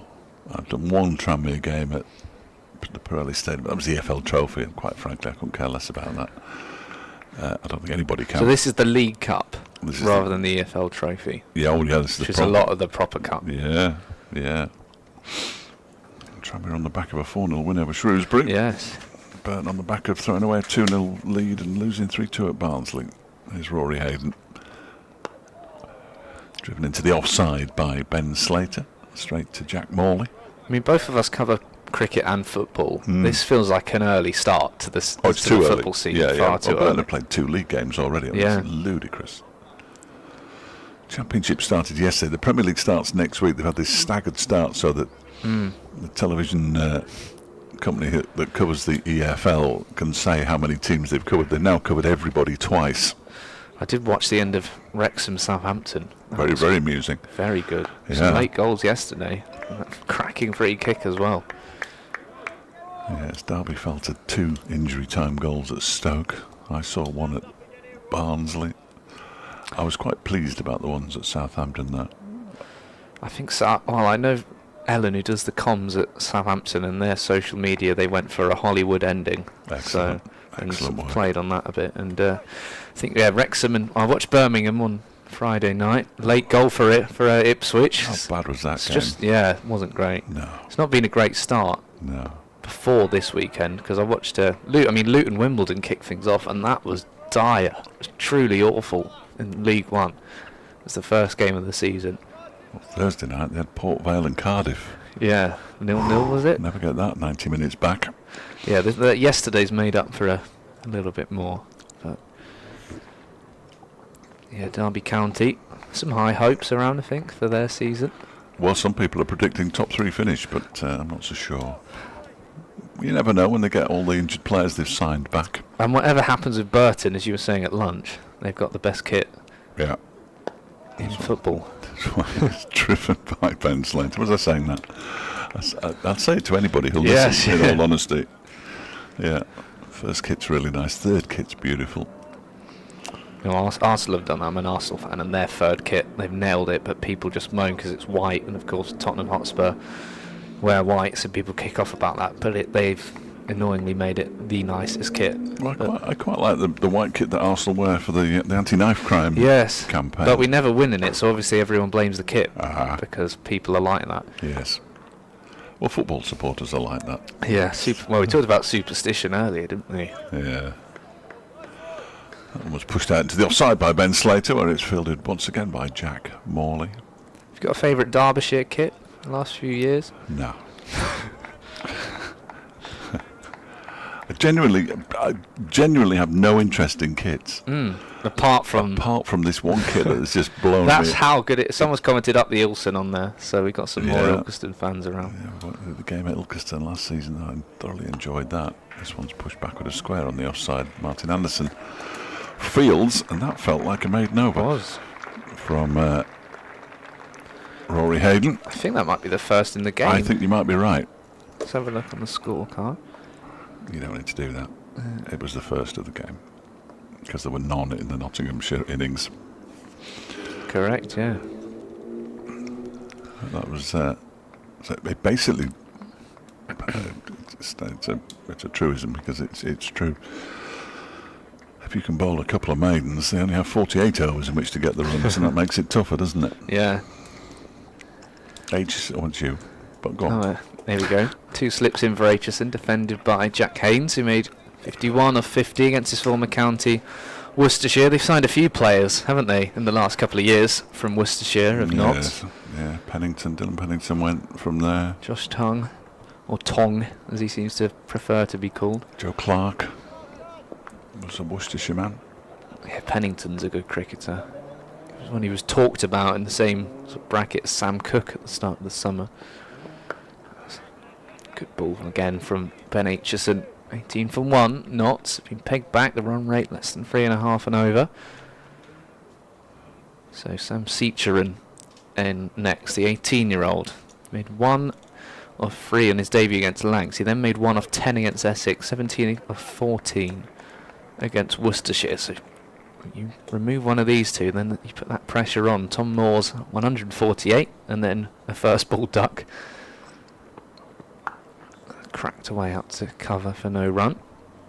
Again, there's that element of not being able to time the ball properly. Even Caleb Jewell and Ross Whiteley, who both scored big, struggled at times to time the ball on this pitch. So if you put it in the right places, it's not easy to get away.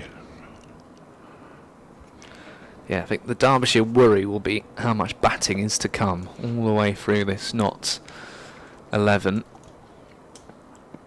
Oh, it was up in the air for a moment. Bazra sprinting in to do the fielding. It's up and over the stumps. Luckily Morley was there, ready to back up.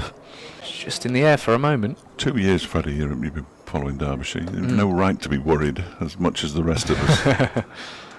I do enjoy when you have commentators you've not really worked with, or maybe haven't seen as much Derbyshire, and they go, oh, well, Derbyshire should walk it from here, and you go, hang on a minute. Everything slow down. Seen it all before. I think with Ed down at Bristol, Derbyshire should have won that, but you were very much adamant that it was unlikely, and you were right in the end. There was a game down at Sussex a couple of years ago as well, when Leicester Ploy and Hyder Ali went berserk in the afternoon session, and they went very close to winning the game, but fell just short. It's been a story really over the last 3 or 4 years. Single here, Whiteley sliding along the ground. Yeah, this feels like a big one, because to score, Derbyshire on paper should be defending against your local rivals at home. Get them on to 6 points. Is it 4 points for a win? Yeah. Yes. So confusing. No idea why. I assume there must be some bonus points in the women's 50 over, is there? Oh, that gets all. Yeah, it's the sort of. Is it a quarter of better run rate or something like that? Well, that's why the T20 moved to 4 points for a win in the men's game to match up with the women's game. But of course, there are no bonus points in any of the men's games, white ball cricket. No. Well, the women's ones, there are bonus points because of seems to be because there are such big gaps between some of the teams in the divisions where. Well, hopefully when it settles down, they can remove the bonus points, can't they? Just put it on a level playing field. Yeah.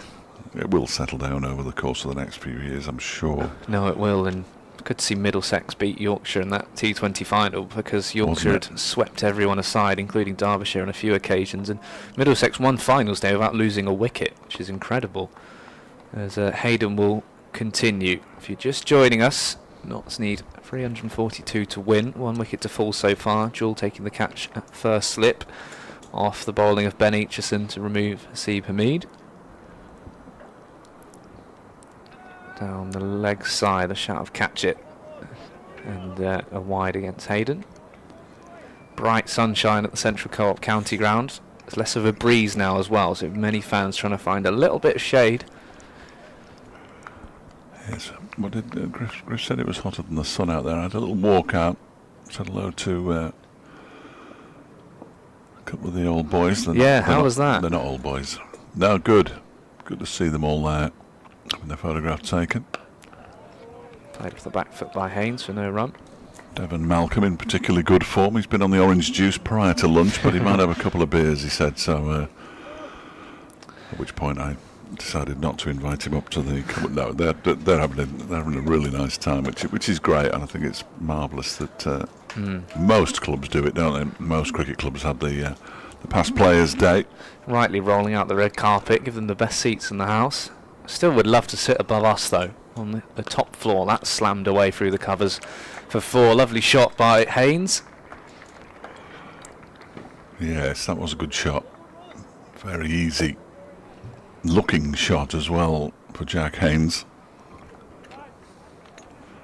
Yeah, there's almost some sheepish glances from the Derbyshire fielders when the replay's on the big screen, just to see what went wrong maybe, and then they quickly look around. Hasn't done too much wrong so far, Rory Hayden, in fairness. No, very little. He felt he had Hameed caught behind in his second ball. But yeah, 1 wicket so far, but performances that have merited a couple more.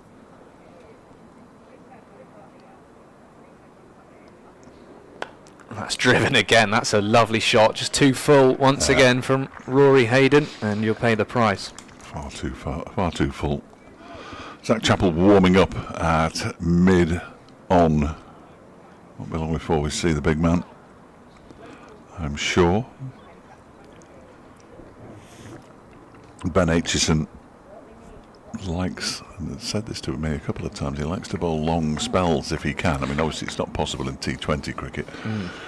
He's in a slip as well. Oh, he's a really good catcher. Yeah, he's doing it all.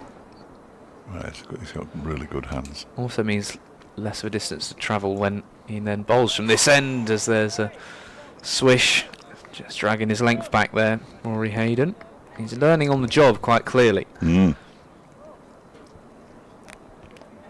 And Joe Hawkins not playing today, but you were there for his debut. I mean, tough start, but he picked up a couple of wickets. Yes, chucked him in. He was the man who was supposed to negate the Indian T20 and one-day international bowler, which is always going to be tough. It was a great moment when he got his first wicket down at Wantage Road. Driven again, they've reinforced that cover field. Brought an extra cover in. Yeah, it was good to see, even just to get that second one where there's a bit of a battle with the Northants batter who's trying to hit him out the ground. I think it was Liam Guthrie, and he just chucked the ball a little bit wider and he was caught in the deep. And yeah, handy with the bat. Yes. Sets up nicely. He acquitted himself very well. The young man, having been called into the England under-19 squad. Defended there by Haynes. End of the 7th over. Nottinghamshire 30 for 1. Derbyshire made 50 from their power play for the loss of Harry Kane. I'll leave those to you. I'm sure you'll be able to. Yeah, the comparisons now. But Aitchison's going to continue as we expected he would. Whether we see Zach Chappell sooner rather than later remains to be seen. There is good carry for the bowlers in this pitch. A little bit of extra bounce that's found by Hawkins as well. And Aitchison often, he bowls that heavy ball. I think he's had a good season so far in red ball cricket. Been impressive. He's worked away through mid-wicket. There'll be at least a couple here. Whiteley giving chase. That might well run away for 4. No, he's done really well, Ross Whiteley. Just going to be running back for a 3rd. It looked like that was flying across the outfield. Well, I've got to say what I always say about Ben Aitchison whenever he's bowling. At least once a match, it's just good to see him out there. All those bits of metal in his back. On top of the ankle injury that he suffered as well up at Durham. He didn't play at all last year, did he? No. Didn't play after July 2023, I think it was.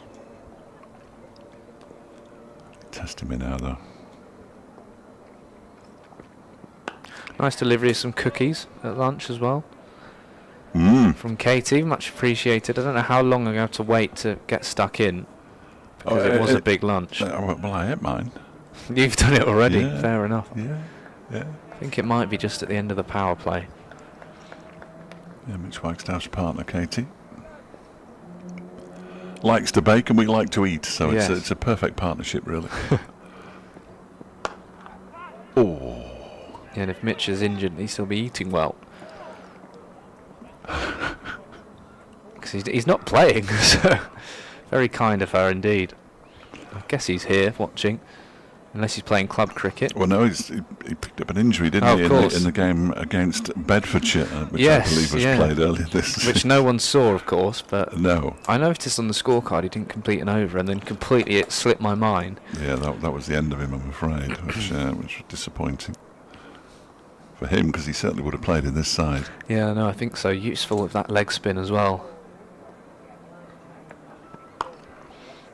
Punched away off the back foot to Harry Kane.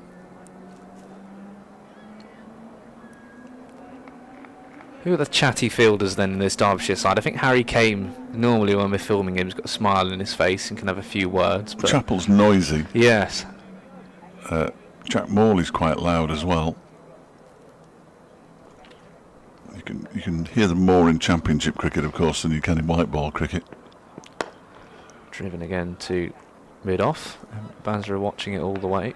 But there are players out. I mean, Ross Whiteley's not loud for an experienced player. Then you've got Hayden and Bazra, Bin Naeem, who are so young or inexperienced, or both. Guest is encouraging, isn't he? But he'd never have a bad word to say about anyone. No, he He wouldn't. wouldn't get under your skin. No, he wouldn't.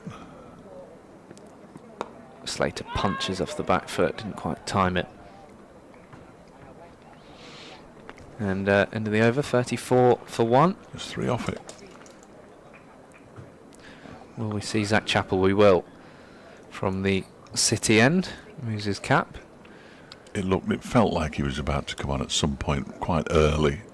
Get him in where the ball is relatively new. White balls, different balls at each end, of course, in 50 over cricket, so it's only 4 overs old. The white ball. That's always a talking point that I just don't have the expertise to get involved with that discussion. Basically, to stop the balls by the 40th over. If you're using one, they just go soft, and it's to enable the big hitting at the end of the innings, essentially.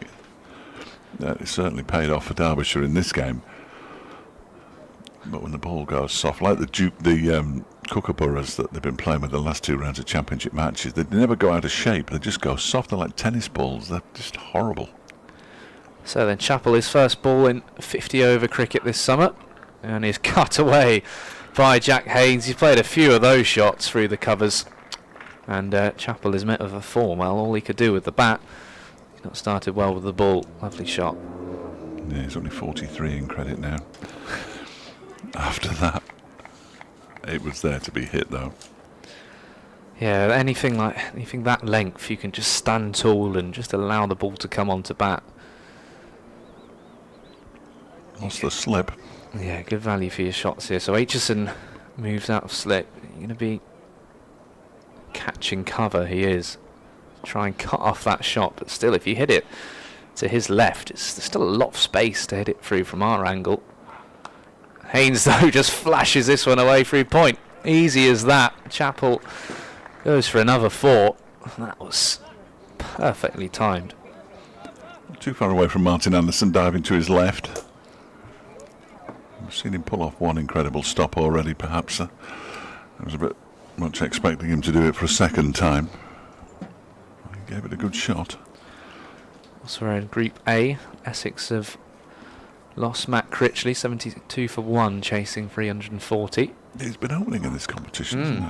That's another good shot. Anderson looking for another bit of spectacular fielding. Just be a single. Gloucestershire, 47 without loss, chasing 285. Bracey, well, that's a scorecard. Bracey is 42 off 46. Bancroft is 4 off 15 after 10. Partnership 47. And the other games all going on. Lancashire 85 for 4. And they're chasing 250 at Taunton. That must be doing a bit. Northants at Rugby chasing 291. 52 for 4. Middlesex going well against Sussex. 104 for 1 after 11 at Lords. Defended there. And Durham 80 for 1. Chasing 238. Joe Cracknell, Sam Robson in the runs for Middlesex.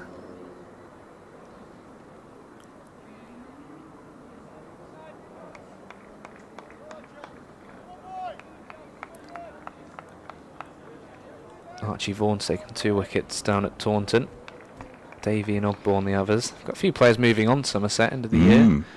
Ben Green, Josh Davey, Casey Aldridge as well. That was aerial for a moment. There's hands on heads in the field. That's at Gloucestershire. Yeah, Will Williams going from Lancashire to Gloucestershire. So good they named him twice. Very good name. And then Gloucestershire losing some of their stars as well. What were his parents thinking? Because his full name must be William. William well, Williams. So it's got to be William Williams. Yeah. Just, yeah. Remarkable. Truly remarkable. Final ball of Chappell's first over. He's gone for 9. Oh, that's up in the air. This will take some catching. Running in is Yusuf bin Naeem, and it's fallen short. He just misjudged it. There's some jeers from the Knots following in the crowd. It looked comfortable, but he just went in for the dive too early. I'm going to give him the excuse of the sun. If you look where his shadow is, he's looking straight into the sun. I think he's lost that. I think he's lost it. He just gestures to the sky, but he really should have taken it. Yusuf bin Naeem, that would have been 2 down, and you really are on top then. It's unfortunate for the young man, but he did take a good catch last season, as you were saying in the first innings. Yeah, you need Slater gone if you're Derbyshire.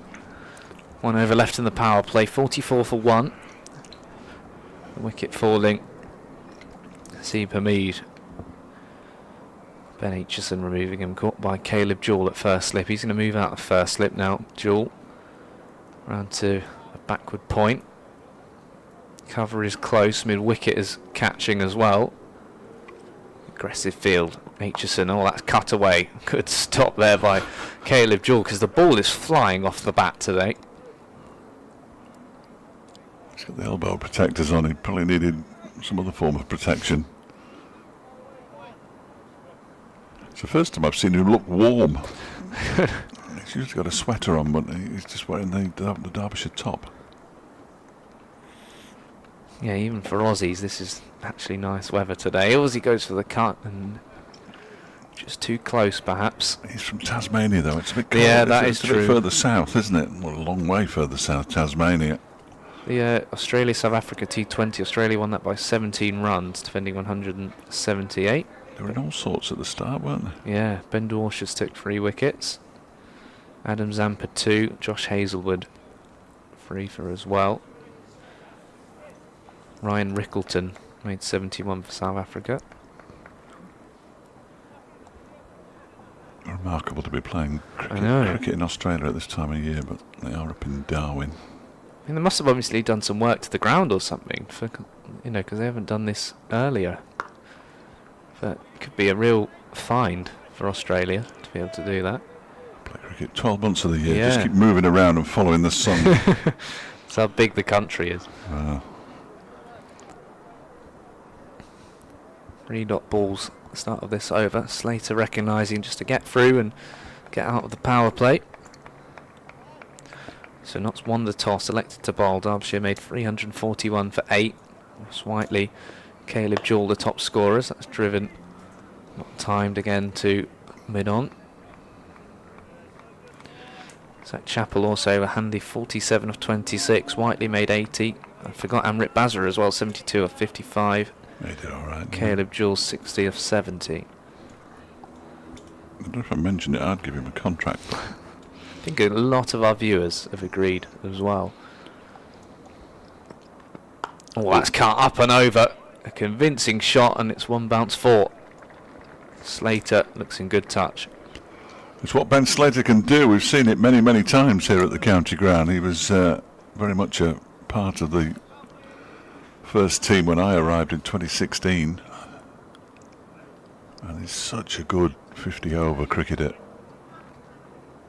Not tall enough to play for England, of course, but if he could just grow another foot. Well, his Notts teammate Ben Duckett might have other ideas. Well, he's the exception, isn't he, that proves the rule. 4 off the over, 48 for 1. End of the power play. Notts are 2 short of where Derbyshire were after 10. Derbyshire one on top. I'm going to have my cookie now. Excellent. You could have had it before. Try not to crunch too much into the microphone now. No, don't press that button first before you take that out. I don't want to eat it quickly. Well, you're deafened people. There you go. Sorted. 2 bites and it's gone. Zach Chappell's going to continue from the city end. A member of staff at the far end of the ground walking round, fanning themselves from the heat. It's a warm afternoon. Watch out for Tuesday. Whatever you're doing on Tuesday, just watch out for it. It's going to be 30 degrees again. I know it's August and it's supposed to be, but this is, what, the 3rd heat wave of the summer? We normally get 1. It's almost like the earth's warming up. As Chappell begins a new over. Pushed gently into the offside. Nicely fielded by Ben Aitchison, moving around to his left. Got both hands to it. Didn't field it cleanly, but did enough to stop the batters even thinking about going through for a single. That is crunchy, as you suggested. Didn't look it, but Yeah, you're right to nice, warn me. isn't it? But very nice, soft in the middle, as it should be. Absolutely. She knows her stuff, Katie.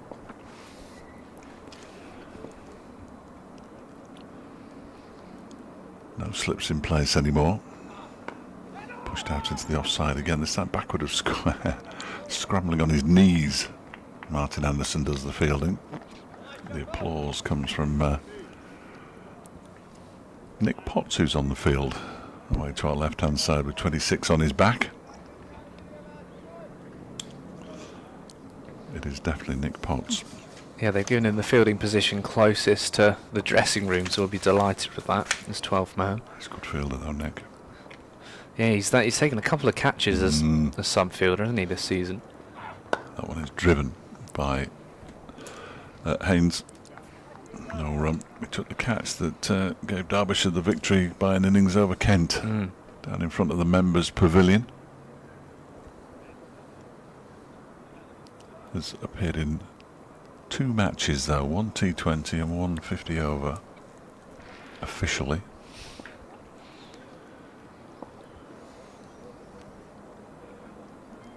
As Chappell's next delivery is crashed into the offside, but straight to Harry Kame, who's on the cover boundary.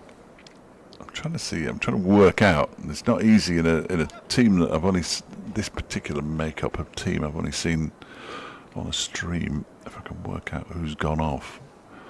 Aitchison is still, I think it might be Rory. No, he's at mid-off, I think. Is that Aitchison at mid-off? I think. Aitchison's at mid-wicket. No, I think that's Morley at mid-wicket. So I think it might be Hayden off. No, where's Morley? Hang on, left-hander. That's why. That's why I'm a bit confused. Aitchison, yeah. There's Aitchison. Morley's at cover. It's Hayden at there mid-off. he is. There Now he he is. turned his back to us. Yeah. Bin Naeem Well, he dropped the is catch. down below didn't us, yeah, to our left. He is, yeah. Maybe they've just got 12 fielders onto. Martin Anderson is at backward point. No, nobody's. Oh, Caleb Jewell. Yes. Thank you. Probably.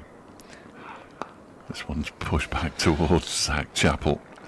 And there's no run that's better from Zach. One run from the over. 49 for 1 after 11.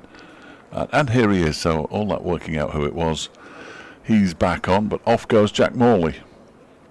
So Nick Potts stays on. As the field changes a little bit. Look at that. I like this. He's swapping ends, Rory Hayden.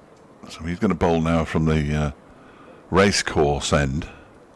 To bowl the racecourse end, Rory Hayden. Aitchison, first 5 over burst, 1 for 20.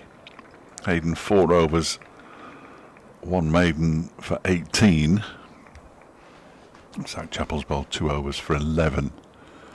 The last one was much better than his first. In terms of economy, a couple of young lads on a race around the ground at the far end.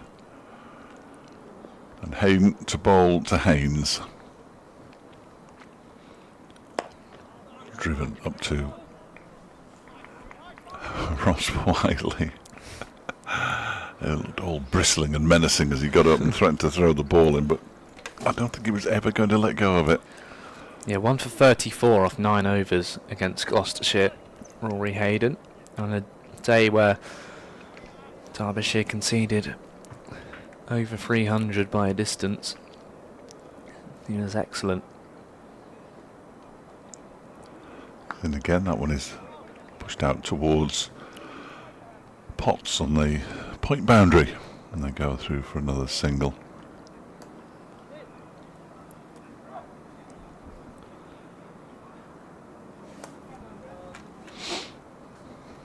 Experience in the side is definitely with Ross Whiteley, isn't it? Brisbane Heat, Chennai Braves, Multan, Welsh Fire, Worcestershire, Hampshire, Southern Brave, Oval Invincibles, or the Invisibles as they're often called. That one is driven aerially out towards the extra cover boundary for 4 by Ben Slater, who moves on to 21. Can't give Ben Slater any kind of full delivery wide of the off stump. Can I just say what I've just noticed? You can. Derbyshire's first game, they conceded 341 for 8, and in this, well, technically their third game, they made 341 for 8. Spooky. That can't have happened before. Get Griff on it. That could be a long evening for Griff looking at that. I'm not entirely sure he'd be willing to undertake that particular task. It is a strange coincidence. Oh, well, you can bowl there to Ben Slater as he tried to pull that into the leg side, then practices a completely different shot as he's off on the way. 54 for 1 it remains.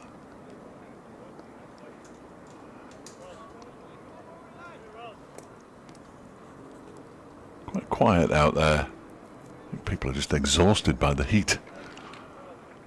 I know I am. A few standing in the shadows of the Leylandii away to the right. As Hayden's next delivery is driven by Slater.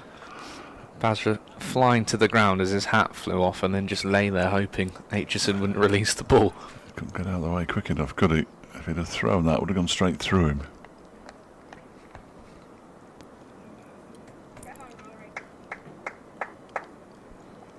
Yeah, it's quite out there, isn't it, as well? This young side, players still getting to know each other. Maybe losing a few of those characters like Wayne Madsen. Nye Donald's a chatty one as well. Can be. Madders, certainly.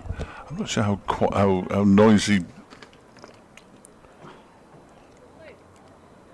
Pat Brown is.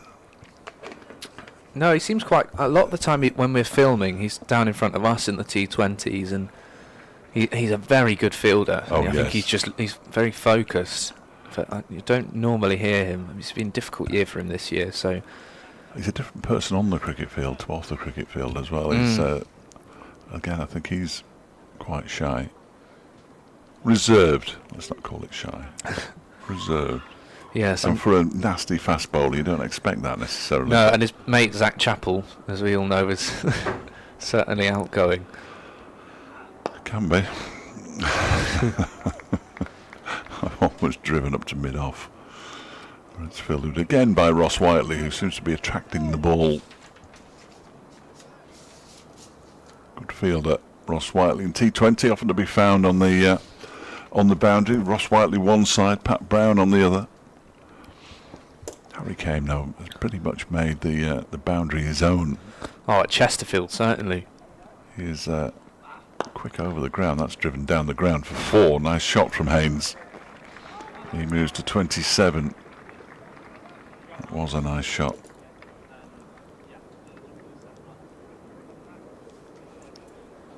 Young Hawkins getting some 12-man duties in down below us. Joe, that is. Very recognisable figure. Yes, when he had a chat with Brooke Guest during the Leicestershire game, and they could easily be related. That's driven down the ground again. That's one to the offside of the stumps at the far end and one to the onside, and Haynes has picked up back-to-back boundaries. Well, that's what I mean about this surface. You know, there's real value for your shots. The ball comes onto the bat nicely. Not too much movement for the bowlers, and yeah, mid-on was just ran over it in the end. Bin Naeem didn't put the dive in, but it's 2 very similar shots, as you say. And Chappell's just going to have a chat with Ross Whiteley. What's Chappell's response? Oh, full toss. Turn it to the leg side. I don't think he meant to bowl a full toss. Ball eventually arrives at Jack Morley's feet. 2 more runs to the total. I think he was looking for the slower balled Yorker. Very underrated. Didn't quite hit the target. This is my first dog of the day over by the ice cream van. So it's played off the back foot and out into the offside by Haynes. Just hope your daughter's dog's okay. Looked like it was in some distress getting into the car. It doesn't like cars. It doesn't like anything really. No, mine didn't when we first got it, but we realised actually it was throwing up in the car because we were just feeding it too much, and then getting in the car, which was a bad idea. But settled down now. It's over in France at the minute. Can they go abroad? They can, yeah. You've got a pet passport, which is fantastic, and an absolute waste of time for everyone at the old Channel Tunnel. Well, yes. That one's turned away down to long leg for a single by Ben Slater, who keeps the strike. 68 for 1 then after 13. So going along nicely here. Nottinghamshire in pursuit of 342. That would be some achievement if they were to get that. We know it's Derbyshire's 6th highest score in T20, not T20, this isn't T20, is it? What's this? List A cricket. What is Nottinghamshire's? I don't usually look up Nottinghamshire records, so might take a moment. Yeah, the picture's out. Griff's already named everyone in there, all the past players. He's gone through it. Yeah. It's taken him no time at all. Hayden just tucks up Slater with that delivery. Nottinghamshire's highest score in List A cricket is 445 for 8. Wow. Against Northamptonshire in 2016. That is ludicrous. They've gone 1, 2, 3. The 6 times they've gone past 400. And all bar 2 were at Trent Bridge. One was at Taunton, another small ground, but one was at Leicester. So Well, it's heaved into the leg side by Slater, not too far away from Caleb Jewell at mid-wicket. Put the dive in, ball beat him and goes to the boundary. I mentioned that 31 that Chappell and Whiteley took off Rob Law. That's Derbyshire's highest ever over in List A cricket. And yeah, the highest List A total against Notts. And the highest 6th and 7th wicket partnership against Notts. So a productive day on the stat side. Oh, he'll be loving it. I've got one for you as well now. You might have mentioned it then because I wasn't 100% listening. I was sort of... That can happen. Listening a bit. No, it's very rude of me. Nottinghamshire's highest score against Derbyshire in List A cricket. Was that in there? No. Excellent. All yours. 340 for 7. Oh. That was at... what's it called? What's that? The outground called? Oh, Welbeck. Welbeck. Yeah. But it's down here as the John Fretwell Sporting Complex at Nettleworth. It's Welbeck. As Hayden bowls driven out into the offside towards Jack Morley again. I've seen about 3 or 4 different names for that ground. Well, on Cricket Archive, it's known as the John Fretwell Sporting Complex, Nettleworth, but it's what you said. I remember that game. Ricky Vessel scored 114. 44 from Brendan Taylor, who's just made his test comeback with Zimbabwe after a time out of the game. Dan Christian was playing, Stephen Mullaney, Chris Reed. They had such a crop of all-rounders, Notts. Oh, their white ball teams. That was an astonishing side. Luke Fletcher was there. Harry Gurney played. Samit Patel. It was a very strong side. Derbyshire replied with 275 all out. With 51 from the man who's on strike at the moment, Ben Slater. 49 balls. 43 late on from Matt Critchley and 40 from Harvey Hussain. Afternoon, Harvey, if you're listening. That one is whipped away down towards a fine leg by Slater. That's a nice piece of fielding by Bin Naeem. There in the distance. I think it's a polite round of applause for his efforts. 75 for 1 then, after 14 overs. 35 to Haynes, 29 to Slater. Yeah, they're going well, these two. Look pretty comfortable. This is all part of the Derbyshire roller coaster, Freddie. All part of the Derbyshire roller coaster. Don't worry about it yet. It's a long day, the 50-over game of cricket. A lot can happen. It's just a bit for everyone, though, isn't there? I was thinking that first innings, you can often just sort of meander through the middle overs, and it never felt like that happened. There was always something going on. We'll see some left arm spin fairly soon. I believe that's just been given nod down to cover. First ball of the new over from Zach Chappell is driven but not timed by Ben Slater up to mid-on. It's the perfect format, really. A lot of people would prefer to see 40 or 45 over cricket to cut out those middle overs, but there's always going to be middle overs no matter how long it is. Yeah, I mean, even some of the T20s here, there've been some middle overs where really not a lot's happened. It can Just happen. knock it about, don't they, and get what they can. Pushed out to the offside by Slater for a single. Way before your time, as so many things are.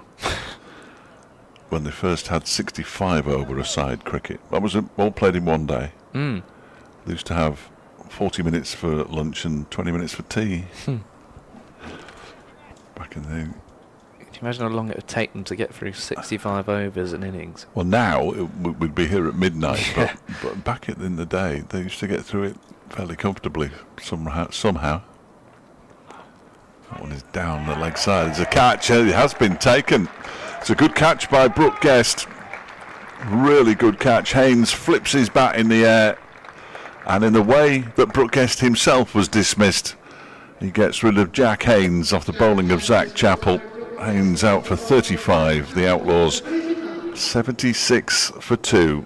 What comes around goes around. Spot on, Fletch. It's incredible that Guest not quite replicating Tom Moore's catch, because that was superb, but this is another really good piece of wicket keeping from the captain Brooke Guest, who has had a busy old day. leading this young Derbyshire side, and an excellent catch down the leg side. How he got out to his opposite wicket keeper and guessed. We were just saying that partnership needed to be broken. They look set, and Haynes is trudging off very slowly. 76 for 2. And now a chance for 18-year-old Sam Seacheran. I think his first away game for Notts. Is that a thing? I've just become one.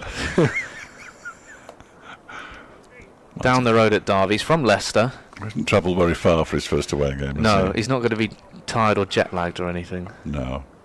Passport safely tucked away in a drawer at home. There is a good video of a non-league side who play. I think they play Merthyr in Wales, and they persuaded one of the less intelligent players, perhaps, that he needed a passport.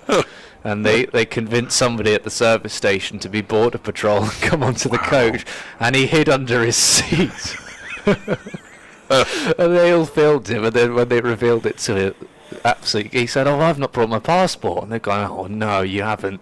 Can't go over the You've bridge. got to hide." Yeah.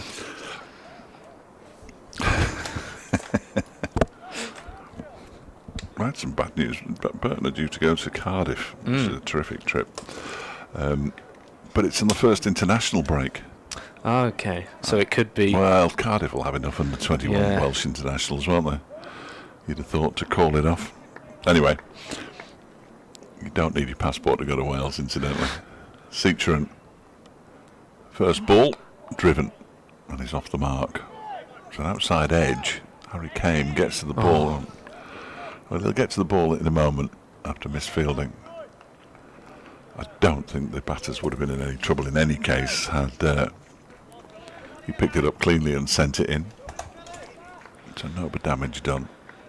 Imagine Seacheran's played against some of these Derbyshire players in second 11 cricket. Oh yes, I'm sure he has. Have a check on some scorecards, shall I? Caleb Jewell's down below as a third man. You don't see that very often. Short ball from Zach Chappell. Not even one for the over. Excellent. So he's got another one up his sleeve. Well, there we go. Seacheran made, you'll like this, made 4 for the second 11 against Derbyshire at Repton. Caught Morley, bowled Hawkins. Joe Hawkins, that was his only wicket. Hayden picked up 2, but he went for 48. And that's the game I think Guest made 100. Is that a T20? T20. Notts made 249 for 8. Derbyshire That was the 216. one where the winners got through to finals day, wasn't it? Which wasn't Derbyshire. Seacheran picks up his second run, clipping the ball into the leg side, but a successful over for Zach Chappell, who looks absolutely exhausted, as he always does at the end of an over. He's now bowled 4 overs, 1 for 27. The other wicket fell to Ben Aitchison. Not a 79 for 2. He'll get a nice ripple of applause when he goes down to the... hang on a minute. The seat unique Falcons stand, the permanent temporary stand, as we like to call it, on occasion down at the far end of the ground. It's far easier when they're in my head than when they're on a piece of paper. Well, Derbyshire introducing spin Told you. a lot earlier than their Midlands rivals. Jack Morley coming on from the racecourse end, containing the media centre that Ross Whiteley hit a ball on top of. Second person to do it. After Alex Hughes, they'd be fuming. Yeah, you would be, because that's a great record to hold. It's like doing it over the Lord's Pavilion. That's been done as well. A long time ago. Yes. Mm-hmm. It's been raised a bit since then, hasn't it? The bit in the middle. Mm-hmm. It's a bit harder now. But there was a time, of course, when you had to hit the ball out of the ground to get a 6. So Morley got a short third in.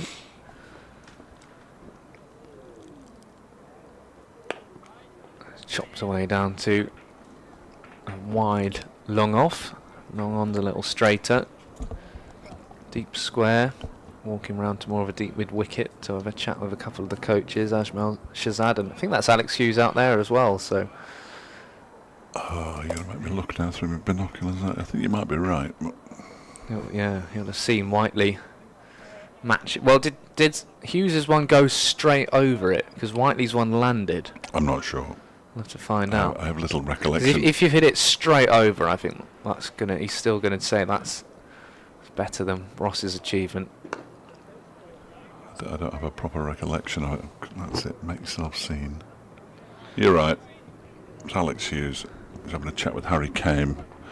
He wasn't walking. When Alex Hughes is walking, he's very easy to spot because he has that Kevin the Teenager gait about him. He knows. You've let him know. That's pretty much all I called him during his playing career when I was... Cut away in front of square. There'll be a couple here at least. Good fielding in the deep by Rory Hayden.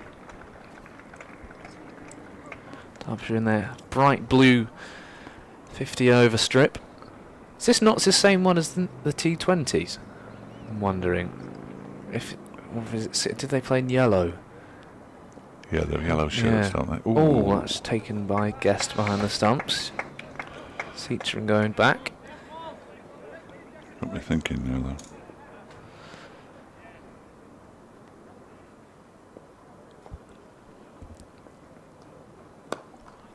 Driven again, long off and long on out, so just allowing that single down the ground. It is the yellow one, the green. It's sort of got some tigerish stripes on it, Yes. hasn't it, down one side?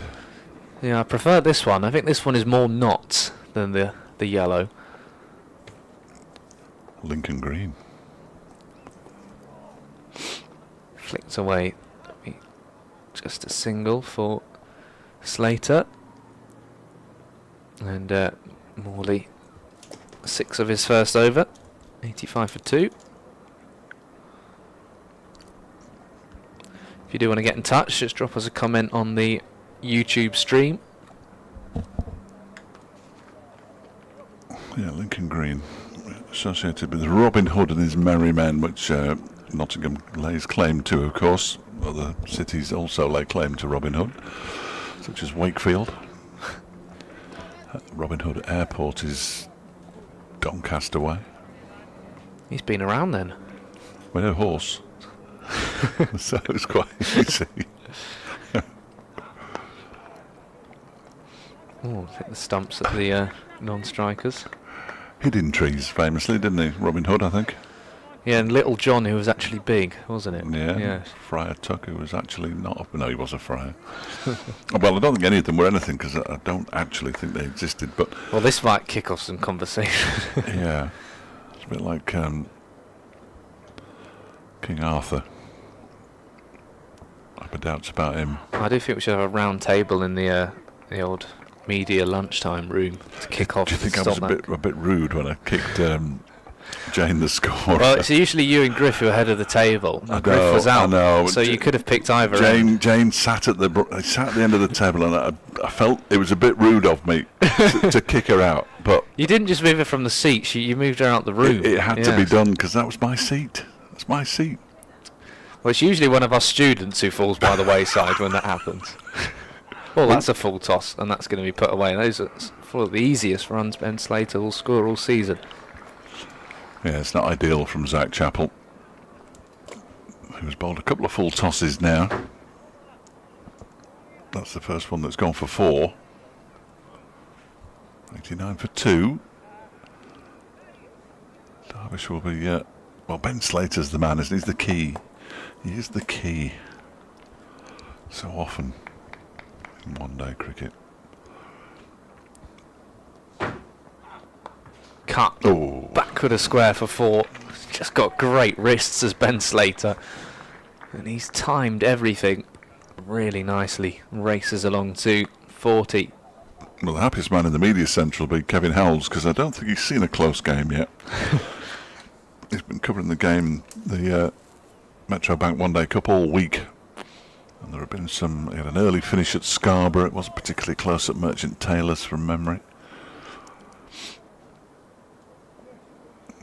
Can't remember where it was on Friday. Oh, it was at Northampton. I don't think that was particularly close either.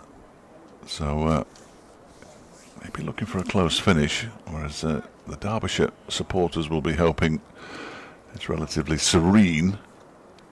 I think if Nottinghamshire to get over the line, it's going to have to be explosive. No, Notts' blast kit is similar to this. I've just had a look. So that yellow one's obviously from a previous season. Oh, okay. Somebody's commented, Chaz Richardson's commented saying Rockets playing yellow, 100 side. No, I definitely wasn't. No, I don't think you would have been referring to I definitely wasn't. No, there was no crisp advertising on the front of it as far as I was aware.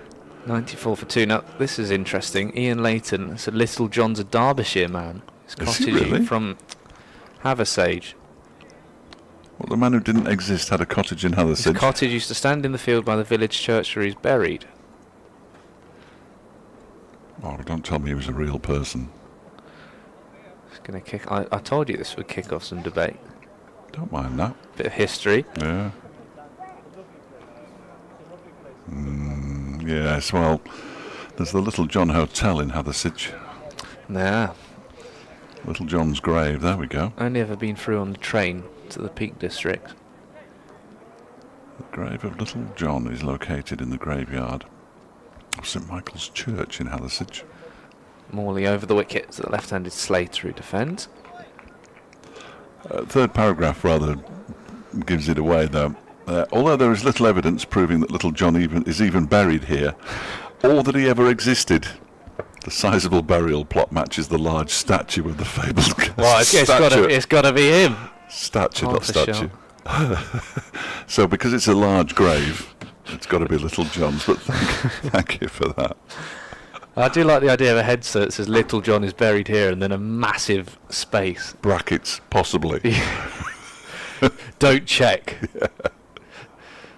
Always tried to lift that away for 6, and he's now got a hand on his hip thinking, I've missed out there, Ben Slater. It was a horrible delivery from Jack. Just steadies himself again, Slater.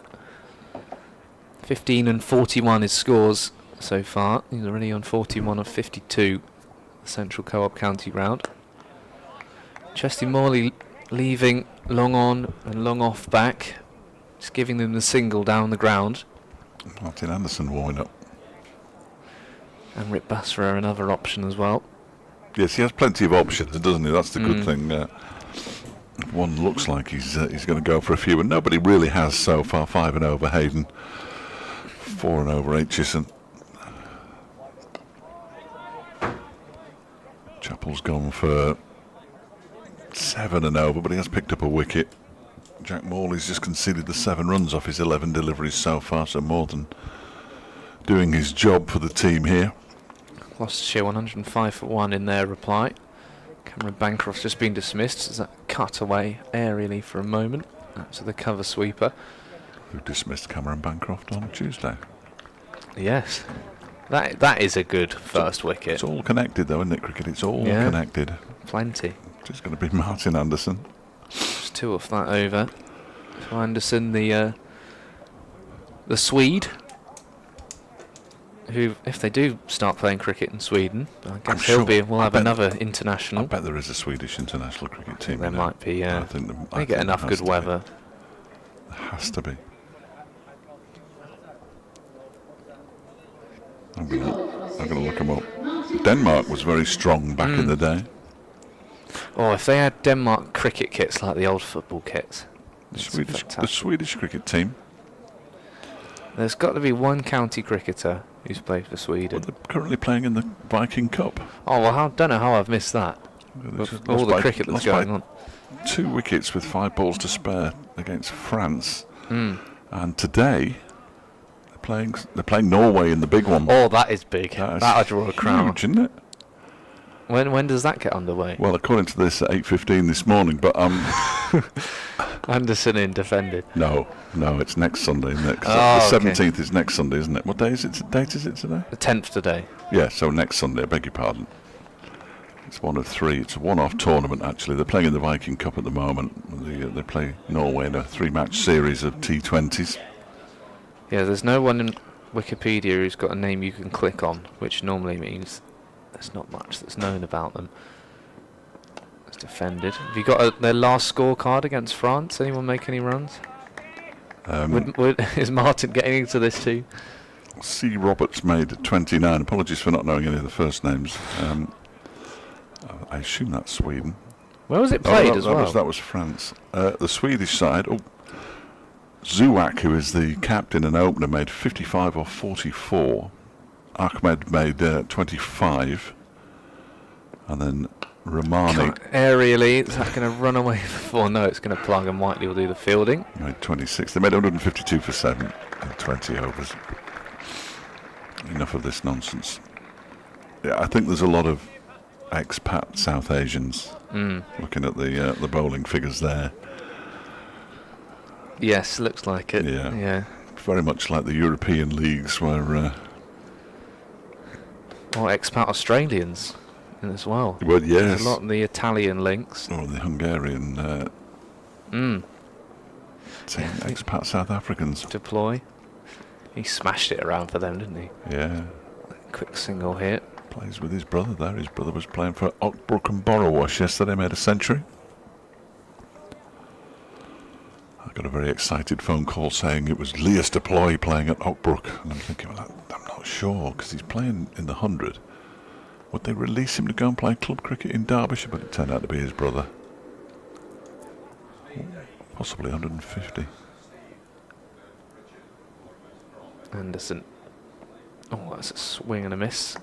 Interesting, Anderson sort of changing his run-up and his action in white ball cricket. Now, he went for his really sort of slow, medium pace, the change-ups on Tuesday. This looks a bit more back to his red ball stuff. So I wonder, it's good to have that up his sleeve. I didn't notice that he changed, so that means he's bowling like he normally bowls in red ball cricket. I think because in the T20 certainly was different. His arm's really quick in first-class cricket and has been so far today. Yeah, this looks a bit more like his usual style. Maybe it's something like it's good to be able to change. Need to pick up a wicket at Cheltenham, and he's gone for just 2 off his first over. 98 for 2. The Outlaws. There we go. Robin Hood's grave is just outside Brighouse, West Yorkshire. Yeah, Brighouse. So there's really not many Nottinghamshire connections so far. But they do claim him, so we best not. No. Wakefield definitely claims him, the city in West Yorkshire. Well, we've got the older camera we've got to wave to from the other side of the... yeah, all right. They can't really see us. Oh, now they've just flown away. Thanks, boys. Don't want us on for too long, of course.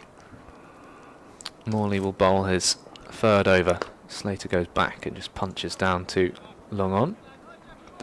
They're not taking many risks here at Nottinghamshire. They got just 2 runs off the first over bowled by Martin Anderson and now scored 9 runs in 13 deliveries off Jack Morley. And they don't have to take risks at the moment, but at some stage they almost certainly will have to. And that's when batting can become a little trickier, I fancy. Yeah, they're like Tom Moores, Lyndon James, Daniel Sams still to come. That's cut away for a single. But then there's runs all the way down. Joe Pocklington, 54. Last time out. Brett Hutton, 27 not out. Rob Lord, 83. James Hayes made a useful in the context of the game, 9 not out as well as the last man in. You're just trying to frighten me, aren't you? It's not working yet. I can't frighten you. Oh, I bet you could. Tougher job for you to make you optimistic. That's flicked away to square leg. Yeah, it's the second time somebody said that to me today. What are you like in football? Are you the same? Or watching Burton? Yeah, a little bit. I mean, I haven't seen much good stuff from Burton apart from in the last 6 months. And the kit. Well, the kit was astonishing, but football-wise, from January it's been all right, but before that it was awful. Cut away again. And under investigation, aren't they? Probably not too much we can say about it, I'd imagine, but for those transfer activity. Absolutely nothing we can say about that front, yeah. I think you're fine. A lot of signings last summer. What I will say, before we stop talking about football, is that when they won last weekend against Mansfield, it was the first time they'd won in August for 4 years. Wow. That's how bad it's been. It was like Harry Kane never used to score in August. Well, Burton don't win in August, so... Yeah, unfortunately Arsenal never played Spurs in August. Morley is bowled well here. This has been a really nice start to Morley's spell. First list day game for Derbyshire.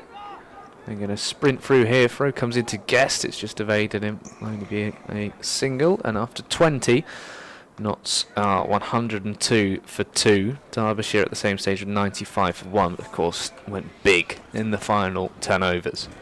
Yeah, that's the bit that you've got to factor in, isn't it? It's like some of the T20s when there was a big over towards the end and they were up with the rate and up with the rate, and then all of a sudden the big over kicks in and you find yourselves in a bit of trouble. Notts will be aware of that. They're going along at just over 5-0. The required rate is 8 from here on in. And that is quite a big ask, to use a phrase that I know my BBC colleague next door detests. Actually, he was talking on commentary this week and he wasn't sure if it actually existed as a phrase, but it does. Anderson to continue. First ball is defended back to him by Slater. 46 off 59 balls now for Ben Slater. So he's slowed down a touch with more fielders allowed outside the circle. You'd expect the pitch to flatten out a bit with this sun on it all day. Slater goes expansive, or looks to go expansive, and gets a thick inside edge out to Aitchison. Starting to come in here, the sun, isn't it? Through the glass window. How warm is it, by the way? Yeah. It's hotter than the sun. So for somehow, as it's magnified by the glass. Do we have shade, do you know, at Repton? Thinking ahead. I can imagine baking. I was watching the Surrey live stream and they said they are completely uncovered at Guildford where they've been playing. So I might need a cap, is that what you're saying? I've got sun cream in my bag. Yeah. We will be outside, which I think is quite exciting. I'm looking forward to that. That'll be a wide down the leg side. It's a good question, and it's a day of mysteries. If they've got, if the camera chaps over there, Phoebe and Jake have got an umbrella. We'll have to squeeze together under one. Get 4 of us under that, wouldn't you? I don't know what the camera situation will be. We'll be covering the game, obviously, as best we can, and it will be... I thought it was going to be a catch. It was played by Seacher and up towards mid-on. Zach Chappell for a moment looked as though he might be on for a catch, and it's landed about 1.5 yards in front of him. I thought he might have just taken another step and at least tried the dive. I think he was on his heels, yeah, because he thought the ball was going over his head initially, possibly. I don't know. Anderson's making things happen, though. Suddenly they're not quite timing the ball. And happy. That one is driven into the offside for a single by Seacher, and they go through for the single. Yeah, if he can make things happy, even better. No question. There are so many players in cricket who are dubbed the man who makes things happen. Far too many.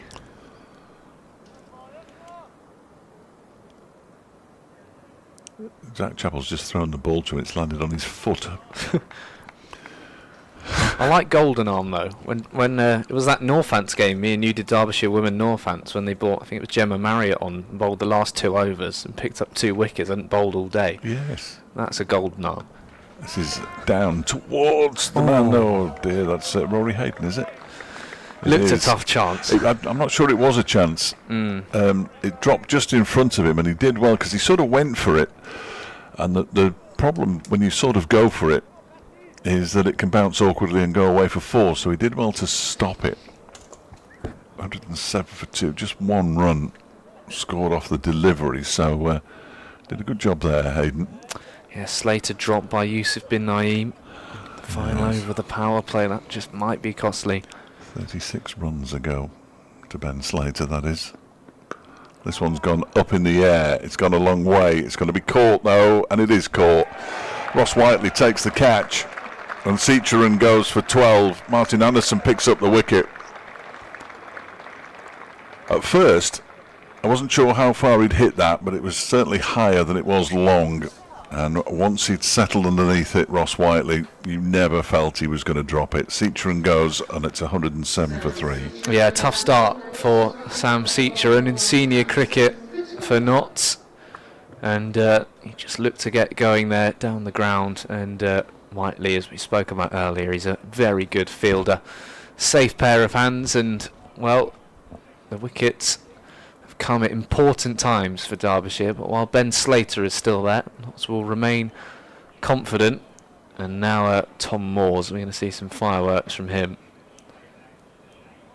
2-time blast winners, won the 100 as well. He's on a white ball only contract as well, 2-year white ball deal. That was a safe, steady catch in the end by Whiteley, but Anderson was definitely making things happen. Well, you called it. Yeah, and he's made things happy. He's made everybody happy as well. There was a nice cheer went round the ground when the catch was pouched.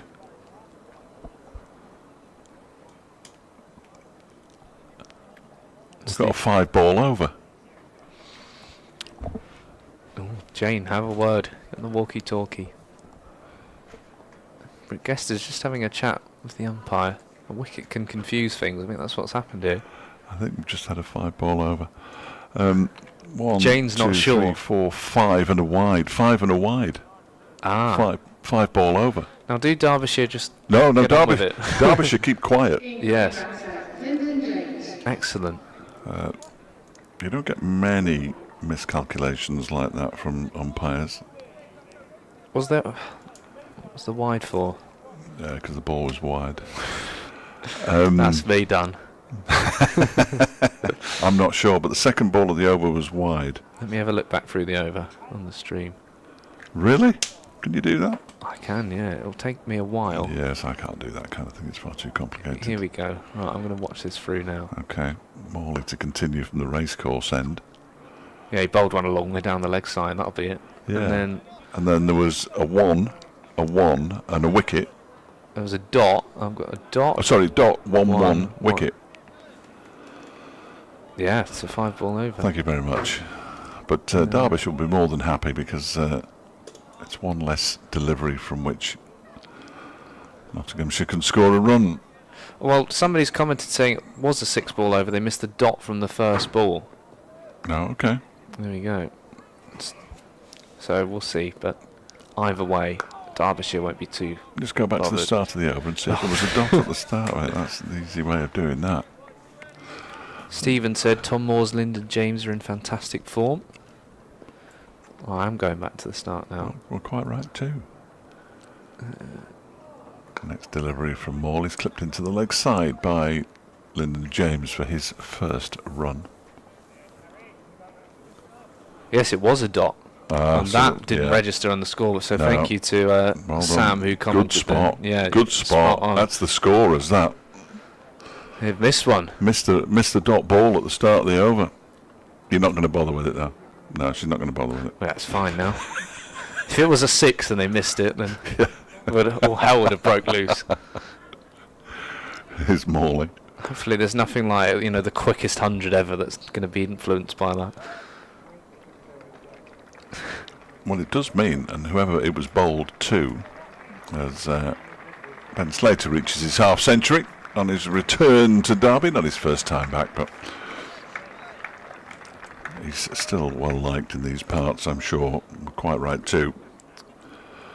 50 off 63 balls. Yeah, Notts is leading run scorer in last year's OneDayCup with 398. And he's going strong here. He's a good lad as well, Ben. Getting married later this year, I think. He scored a lot of runs for Chesterfield last year. I think he was their player of the year, I want to say. Well, did they not get promoted last year from Division 1? Yeah, they had though? a good year. Yeah. Not that I'm saying that Division 1 isn't as good as the Premier Division, but it isn't. But they did get promoted. That over comes to an end. Ball by Jack Morley's bowled 4 overs for 17 now. That's a really good effort. There we go. 111 for 3. Morley 4 overs for 17. Martin Anderson 2 overs 1 for 6. So they've really applied the brakes here. Derbyshire, he looks quite happy with life at the moment as the skipper and wicketkeeper Brooke Guest, who always looks reasonably happy with life anyway, except when he's out. But he's the first person here every day in terms of that playing contingent, isn't he? absolutely mad how early. I mean, we get here quite early, don't we? Yes, very yes. today. Yes. Well, you'll need to be early at. Yes, I was thinking about that. Yeah, you will. I'm thinking of coming down on there's a wide down the leg side from Martin Anderson.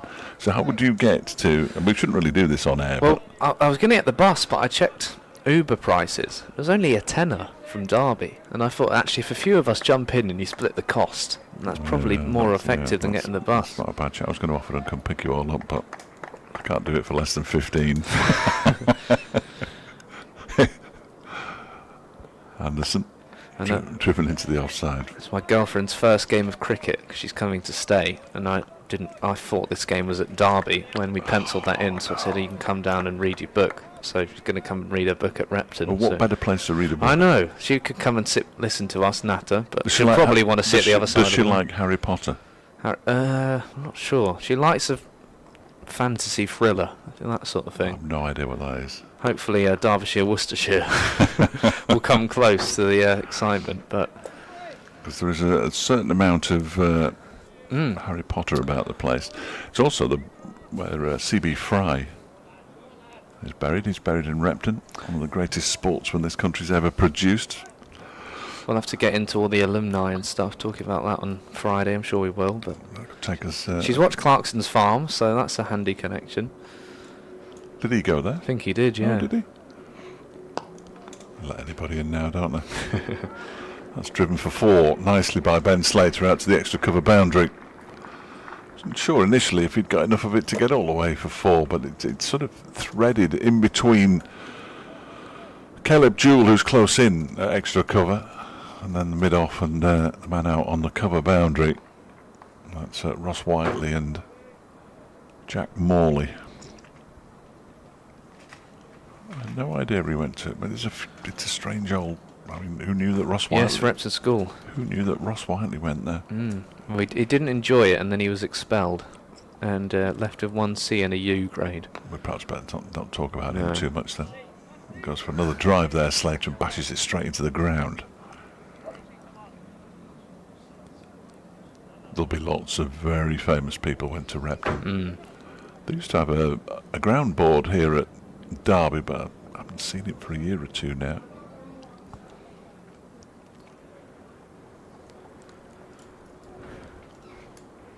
Yeah, we can go through a few of them and say whether we like them or not. Be some cricketers. Yes, there will. There will. Hurricane fields at square leg. Slater picks up another single from that pull shot. But you got me thinking about shade and cover. We will need some. Especially if we don't have you want to have the live stream up, and then you've got to have your laptop out, and you don't want that in the sun all day. No, that's true. So, That is but if we're up high, I think that makes a nice difference compared to Chesterfield. that one is cut away. There's a fielder down there at Ben Aitchison. So another Martin Anderson over comes to an end. 3 overs, 1 for 14. That required rate just creeping up a little bit. 8.3 now for Notts. Likes of Anderson and Chappell, just showing how important all-rounders are, to have a good crop of them, not just 1 or 2. You need a few in a one-day side. It's a useful bowler, Martin Anderson. Many people around here feel he's almost been under-bowled. Many people in this commentary box feel that he's been under-bowled. In all formats, really. Yes, yeah. Now, whether that's because he does have quite a strapping on one of his knees, I can never remember which one it is. I think it's his left. And if it's not his left, it's definitely his right. I think it's his left. And he may just be carrying a little bit of something. So I think he's too important to be missing completely. Had a comment from Sweden. Excellent. This is just what we were looking for. So I'll say. Fam Douglas said, "Greetings from Sweden, guys. I doubt that anybody from Sweden has ever made it to first class level. The game is played on mats here and never by anyone with a Swedish name." Yes, there was a certain amount of South Asian influence, it appears. Martin Anderson's dad, I think, is Swedish. Well, I assume it's his... I did meet his mum and dad at Leicester. Yeah, Griff met his mum at Cheltenham. Yeah. His dad definitely had an accent. And U6N9 said Derbyshire also had the same score here, but there's always pressure on in the chase. The target is huge, but players like Slater, Moores, James and Lord can chase this. Do keep your messages coming in. You're not wrong. Whatever It's your name was. going to be a good finish. Do you think? Yes. Oh, no, we don't want that. But the run rate is climbing. Isn't it? Boundaries have dried up. Huge shot. Yeah. Morley's got that defensive field though, and he's happy to just be milked for singles. Yeah. And it's just doing the job really nicely because Pocklington wasn't really used. He did pick up a wicket, but if Morley's just going to go at 5 and over, that's absolutely fine for Derbyshire. Well, this is his 5th over, and if he can bowl a lot of overs, it means that Derbyshire will bowl their overs in time as well, which means they won't have to put that extra man out. Might get a couple of runs here though, because Harry Kane's got a lot of ground to cover out at extra cover. Aitchison was warming up as well. Yes. Maybe Yeah. if he'll have another burst. He's bowled 5 overs, just 1 for 20, removed Haseeb Hamid. You know, we won't have the scoreboard either at Repton. Yeah. That's an added bonus. It's going to be fun. There might be some maths having to be used, which is never ideal. Oh. Well, it was driven back, I think, into the ground. Morley's tipped it onto the umpire's head, so we need a concussion check. Brooks has got his hand over his head. I don't think the umpires will have answered any of the questions, so they can't have a concussion check. So you have to answer questions, don't you? That you've prepared. Yeah. Like, what's your name? They've got to go, well, I haven't practiced this. Who's the Prime Minister? Where am I? Yeah. What tournament? Who's playing? Alphabet backwards. The whole world is concussed if we got to do that, because nobody can do that. The good news is, and well, we are making light of it, and the umpire is fine. 124 for 3 at the end of 24 overs, so 1 over to go until we reach the halfway point. The worm has knots in front, if those colours are right. Somebody's visiting the ice cream van. See what they're going to pick out. Yeah, sprinkles. Oh, just the classic. I think there's a bit of sauce on there. Yeah, just the classic. He's got a Derbyshire hat on. He's getting straight in. You don't want to let it melt. Classic 99. Well done, sir. Got the shorts on. Yeah, flake. Anderson will continue. Yeah, it's definitely back to his sort of red ball bowling. Otherwise, Guest would be up to the stumps. Cut-off is 10 to 7. These games used to finish at 5:30.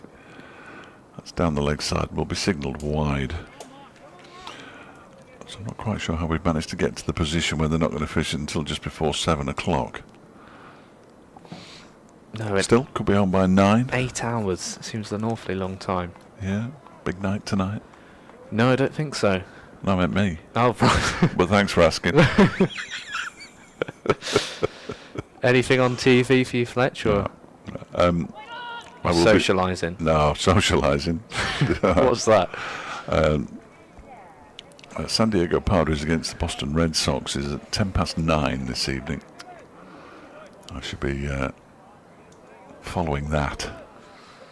No, I've got in partly because of you and Griff, and Tom is a big fan. So Only Fools and Horses. I've been watching that for the first time. I'm flying through the series. Good though, isn't it? Series 4. Oh, this is whipped into the leg side for a 1-bounce 4 by Lyndon James, who moves into double figures. Just for a moment, it might have gone closer to Jack Morley, but it didn't. You enjoying it? I am. The concussion there makes me think of when Del Boy said he's got percussion. And no, I am enjoying it. And there's obviously, when you watch any sort of older comedy, there'll be bits that go over your head, but there's some bits that are just completely timeless. It also depends where you're watching it, on what medium, because on some of the television stations that are still showing it, they've cut bits out. This next delivery from Anderson's just pushed into the offside by James, which, if you've seen it before, it continues to make sense, but if you're watching it for the first time, it can be a little confusing. Yeah, it happens with films as well now. It is very funny. And yet there are some TV channels, like them or not, where they'll show things and just say, look, this was first broadcast in the 1970s when times were different. They weren't necessarily right, but they were different. That one's pushed out into the offside by James for another single, as the sun disappears momentarily. We haven't seen Amrit Bazra yet with the ball. Yeah, I wonder when we will see him, even if it's just a few overs. I've only used 5 bowlers so far. Bazra's the startling omission. just wonder how long before one of these two just goes for it. They've still got Moores to come. James coming in early. Oof, that one just stops on Ben Slater a touch. Pushes it up to mid-on. Slater, apart from that drop catch from Bin Naeem, he does look comfortable. He's playing that similar role to Caleb Jewell, just knowing he has to stick around as long as he can. Well, we know what happened to Caleb. Yes. Not far away from playing on here, Ben Slater, if that's the case. Not going to play on from a short delivery from Martin Anderson necessarily. He picks up another single. The over comes to an end. We're at the halfway stage. Martin Anderson's bowled 4 overs, 1 for 21. Lyndon James has 11. Ben Slater 59 and Notts are 131 for 3. They need a further 211 runs to win from 25 overs at 8.5 runs and over, as the players have a well-earned drink. This is usually the point on a stream that they would play an advert. But they haven't got any, so We can go through some scores. can we? Worcestershire 340 for 9, Essex 175 for 4, 20 overs to go there. That's going to be a good end. Gloucestershire going very well, chasing 286 to inflict Leicestershire's first defeat of the season. They're 144 for 1, Bracey 80 not out, Ollie Price 21 not out, Bancroft was 40 of 49. Elsewhere, well, Lancs are 5 down, but they only need 69 more to win, and they've still got 14 overs. Middlesex should beat Sussex comfortably. Same goes for Durham against Kent at Beckenham. And Northants 145 for 4, chasing 292 at Rugby. So some games, that Somerset Lancs one, a couple more wickets there, that could get close. Balderson's going well, he's a good cricketer. You're having a look at the drinks break. Well, I am, because I looked out and I thought, Joe Hawkins has brought the drinks out for Notts. Well, that's awfully kind. Well, he hasn't, but I don't think we've had. Oh, I see. I don't think we've had two people with such red hair on the same ground at the same time. No, because Guests is red, but not quite that bright. No, this is not that strong. We've got two players with very distinctive bright red hair. It's Nick Potts who's brought the drinks out for Derbyshire, so nothing really to report there. Ben Aitchison nipped off, and so did Jack Morley, but they're back on the field now, and Derbyshire are starting to disperse. And the umpires, with their Cadbury's tops on, will do well to get out of this sun. Nothing worse than chocolate that's all at the bottom of the packet. I quite like the purple. I haven't seen anybody in anything other than just the purple shirt so far, though. Which would be a real issue for anybody from Hull. Oh, we've had a cake delivery. Thank Wow. you, Jane. This is plum cake. I don't know if you had some earlier. I didn't have any. No, is it nice? Yeah, it's very nice. Excellent. Thank you. I like it when stuff turns up as well and you're back on the ball by ball. It's handy timing. Well, it's you. Is it? Yeah. I've completely lost track. Well, no, I do the ones from I did 0 to 5. Oh, correct. So it is me. I mean, so that we can sit there. That's fine. No, I can wait. We'll do it between us. Don't worry. Go. Morley will continue. We'll keep with some football. It's level in the Community Shield final. Is it? 2-2. Final? Sorry. And Leicester 0, Sheffield Wednesday 1. Plucky little Sheffield Wednesday. All their problems going on. Zach, our member of the camera team, I'm sure he'll be watching that. He's a big Leicester fan. And that's probably why he's not here, actually. There's a wide from Morley. His job is to help the mascots in the tunnel. Is it? And be in charge of them for the men's and women's games. Oh, good grief. Does he get paid for that, though? I think he does, yeah. You'd have to be, wouldn't you? What do you do? I help the mass. What does he help them do? I guess it's not to be rude to the players or anything.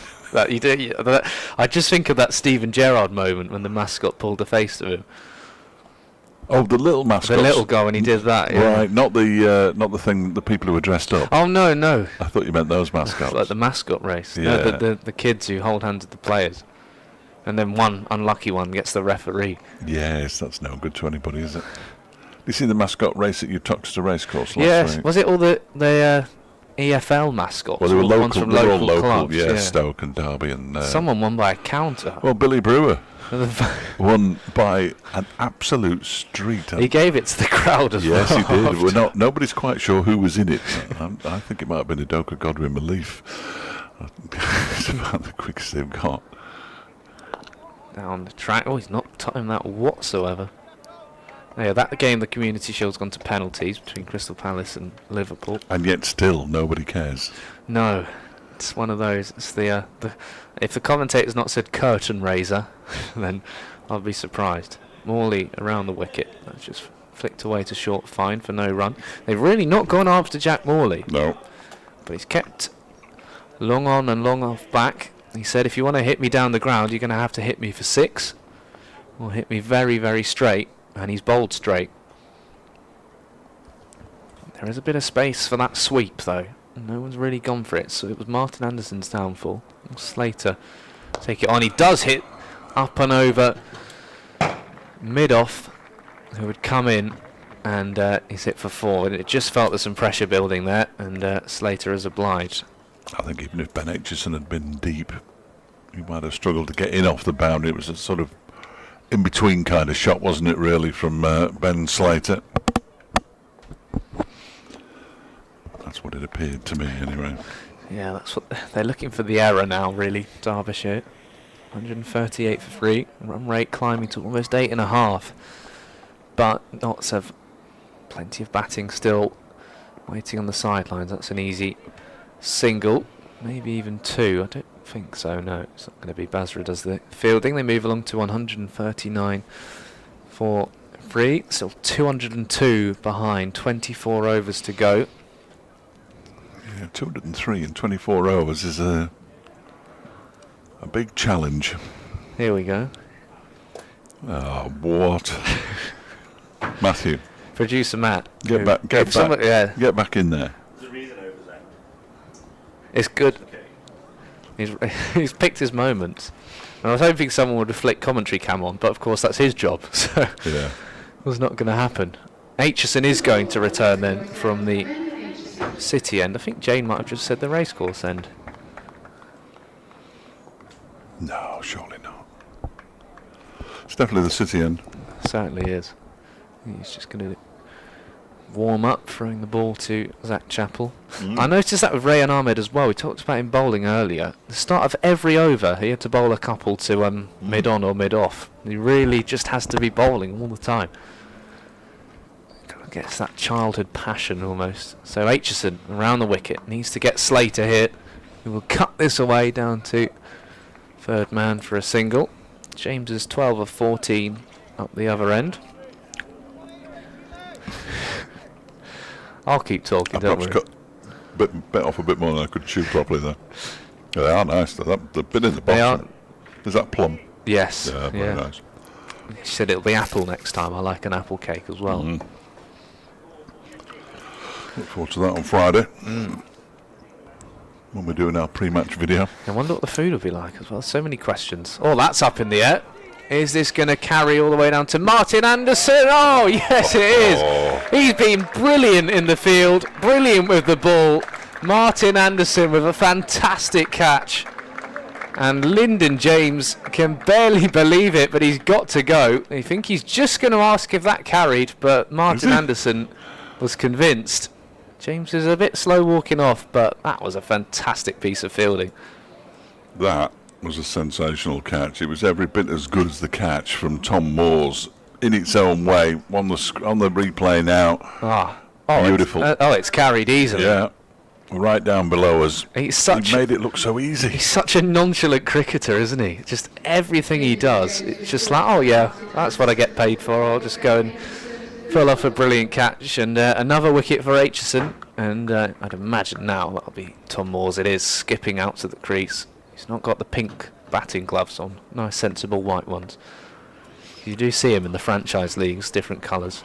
But we'll have another look on the replay. And Anderson with the sunglasses on, just kept them on the entire time yeah, as well, and then which it is ended up brilliant. in look one at that. hand. Yes, he enjoyed it though, Martin. Almost a smile from Martin Anderson. Yeah, which nearly smiled, Martin Anderson. That was a terrific catch. Well done to him. And I'm going to have a celebratory plum cake. You do right. You are on, but you go for it.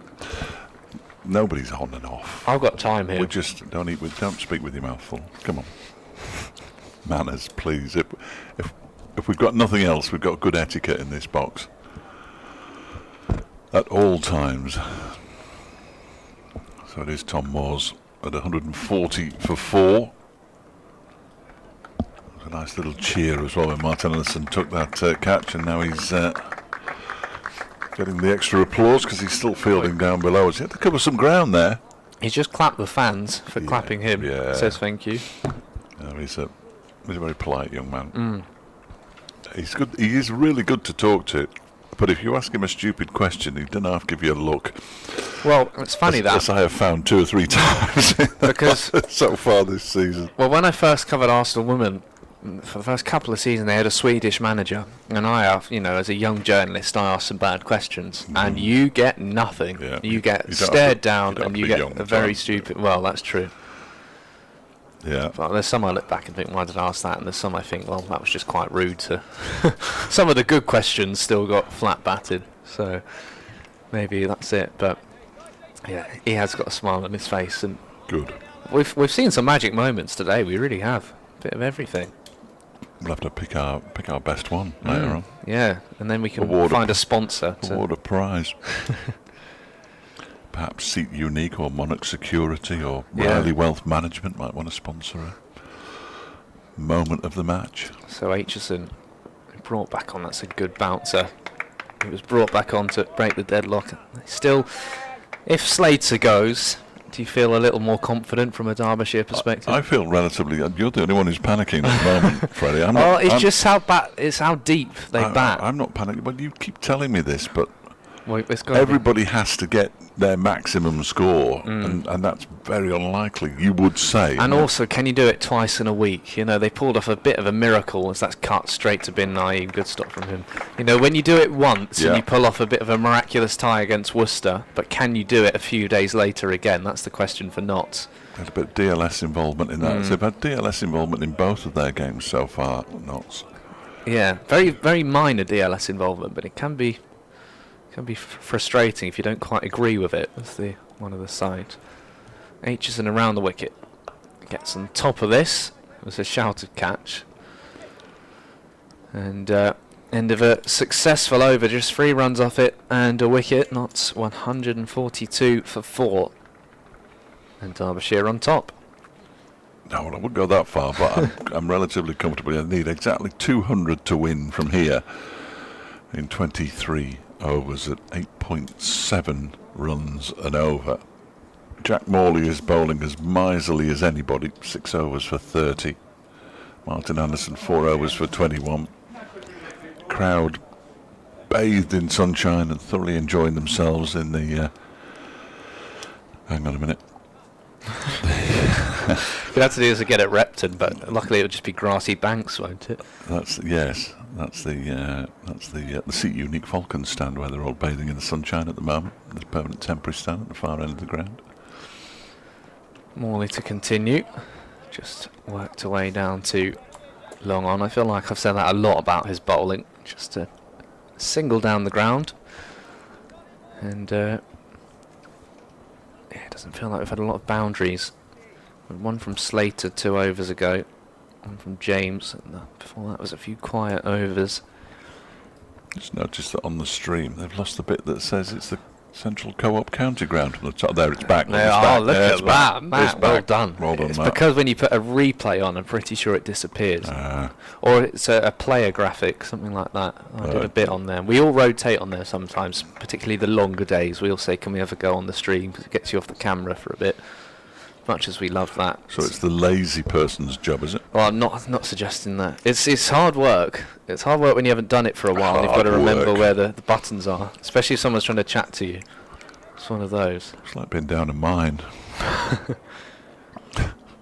Hard work.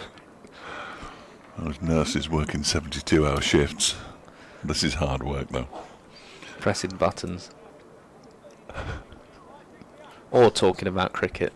Not that we suggested this is hard work at all. I've never ever No. suggested this is hard work. Very lucky to do what we do. That's a great shot by Tom Moores, who has flashed Morley away through the covers. Now it's two left-handers now, and I'm not sure whether Morley's a good matchup for two left-handers. His left arm spin, so we may well see a change here. He's bowled 7 overs, which is a good chunk of his overs, but if he only wants to use 5 bowlers, then he probably has to bowl all 10. Well, he does have to bowl all 10 if he only wants to use 5. Yeah, as you say, he's still got Bazra to come. That's the line he needs to be on. Just put it on leg stump, have the 2 fielders back out there. If he wants to take him on, then fair enough, but anything wide, Moores is just going to put away. He's got best figures of 3 for 40 in this format. It's only his 24th match. It's only Aitchison's 15th list day match. Down the ground, straight back to Morley. There we go, Jack Morley with the caught and bowled. And Derbyshire, if they weren't on top before, they certainly are now. And it's the big wicket of the former Falcons man, Ben Slater. And that could be a massive moment in the game. Well, he can barely believe it, Ben, can he? As he walks off, comfortable as you like, straight back to Jack Morley. Remarkable, really. 68 runs, including 9 fours in that innings. It's been a really nice knock as well from Ben Slater. But on the final ball of the 28th over, he just chipped it straight back to Jack Morley. Was that a commentator's curse? In reverse. Yeah, saying, oh, well, we can't have Morley on for much longer against these two. Well, he won't need him against these two because one of them's gone. I'd keep him on, obviously, but that would be the obvious thing to do, wouldn't it? I'll have a look on the replay. Morley just gave it a little bit more flight and encouraged Slater to go after it straight back to the bowler. It's never an easy chance. Here we Caught go. and We'll bowled. see a nice one on this angle. He just didn't time it at all. Straight back to him. Slater turns, can not believe it. Dave, you can switch off now. Ben's gone. Enjoyed watching him bat though. That's Absolutely. I always enjoy watching Ben Slater bat. He's in this form of the cricket. There are not many players better than him in the country, I would suggest. And you don't have to look at his average of over 50 in this form. We talked about Ross Whiteley, and he'd scored 1,700 runs in any number of matches. Well, over 3,000 runs for Ben Slater. Here is Daniel Sams in at the non-striker's end. That's flashed away nicely for a boundary. Knots have got to get moving now, and they have Tom Moores out there. These two still left-handers out there, but Moores holds the key here. Somebody is always holding a key. We'll just change the person's name. That is true. You can have a 10, 11 out there. One of them's going to hold the key. One of them have to hold the key. Yeah, you'd say that Moores was. Daniel Sams is a very fine cricketer, though. That's a similar shot, and Bin Naeem's been kept busy. There's going to be some sore hands later on. Poor lad's got a field at backward point where the ball keeps being thrashed. Yeah, it's going at serious pace.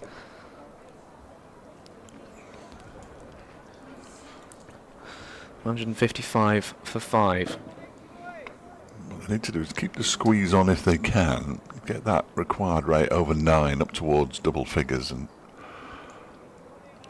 then Derbyshire can ease their way home. But still, I wouldn't like to call it even now.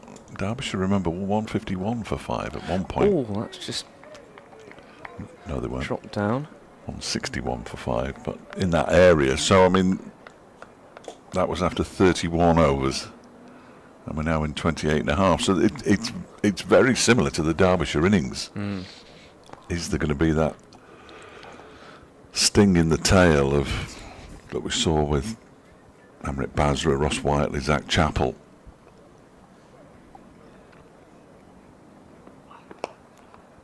Sam's the right-hander. I'll correct myself. He's one of those left-armers who bats right-handed. Sneaky. Yeah, Luke does that on our stream team in the garden. There is talk, mainly from us, about the possibility of a staff game or even Really? staff nets. I'd love to be able to do that end of the season. Staff match out in the middle. Yeah. I'll score. I'll probably bowl 2 overs and go off. That'll do I'll me. give it a go. Oh, that's driven nicely by Sams just for a single. Otherwise, it's round to our back garden. Will we all fit in? We will. We'll have 2 short legs, silly mid on, silly mid off. No barbecue. Then there's though, a shed. For goodness sake, don't do a barbecue. Not at the same time. No, Afterwards. No, What's no. wrong with- I thought you'd like a barbecue. No, they're awful things. Awful things. They're awful. You can smell them when you're not having one. If I wanted to eat food covered in grit, I'd cook it and then take it outside and drop it in the backyard. Never been a meal. End of the over. That's flicked away to short fine for a single. 157 for 5. Run rate continues to climb in Notts chase of 342 to win. I'm fascinated by that Lancashire game. It looks to me as though Lancashire are very much in the favourites' seat.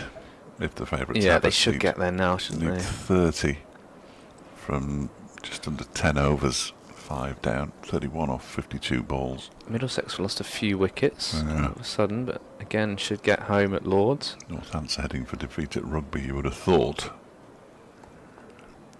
So Morley will continue. as he should. I said that all along, I think. Fairly sure Yeah, that's I what think so. I think that's what I said. Somebody commented on the stream saying he saw him coming. Nice bowling. Just defended by Moores. So it's been good because in red ball cricket he bowls quite flat and fast, doesn't he, Morley? And a lot of the time we say give it a bit more flight, get it above the batter's eye line. But in white ball cricket, this is just what Derbyshire need at the moment. And as much as Hawkins is that talent, for Morley just to be able to, as that's hit away for 4, Morley just to be economical, know what the situation's needed. He's done a good job, and that's a nice shot from Tom Moores. It was. Barry came up with slightly disappointed that perhaps he didn't get that. James Brace is on 94 off 100 deliveries. Ladybird. A yellow one, I think, is it? That's very rare. Is it? I've never seen a yellow Think one. we can get it on eBay? Don't know if that's allowed. Moores go again, or he tries to. Just skidded on. We've got a no livestock policy. Gloucestershire, 120 runs from 17 and a half overs is their requirement. 166 for 2.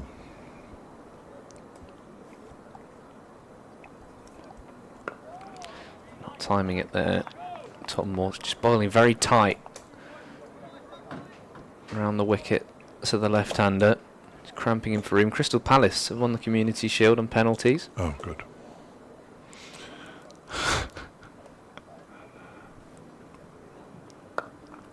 Cut away again, similar areas last time, and Kane's not going to get anywhere near. Another boundary to Tom Moores. He moves along to 21 of just 13 deliveries. Zach Chappell is warming up.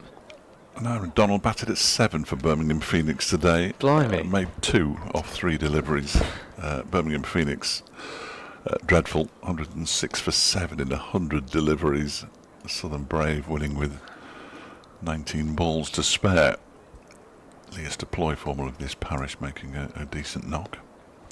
It's flicked away to short fine for a single. 166 for 5, 20 overs to go. The side that he was facing included Tymel Mills, Chris Jordan, Jofra Archer, Craig Overton, the Kiwi Michael Bracewell. He managed to get bowled by James Coles, which is a good effort. 9 wickets. Batting at 7, 9. Yeah. The opener in. Well, I did notice that Wayne Madsen didn't play for London Spirit last night, having played in the first game.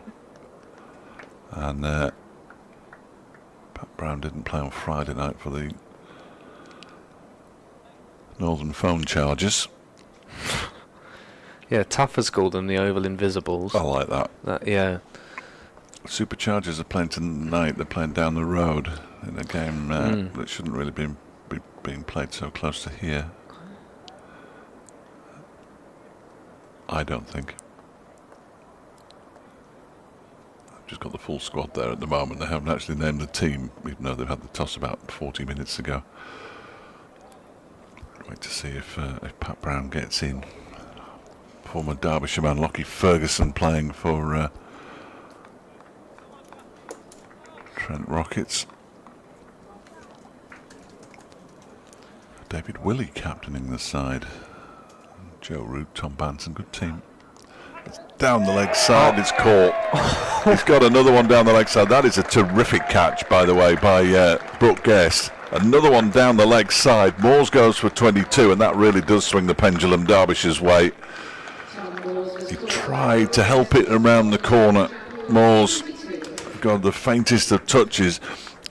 And as he's diving away, he must have thought the ball's going to evade him. It's going to evade him. I thought that was going to come out of his hand. When he turned around and faced our way, I just thought for a minute, is that going to fall out? But he just was able to settle it. This has been a masterclass of wicket-keeping today. Really has. We've seen 3 top-quality catches. Well, you can tell by the celebration that we saw from the first replay how good a catch that was, because you don't often see Brooke Guest celebrate like that. Quite often he'll take a routine catch and just chuck the ball away, but this is, watch him celebrate here. Yep, he's up and running. Yeah. And a little extra punch of the fists as well. That is a terrific effort from Brooke Guest. Especially as well, he's missed out with the bat a little bit. You know, he's out for 9. He's captaining this young Derbyshire side, and he's made up for it with 2 fantastic catches. And also, you've got to give a mention to the captaincy. He brought Aitchison on, picked up a wicket, kept Morley on, picked up a wicket, brought Chappell on, and he's got Moores out. So all of these bowling changes and keeping Morley on have all made things happen. So massive credit to Brooke Guest.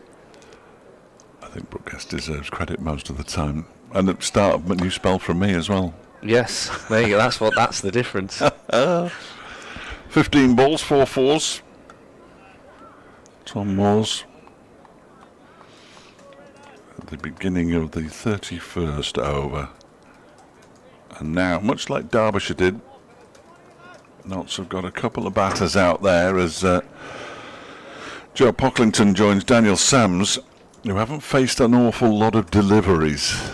Left-handers, or left-hander rather, Pocklington, who guides that into the offside first ball and gets off the mark.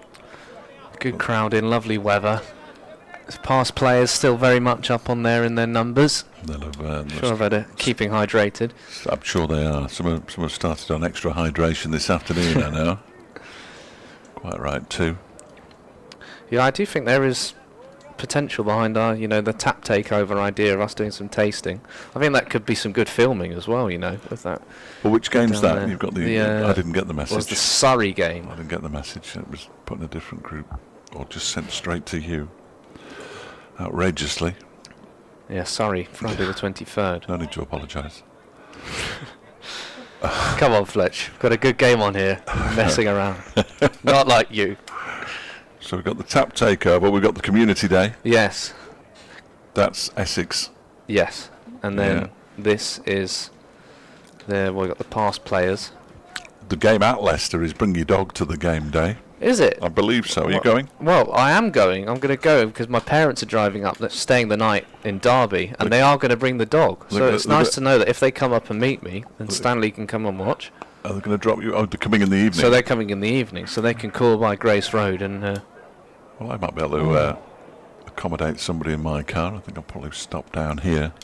Were you going to go and watch? Yeah, I'm going to go and watch that game. We can enjoy that. I'll then. work out where you are and yes, can have drop you in.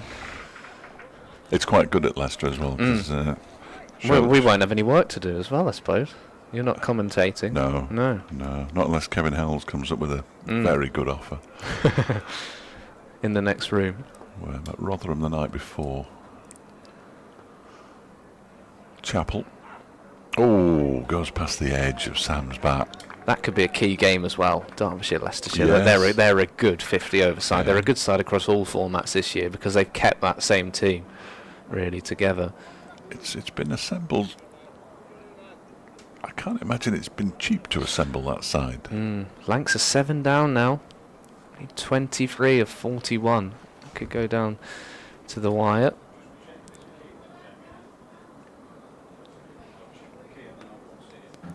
Balderson and Shetty are out. Tough now this for Notts. Still got plenty of runs needed, but also these two know they've got to stay at the crease. Do you know who that is at all? Is that Wembley? Don't recognise it. It's a great shirt. Well, yeah, I've just been sent the message with call the fashion police from. Well, you would usually wear a sort of shirt and not a tie, but you'd be smart. Me? Well, a journalist. Wembley? Yeah. No. If Bert can get there. No, I've been to Wembley many times. Well, I say many. Bradford City, Halifax Town, in the press box. I don't think I've ever worn anything other than jeans. That was good to know. I was worried when I did the Women's Champions League final. It was about nearly 40 degrees, it felt like, and the first guy I saw there was in a suit and Oh dear. I was there in my new sort of shirt and shorts on. I was just thinking it's ridiculous. You can't. Well, they wouldn't stop a woman wearing a skirt, would No. they? Well, you got to wear a suit. That was a hot one, that. Here's Jack Morley, 8 overs, 1 for 47. Looks like he's going to bowl all 10 right through here. And he's been launched down the ground for 6. That's an enormous shot from Daniel Sams. I mean, enormous. We've seen some big sixes today. That's gone into the... I haven't got a name for this one. It's in the newsstand.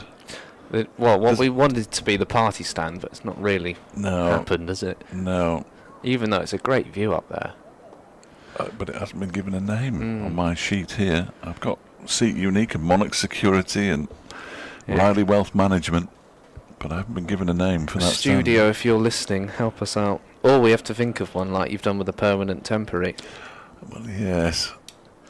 Which will revert to that in the championship, of course. when I'm not allowed to say all these names. Yeah, it's like the UEFA thing with the Champions League. That was a great shot from Sams. There's still, there's still runs available here. I still believe there's not really many demons in the wicket.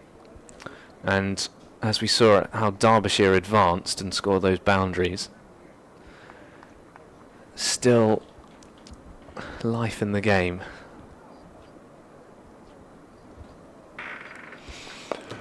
That one's clipped up towards long on by Sams. Get a 6, get a single. That's the way forward. He'll be thinking as well, final game for Notts before going to the CPL. Oh, can I be a hero? Yeah. End in style. Scored 45 against Essex, part of a massive partnership with Tom Moores, who scored 148, his highest score in any senior cricket. He was dropped on 21, so I think it was by Robin Das. Pocklington goes back and plays it straight back to Jack Morley. On this occasion.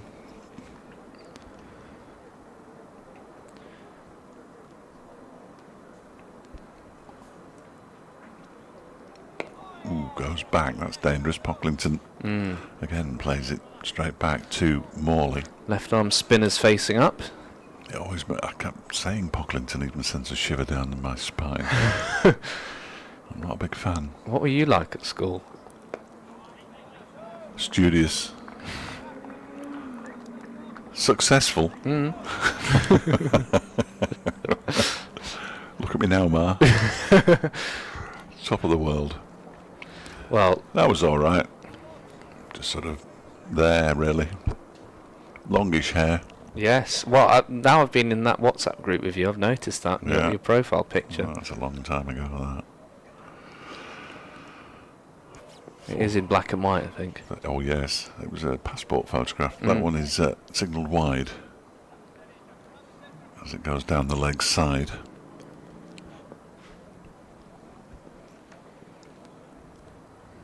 Next delivery is cut into the offside for a single by Pocklington, who moves on to 2. Can't fault the commitment in the field, can you? Even there, the dive, I think it was Caleb Jewell, who knew probably wasn't going to get there, but he's going to throw himself at the ball anyway. And he does this every time he goes down. He stays down on all fours, and you think, oh no, what's he done? Well, I used to think, oh no, what's he done? But now, when you get used to their mannerisms and their way of acting out there, you know that he's going to get up and he's all right, which he absolutely is. Brooke Guest's currently having a fairly lengthy conversation with Ross Whiteley, who is the most.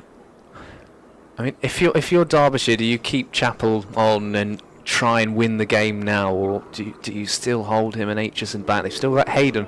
The one thing I'd say about Hayden is maybe we don't know as much about his death bowling, because he bowled mostly through opening the bowling at Cheltenham. He didn't come back on to bowl that last over. Chappell to continue. That'll be signalled wide, I would have thought. Yeah, short ball, possibly down the leg side, way above the batter's head. Didn't have a lot going for it in terms of not being called a wide, but the required rate is up to 9 now. Just wonder if they give Bazra a couple at some point. Just to give you some leeway, just a little wriggle room, isn't it? Yeah, that's a good shout. Anderson still has 6. I think you give Chappell a couple more, but just save him just in case he's needed later on. That's a better length from Chappell, and it's pushed by Pocklington into the onside, and there is Amrit Bazra to do the fielding. This would be big for Derbyshire. There were questions about this side down at Cheltenham, albeit playing a very good Gloucestershire team, but to play a Notts team that won and then tied, and gets them in if the they mix, can win this at home, gets them in the mix. Yeah, this would be a bit of a statement, I sense, beating your rivals. Everybody can get excited for a few days. Yeah, it's a nice few days where you become the better side in the days in between now and Friday as well. Yeah. Everyone gets more excited. Worcestershire on Friday. If they win this one, Derbyshire, Worcestershire on Friday becomes a huge day as well. Looks like Worcestershire are going to be Essex. Essex are 8 down, 237 for 8, chasing 341, just over 10 overs remaining there. Chappell bowls, and Pocklington sets off for a single straight away. Sam's slightly more laid back about everything, just trots through. So on Tuesday, Leicestershire play Notts, and Worcestershire play Hampshire. Surrey play Glamorgan, so that's the round of matches that don't involve Derbyshire. And it's Worcestershire for Derbyshire on Friday. Essex play Surrey. Hampshire play Leicestershire. Gloucestershire against Glamorgan. So still early days in the group stages of this competition, as that's a full toss down the leg side and 4 byes. Oh, he's flicked it away. It's a full toss and he's flicked it away. My apologies to Daniel Sams. Couldn't quite see what had happened there. The run rate drops below 9 and over again. Just looking at the potential outgrounds other than Repton. Clifton Park in York is being used this week. Another game at Rugby. Leicestershire are playing Notts at Kibworth. Good to see. Summit's doing some commentary of the 100. I believe so. At Trent Bridge. I believe so. That one is played square on the offside, yes. Somebody told me. Victoria Polly's there as well from BBC Essex. She was down at Hampshire with Kevin Hells the other day. Really good commentator, Victoria.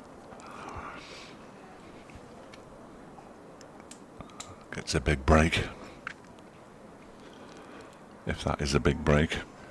I've not been asked yet for some reason. I don't know why, because you're so optimistic about it. You're a champion of the competition. So I've never been asked. End of the over. 17 to go, 188 for 6, so 154 runs now off 17 overs with 4 wickets remaining. They can't really afford any mistakes from here on in. Notts Outlaws, which is very much in Derbyshire's favour. The cut-off time is, well, it says 6:50. I'm assuming that is 6:50 this evening and not tomorrow morning. Please no. So they've got another hour and 20 minutes or so, hour and 15 minutes. And Jack Morley is indeed going to bowl his overs all in one 10-over spell. But still, the conversation going on between... They were just looking up at the scoreboard, seeing how what the numbers are looking like for the bowlers. Well, I don't think they want to bowl any more than 5 bowlers by the look of it. And it's a very late in the game to bring. Yeah. I don't know how you rotate though, because you need to get through some Anderson overs now. Well, he's got to bowl from one end a lot. Yeah. And then Hayden, Anderson and Hayden for a bit. Up in the air, down the ground, underneath it, Ross Whiteley, and he takes the catch. That's the end of Sams. I said they couldn't afford any more mistakes, Nottinghamshire. Well, Sams has just made one. He's knocked it straight up in the air. A second wicket for Jack Morley. 2 for 56 now, and Notts 188 for 7. Well, he hit Morley for 6, the first ball of Morley's last over, but he has been such a canny operator today. It's just a bit of a catch-22 for these Notts batters. You have to go big, but also you've got to protect your wicket, and Sam's unable to do both. And Derbyshire, another big step towards a big Derby victory at the Central Co-op County Ground, and Morley has been so impressive. He has to bowl 10 overs on the spin. I mean, it's not a huge ask for a spinner, obviously, but you risk being lined up by the batters to a degree. Well, he's picked up a couple of wickets. 2 for 56, as I say, 188 for 7. They need 154 off the remaining 16 overs of 5 balls at 9.2 and over. Every time they don't score more than 1 run off a delivery, the rate rises. So Derbyshire very much in the driving seat here. As I assume it's Rob Lord. Yes. Who comes out to join. Someone asked who he is in the YouTube chat, and Stephen replied with a celestial being who lives in the sky. It is a good name. And Lord, another one who he scored 83 of 59 against Worcester. So but he's got to do it again. Yes, that's something. You keep asking your number 9 batter to get you out of trouble, then you're sort of asking for trouble yourselves. It was such a simple catch, but it made Kevin Howells stand up, so it's no bad thing. Keeping those thigh muscles nice and taut. Now he sits back down now. With the soundproof media box, he's got no idea what we're on about. I think he's got a rough idea what we're talking about. Yeah, he has to keep peering through to see the scoreboard. I've never met a nicer man in media than Kevin Howells. And I've said it to his face. Lord gets off the mark with a boundary. It goes in between the 2 men at backward point. Bazra and Aitchison both standing there. And he cut it away and picks up a boundary to get himself up and running. Yeah, the fact there were those 2 fielders there for that shot, and he's just split them, a sign of a good player. Or a lucky one. Yes. One or the other. If he does it 3 or 4 times, I'll give him good. And then 2 points, 2 backward points. Goes back to this delivery and pushes it out into the onside. Bin Naeem does the fielding.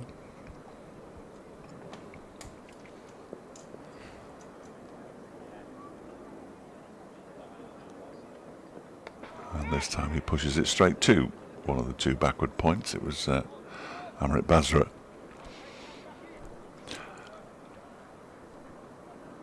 $192 for 7, as you can see on the screen. I don't know why I keep saying that, but because you can actually see it. And he goes back and cuts in front of square. This time does Lord. He picks up his 5th run. He and Pocklington both have 5. And Jack Morley's 10 over spell comes to an end. 10 overs, 2 for 61. Pat on the back, initially from Bin Naeem and then from Amrit Bazra. He's done exceptionally well as Jack Morley on his return from injury. First game this season in the Metrobank One Day Cup. A couple of wickets, nice and tight. And Notts Outlaws, just 3 wickets left, and they still need a further 149 runs.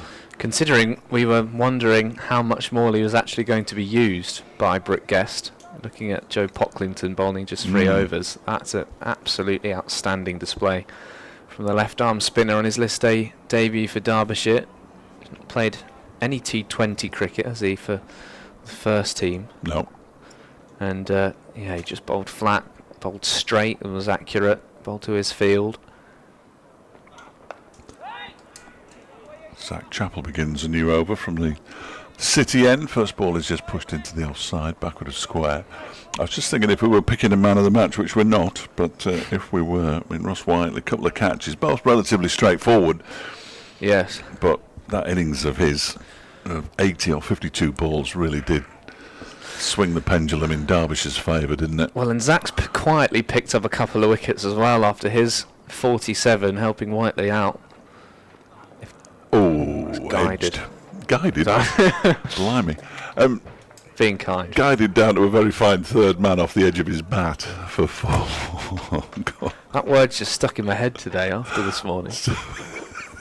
Yes, the replay not working is excellent. Thank you, Matt. Let's get back on the radio. Wow. If he's done that on purpose, he is some player. The boy Lord.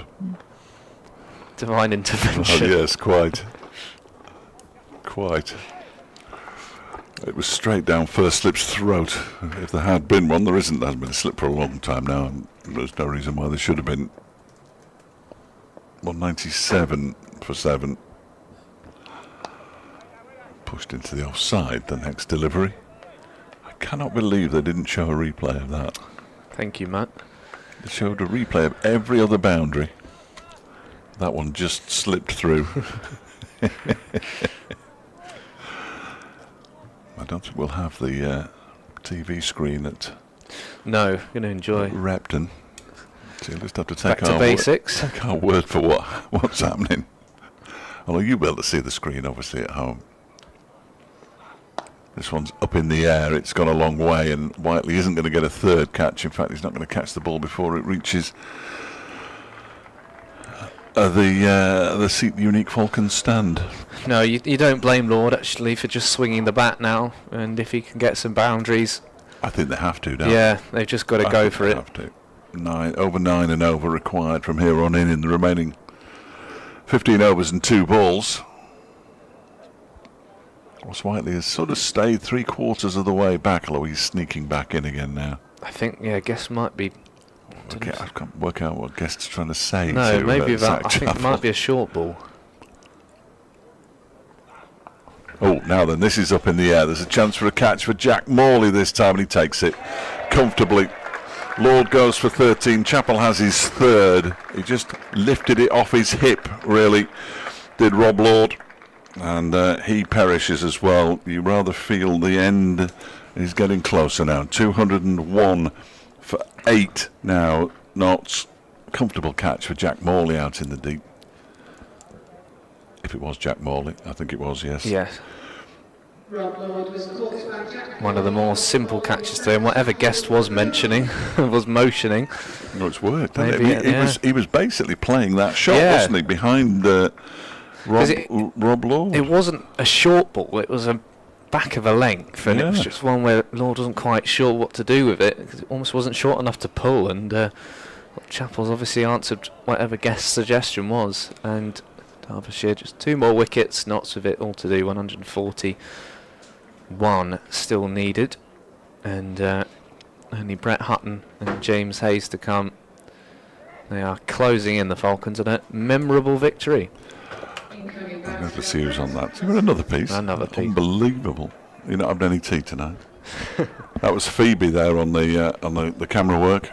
Just about managed to catch it. Go on, Phoebes. For goodness sake. I told you where it was going.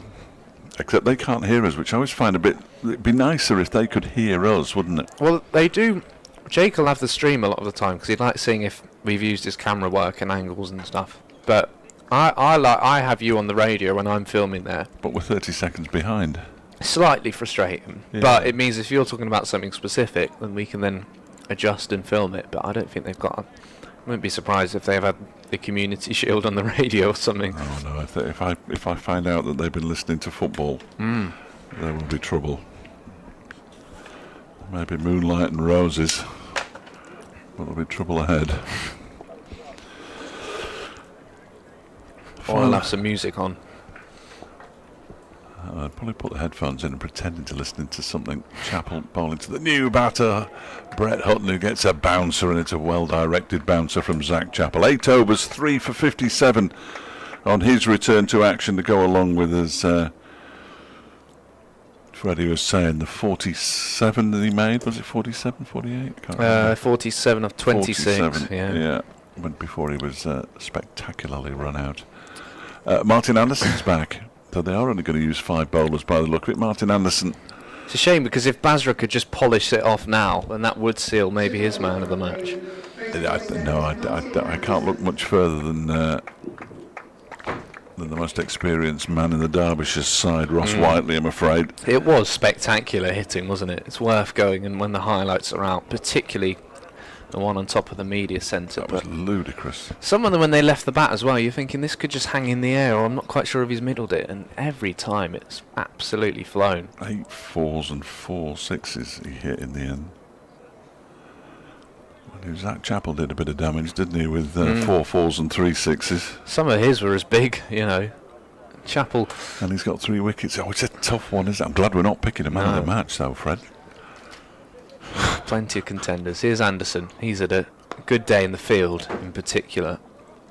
1 wicket, 22 runs, and took a superb catch to dismiss Lyndon James.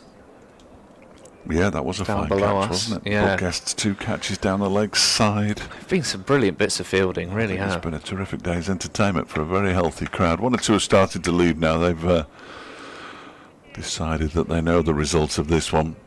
I wouldn't bank on it, and if it does get a bit of a nipper at the end, then... I'll regret that. Back down the Brian Clough way, I'd imagine, the ones who are leaving now. Do you think? Yeah.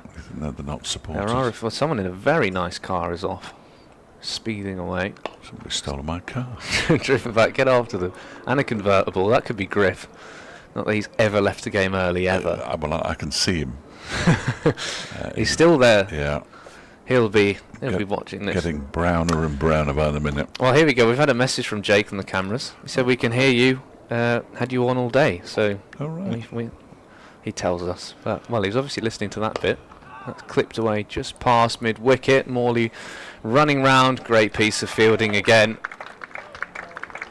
And the throw back into Brooke Guest. A big round of applause. If you field well there, there's a very loyal section of fans down there where Morley's fielding. And he just acknowledges them there. Sun shining. He didn't wave to them, did he? No, not quite. Touch of the cap. I always like the touch of the cap. I like that kind of acknowledgement from a cricketer. Classy.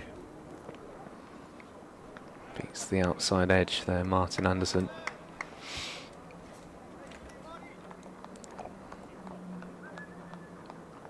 Somebody calling a dog. Surely not.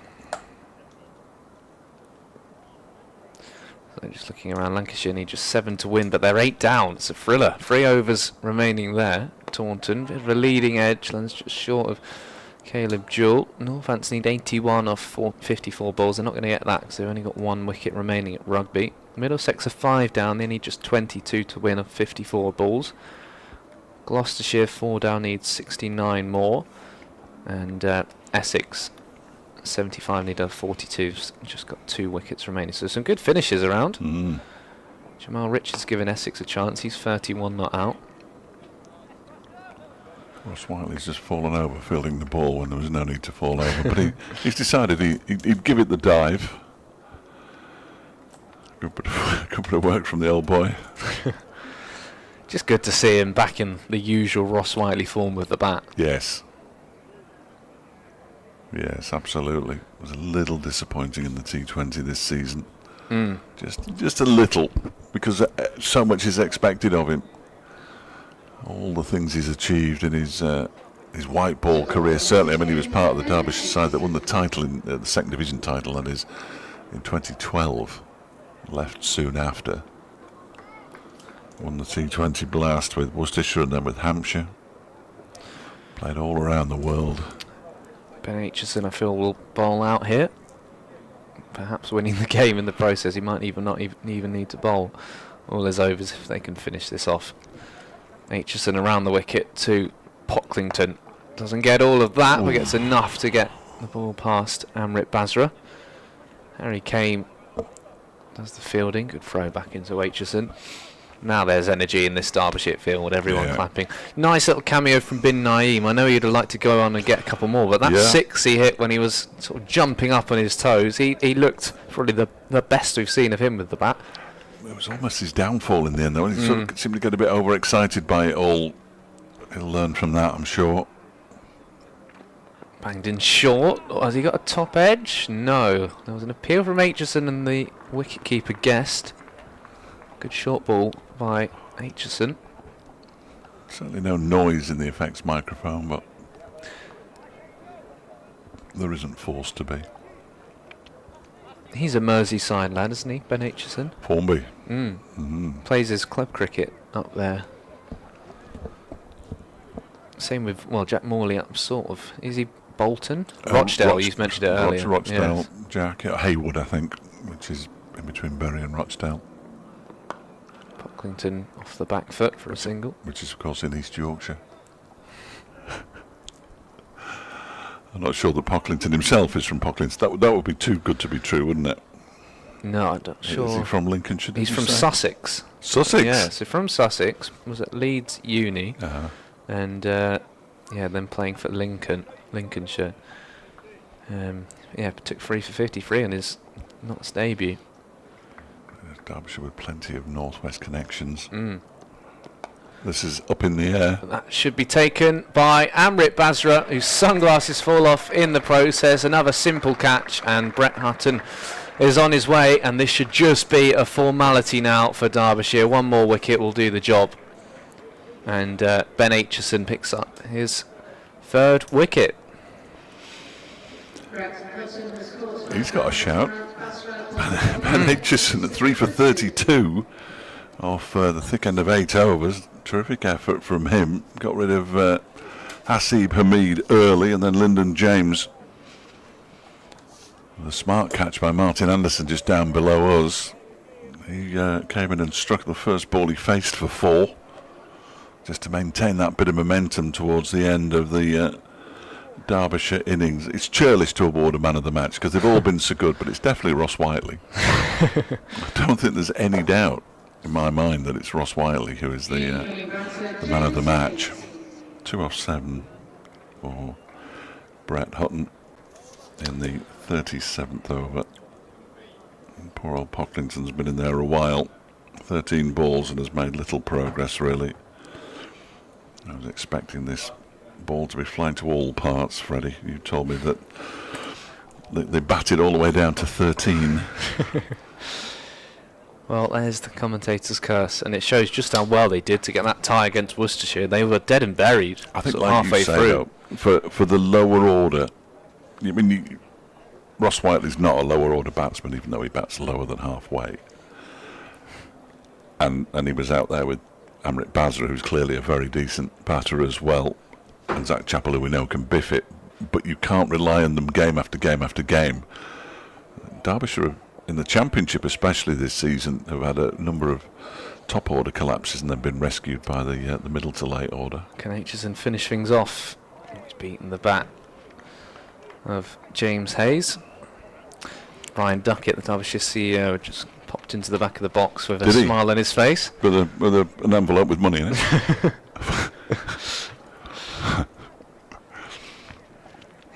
It's always a big day to beat Notts. You're not kidding. Derbyshire did it away and lost at home. We can't gloat too much because we know they've probably switched off by now, the Notts supporters. Hayes defend into the onside. End of the over, 207 for 9. Ben Aitchison picking up the wicket of Brett Hutton. I'm just told you'll have got this message because you're in the group. I'm not in some of your groups, but you're in all of mine. There isn't a man of the match presentation for this game, which is create one. Disappointing. No official man of the match, but the unofficial man of the match is definitely Ross Whiteley. Anderson will continue from the racecourse end. When Derbyshire do beat Notts, they usually beat them quite heavily. Yes, yeah. And looks like it's going to be the case today. Pocklington facing up. See, required rate 10.5 now, and the last pair at the wicket, they can't. No. They can't not win this, can they, Derbyshire? Martin Anderson. Back of a length, worked away for a single. It's the impossible task for these two. So, Notts travel to Kibworth on Wednesday to play Leicestershire. Never been there. I'd like to go to Kibworth. I'd like to go there. Sunday they're off to Cardiff against Glamorgan. Been there. Yes. That is. You don't want to be in a different league to Glamorgan, you and Griff, next year, do you? Because No. you enjoy Cardiff. No, Cardiff is. Cardiff's a wonderful trip. I think we might be. Because if Derbyshire finish second, then Glamorgan can't go up, and if Glamorgan finish second, then Derbyshire can't go up. Leicestershire, it's theirs to throw away the Division 2 promotion point place. Leading edge, just past Bazra. This should just be a single.